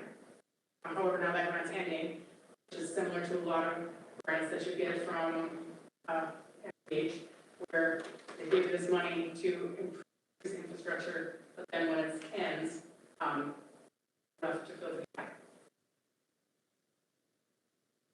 There's no other grants available? I'm sorry, I just naturally talk loud, so maybe I don't even need this, but. There's no other grants that might cover some of these? Well, she isn't paid fully out of that grant. Her position is paid out of several different grants, proportioned out of. This is just one of them that we're going to see a reduction that's going to end. Okay. We're also going to see a $20,000 reduction in our substance use disorder admin dollars. That's because effective 7/1/26, DHS took over determining eligibility for the Behavioral Health Fund, which is a state-funded program that pays for substance use treatment for people who are uninsured, underinsured. So this is actually a service that they took away the money, but they actually took away the responsibility to do the determinations. However, we're finding out that even since they did this 7/1, we already have like 2 or 3 appeals going with them because they've determined that people are our county of financial responsibility that aren't really our responsibility. We don't think they are, so we're in a dispute process. And the reason it's important to dispute those is because we have a 23% cost share associated with all the treatment costs that individual gets. So we are still having to monitor who they assign to us as a CFR, and then do the dispute if we disagree so that we're not, so we don't see our cost share skyrocket because they took over something and are assigning people incorrectly. We are considering, because that was a reduction, we are considering making an application for opioid funding in 2027 to possibly cover this reduction in admin so that our SUD social worker can continue to review the determinations that the state makes, commence the appeal when needed, and also probably more importantly is to contact these individuals and get them on medical assistance. These are individuals who should qualify for medical assistance, and they need more than just CD treatment. I'm guessing that they need to go to the doctor. They have other needs. They need to get on medical insurance, and that would be her job, is to follow up and see that they do that. Because then if we get those people on medical insurance and they enroll into a PMAP, there is no cost share associated with PMAP enrollment. So we can save money that way as well. We're expecting a $5,000 decrease in what we call our PASSAR, or our pre-admission screening and resident review. So this is something that the state simply removed the funding for as of 7/1, but we're actually still required to do it. So we have to have a face-to-face screening with every person who is looking at going into placement in a nursing facility, an MA-funded nursing facility, who may have a known disability, such as a developmental disability or a mental illness, to see if it's an appropriate treatment facility. All the level 1 screenings are completed by the senior linkage line, but the level 2 screenings are come to the county. So that is just a loss in revenue, but we still have the mandate to complete it. We also have some expenses projected to increase. As you're probably aware, we have another cost share that was passed down from the state for our disability waivers. And we are projecting that that's going to be, 2/4 of that is going to be about $171,000 for that cost share. And hence, I'd like to say it would be better in 2028, but it will not be, because we'll have to do 4 quarters of that payment in 2028. We only have 2 that we have to plan for in 2027. And then we also have a reduction in SNAP. So 1/4 of the SNAP error rate we need to budget for in 27 as well. Again, this is kind of the first time that the state is having to pay any portion of the federal program benefit in the 50-year history of the SNAP program. In 2024, Minnesota's SNAP error rate was 9%, which would, however, in 2025, it went up. It is now 12.58%. So I had to plan for a 15% penalty in 2028, or I'm sorry, in 2027. And that's simply 1/4 of a penalty, because it doesn't take effect until 10/1 of 27. That's the state's error rate, and the state's proposing that they share the error rate with the counties 50-50. Mille Lacs County has a 0% error rate. Wait a minute. Did I hear that right or wrong? You heard it right. Pay for other counties' mistakes.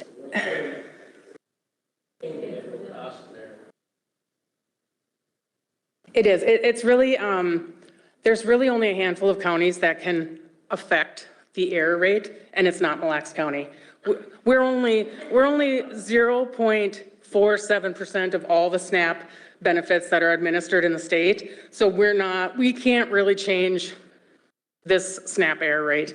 You're talking about a handful of larger counties who have all of the cases that are determining the penalty for everyone.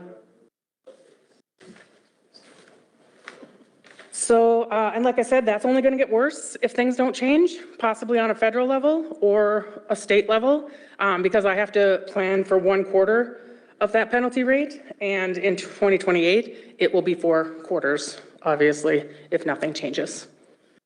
There is a little hope yet on the horizon, perhaps, that there's hope that the Farm Bill may have some type of a stipulation that's going to push off this error penalty rate, and the reduction in the 25% SNAP admin costs shift.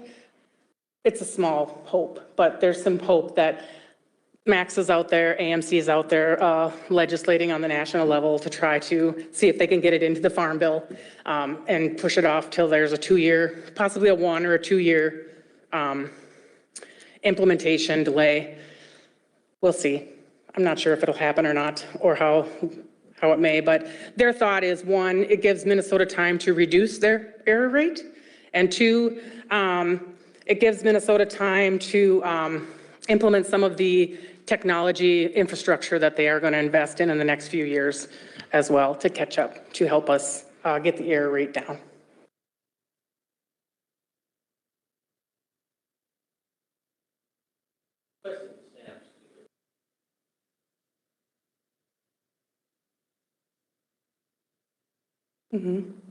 Yeah, there will be, with Medicaid also, there's going to be we're now going to have to touch their renewals twice a year instead of once, starting in 2027. So that'll be more work on our part. We're not sure if that's really going to cause people to drop off more, and we'll see less applications, or if people will drop off and then they'll reapply. And so then we may not see a reduction. We're just not sure how that's going to play out yet. I think the state and the feds did some math and some projections, but I'm not sure that the maths, and that's going to work out. So we'll see. And then, let's see. There is one concern that's kind of worrying counties about the SNAP error rate is when the state is going to collect that money from us, because it's the last quarter of 2027.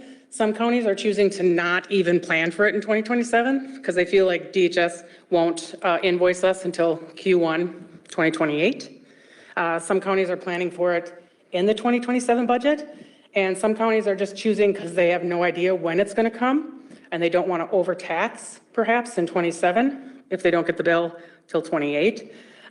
They are choosing to just pull it out of reserves if they have any, to avoid overtaxing should the bill not come till 28. Our staffing sheet at the beginning of 2026, CVS was 88 full-time equivalents. In February, we did reduce one public health nurse down to a 0.8, and that was due to a reduction in some grant funding that we had. And then in June, late June, we also reduced one full-time equivalent eligibility worker after a long-standing retirement.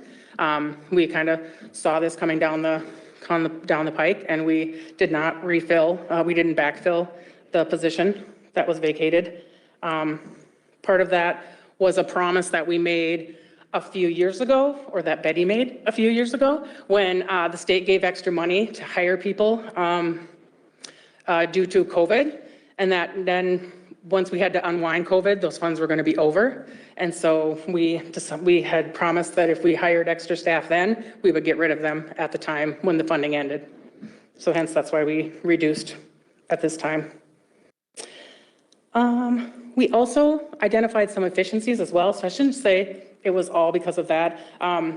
Most of you know we rolled out our CVS document email, so all of our people can submit all of their paperwork and their financial paperwork through this email address. It no longer has to go to the social worker or the financial worker, and they have to index it and get it in the file. So there's some efficiencies and some time that we have freed up on our eligibility workers' workloads by routing that all through our front office staff. So that's helped where we think that we'll be fine with the 1 FTE reduction that we've already made in 2026.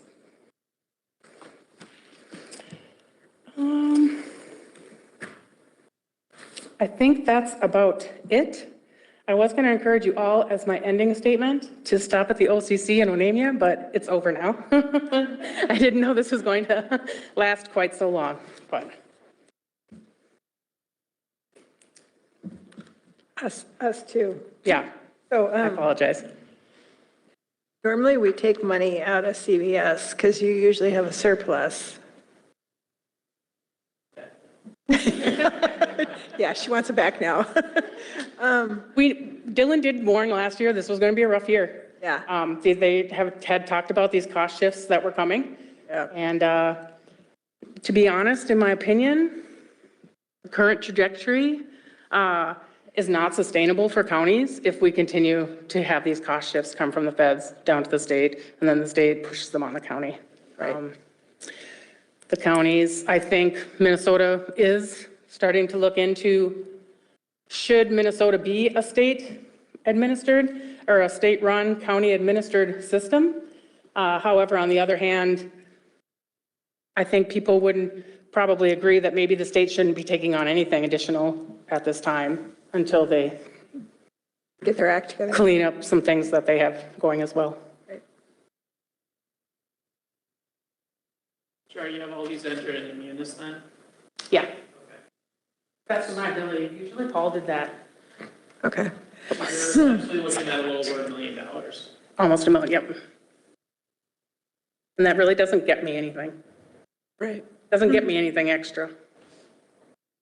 I think I'm waiting for part of the wages in the income maintenance department to be reduced because I never saw those wages ever reduced when I turned in my staffing sheet to show that we weren't backfilling our one position this year, but that's one position. It's not gonna account for $1 million.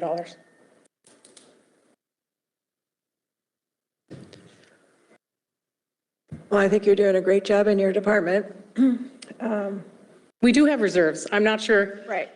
I mean, we do have reserves. My understanding is we have to run, we have to carry, I thought Paul said 30 to 40% of our budget in reserves simply because of the amount of money that we have going in and out at all times. Yep. So I do believe we're above that. But Okay, and so what I'm going to recommend from the board here is that if any commissioners have any individual questions, that they email you directly. Sounds good. Okay. Thank you. Or phone call, whatever's easiest. All right, thank you, Shar. Laney.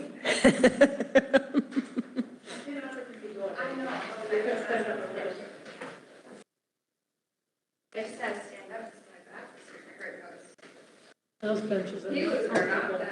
Yeah. You probably should have gone back to your office when the sheriff started and then come back. All right, well, good afternoon now, everybody. I'll try to make this really quick. I just wanted to open up a conversation, an ongoing conversation that we've had for the Sioux Line Trail. As you all know, we were awarded $600,000 last fall through Greater Minnesota Parks and Trails Commission. I am actively working on the pre-grant agreement checklist right now. Tomorrow, I actually have a meeting with Sarah, I always forget her last name, Westenberg, I think is correct, with the DNR, so she's our DNR rep, and I will be going over all of my documentation that I have for the pre-grant agreement checklist to make sure that all the ducks are in a row. Once that is submitted, then we can go into full grant, get the actual full grant agreement.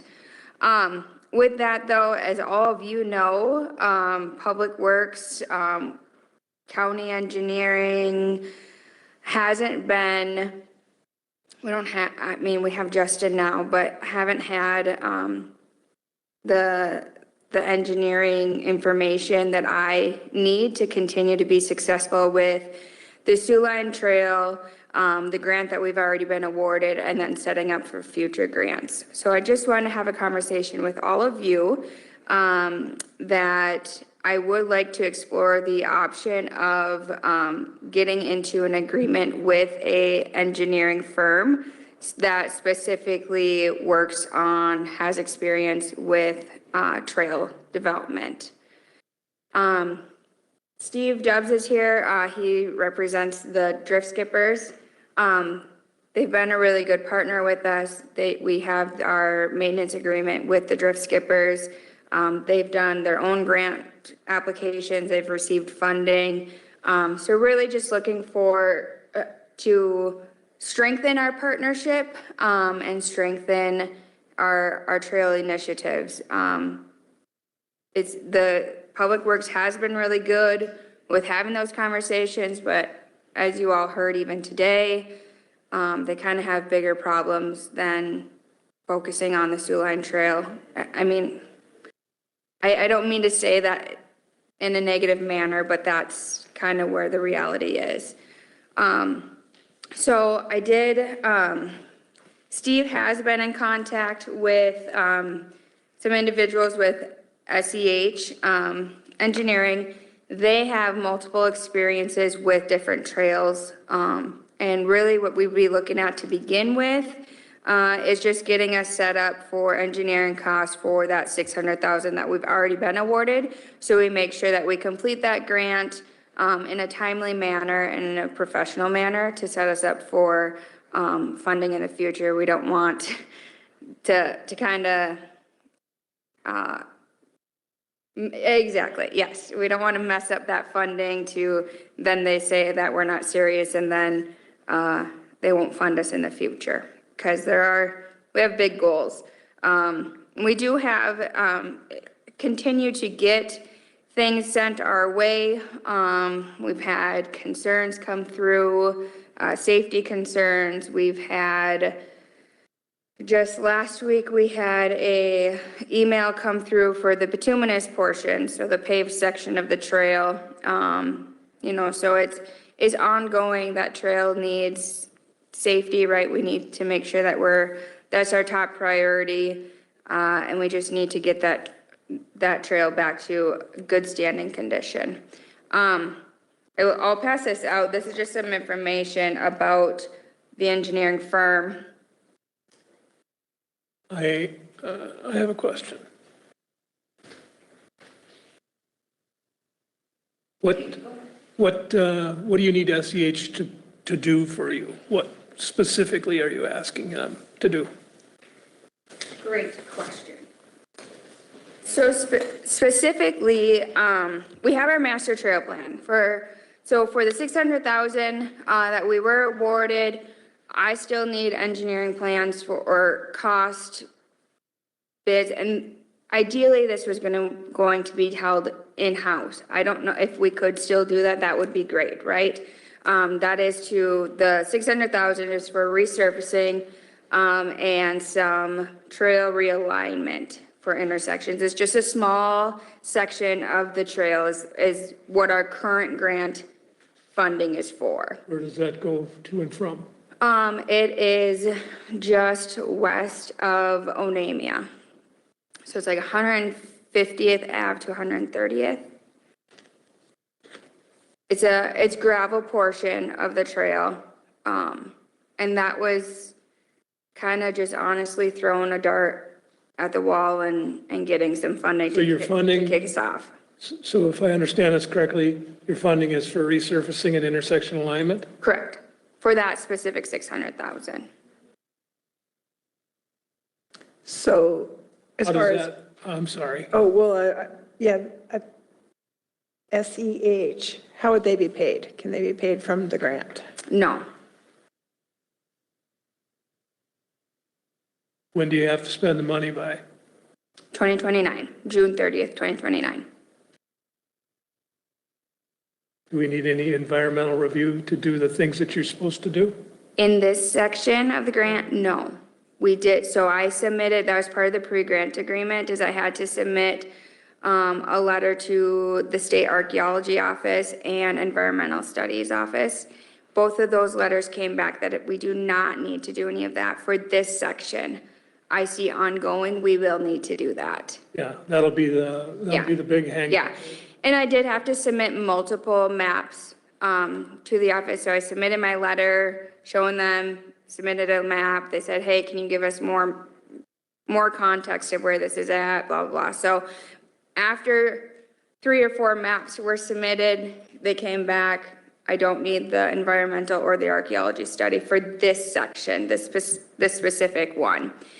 Now, looking forward, so the drift skippers have done quite a bit of work too. They're working on resurfacing. They've been awarded a grant. Long term, it would be nice to get partnered with somebody that can help pull apart our master trail plan and set us up for ideal funding. We need to make a list of priorities. Our master trail plan is great, but we truly need to focus on safety priority and reestablishing the trail in good standing condition.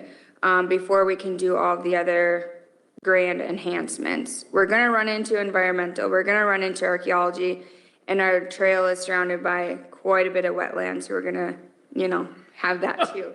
Yeah.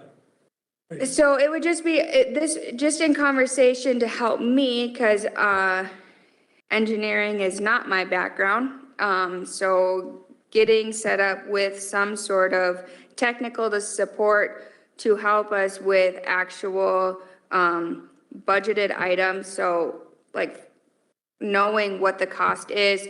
We have our bridge inspections. That agreement has been signed. Bridge inspections should be completed here in the near future. But I don't know what those bridges, without those inspections, right? So once those come back, can they be rehabbed or do they need to be replaced? I don't know what the cost of that is to be able to go after grant funding to get those bridges replaced or rehabbed. In the grant application that you were successful in getting, Yeah.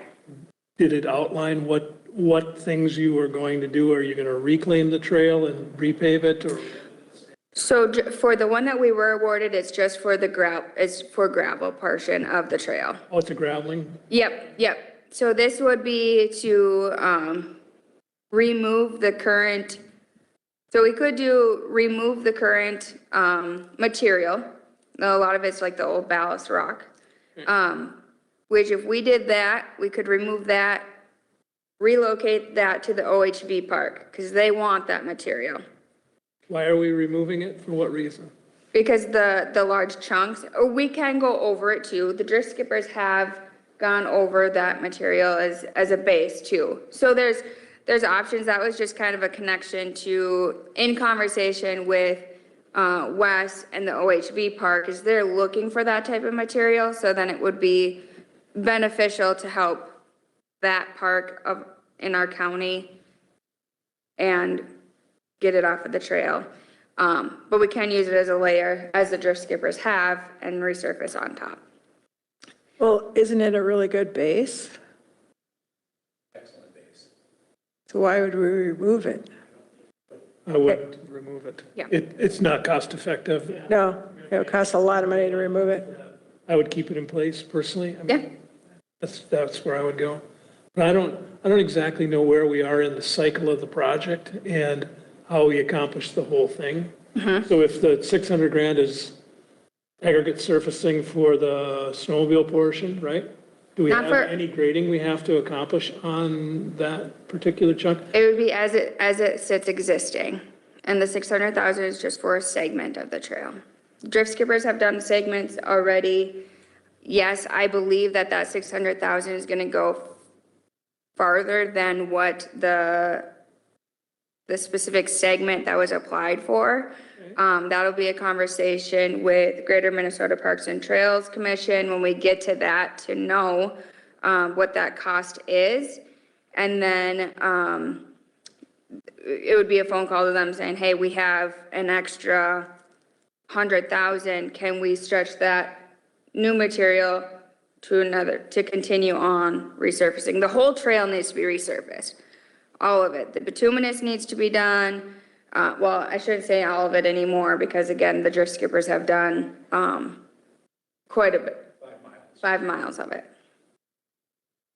And anticipate to do more. DNR grants and with club funding. We've just been quietly taking a mile here, 2 miles there, completed from walk-on to line with 1 mile left to go, but we have funding for that portion, so we're chipping away at the easy stuff. So you're using some class 5 or class 1 aggregates for? Using class 1. Class 1 aggregate, okay. About 8 inches thick. And it'll last? It'll last quite a while. Yeah. A nice resurface and working, beautiful. Huh. So you're 600,000? Oh, I left my phone. You know, I think that illustrates what Laney's asking. The plan that we have, the master plan, got us the regional designation. That's what it was designed to do. But once you start tearing into it and start looking at the estimates and the sequencing, doesn't mean it's worthless. But it worked for what we wanted it to do. Now we need some more technical assistance to get us to the next. If we could hold off to see if we can get a county engineer in place. I realize that that's not the answer that people want to hear. Right, right. And also, you know, this isn't really school or work. It's trail buildings. You know, it's tons of material, someone transporting it, but it's nuances to it. So having some specialized experience is helpful, and I think cost effective in saving the county. And what Laney didn't mention is that club applied for some federal funding, FRTP grant, just awarded $250,000. That $250,000 is stackable on state grants. So from the club's perspective, we're cash investment in this FRT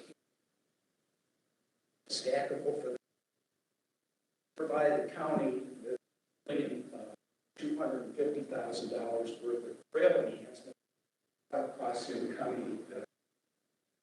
Thanks.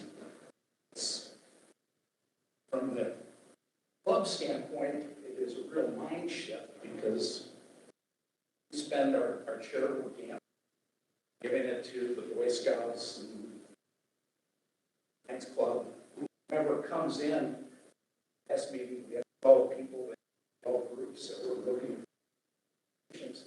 And the club likes doing it. I mean, that's, for a lot of people, that's why they are members, because it's fun to be able to help church camps and scholarships and all that small time stuff. But through this process, we came to the decision that we need to put our money where our mouths are and support the trails and invest in the trails. So this would be the most significant investment in trails that we've ever done, but $67,000 to be able to get $5 million trail enhancement. Yes. And that funding, we got the grant award July 1st. That funding June of 2020. We're hoping to be in a position to put a match together for grant cycle for greater Minnesota regional parks and trails. We didn't take that into next June, which is 10 months away. We've got a lot of work to do. Making a solicitation or a grant. If we don't do it by next year, then the match burns off. Shit. Club is not willing to put $67,000 out for yeah. So the theory is to set up for a successful grant application so the Greater Minnesota Regional Parks and Trails Commission, their grant is July 31 every year is when that application is due. So like Steve was saying, with our master trail plan, it's great. We've been regionally designated, but the numbers in there are very rough estimates. I don't have an actual, a good standing budget to apply for grant funding. So what, again, I know I've asked this question, but I want to make sure I'm clear on what we're trying to accomplish. You're going to do an aggregate surfacing over the existing situation for such a length of, from somewhere to somewhere. Yeah, it's I think 2.2 miles is, I believe. Miles? And then there's a couple trail realignments, road realignments. We're not realigning the road, it's the trail. But. Yeah. And our FRTP grant is for a continuation of that. So with those two grants and one Alcon to Aiken County will be resurfaced. Gaining to Morrison County will be resurfaced, leaving the center portion, which is the most difficult, the two trails, with the bike trail and the trail, plus the bridges, plus future trailheads. And that's where issues get real complex and where some technical experience would be helpful. There are no, We're going for the low-hanging fruit first. yeah, I get you. Yeah. There are a number of county engineers that have experience in trails, and they can network. If we could, even if ours does not, if we can put somebody in the saddle, even if he doesn't have a lot, there's a lot of networking and a lot of people that have that kind of experience that we could get on the cheap, let's say. I know that's not maybe what everybody wants to hear, but. No, and that's exactly why I wanted to bring it to the board conversation and just talk about it, talk it out loud, so you guys. Consultants in short, Elliott is a known commodity. So I know many people there, so. And so with this, I believe why I wanted to have a further conversation with you guys, because I want to do this I want to take the right steps. We do have, there are some firms with Sourcewell, is it something that we use our Sourcewell partners for, or is it something that we would go out for RFP to set us up for? But as Steve was saying, the sooner the better to get this, but again, it comes down to budget too. We have to make sure that we have a budget to support the consulting services. So with that, I just want to have a conversation of where it's at, where staff is working on these initiatives.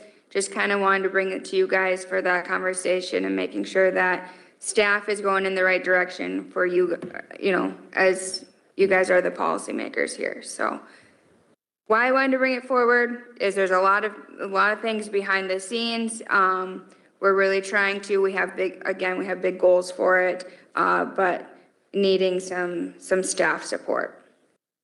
And one of those is having an engineer report to get that grant.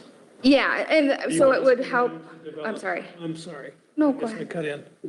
Are you asking them to develop plans so that you can go to bid? Is that what you need? Yeah, that's what I need. I need to develop a priority from our master trail plan of our segment, and then I need to know what those plans would be so I can have better numbers than what is in the master trail plan to submit a budget with an application. Is that something you can do, Jay? You wanted a part-time gig. First time. Yeah.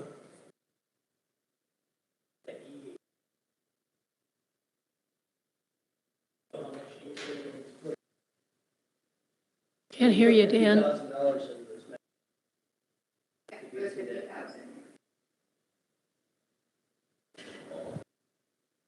Yeah, our master trail plan that was done 24. Yes. That was, the cost of it was 50,000. Dan, we can't hear you. You have any idea of how much engineering support or funding they might need to get this through this other hoop here? Because we're probably not going to get a PE engineer for a while. But my thoughts are different than everybody else's, because if it's an aggregate surfacing thing, not a super complicated thing, and there's no land and no wetlands, no actual resurfacing thing. You guys use Short Elliott when you apply your gravel? Like I say, it's not complex. We got guys that do it for a living, that own gravel pits, that heavy equipment. A lot of volunteers, so you kind of know what we're doing. Not equipped to handle federal contracts or DNR contracts, the prevailing wage stuff, but We can, I think we got to help for that. Is this a state grant, right? Yeah, the one that we were awarded is DNR legacy funds. The FRT, the drift skippers put an application in for the FRTP. We were awarded that. We would be the fiscal host of that grant. They require you to submit your drawings or your proposal package to the DNR before you bid? No? No. No. And I think like I'm not necessarily concerned about the 600,000. I'm concerned about setting up for future grant applications as we move forward. And that's the focusing in on the small.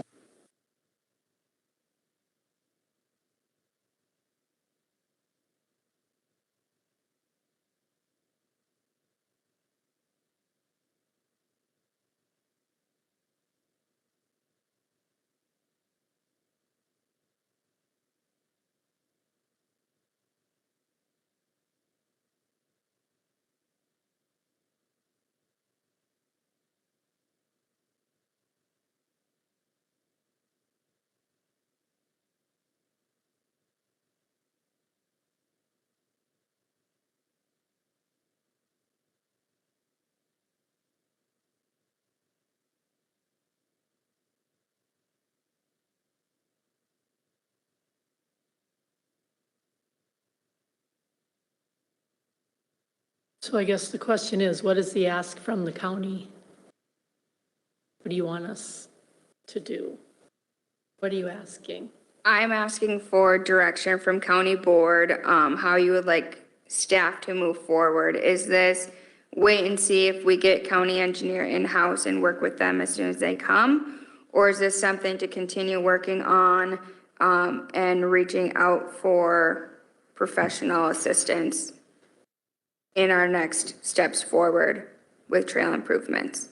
That's my ask. So I don't have this in my, and since we're all talking about budget, I know it's been a really long budget afternoon, but this would be the time, you know, if that's something that needs to be in place to get us set up, to get staff set up, to keep moving forward on this initiative so we can make good, applications for the funding. So in order for us to find out the cost factor, we need to put it out there for.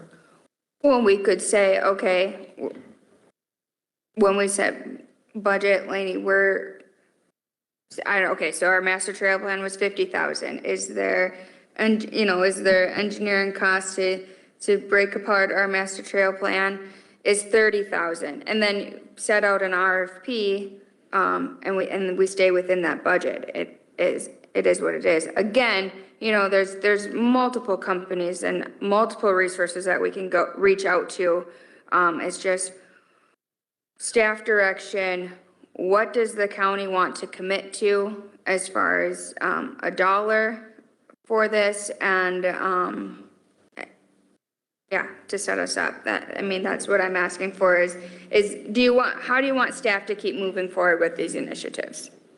If we're going to go out for engineering services, you can put an RFP out there to solicit that service if you know exactly what service you want. You write it out, and then they come back here with whatever and explore what the cost options are. Because I think we find exactly what the service points are, and there are be important for next year.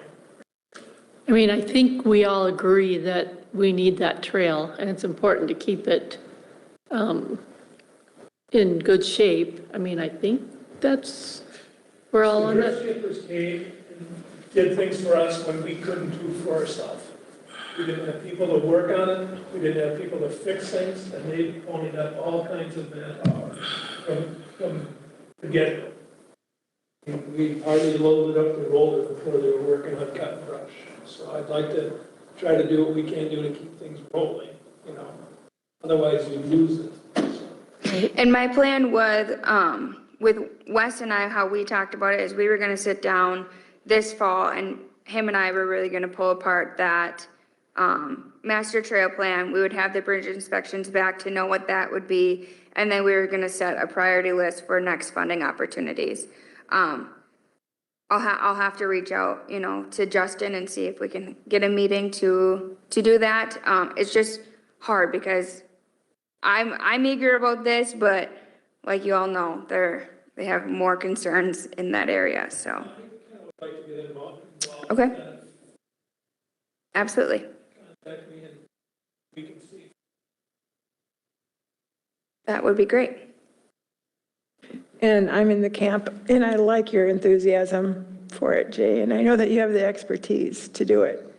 But I'm also not wanting to go to the consulting route for another 60 days to see what we get for staff.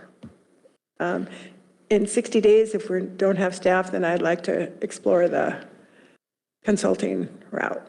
But you can That sounds great. still go out and get them to give you some numbers that would Right. Yeah, some numbers would be nice The to, problem is, as soon as you open that door, you can spend a lot of money on consulting work. It just goes, it is not really super complicated, but what you do need to do is execute. If we have some grant money, to prepare to look like you're going somewhere so that the future submissions are good. That's, it's really not about this little graveling operation. It's about, can you execute that and can you keep going without any engineering support? I would be interested in seeing what we could do. awesome. Great, I'll connect with you soon. Thank you. Is that it then? Okay. And thank you, Steve, for coming in. Yes, thank you, drift skippers. Yeah. I am a big fan of Lainey's. I've worked with her in several capacities as a small business owner in Waukon, as on the Scenic Byway Council, and with the drift skippers on that. She's a real winner. We agree. I mean, we're going to get into the same thing with the Great Northern Trail in the south here eventually as that starts moving forward too, so. Yes, open houses will be coming very soon in September for those. So there's going to be an open house in Princeton and Baldwin. I don't have the exact dates of those, but stay tuned for some advertisements for those open house for the Great Northern Trail. Thank you. We're done. Thank you.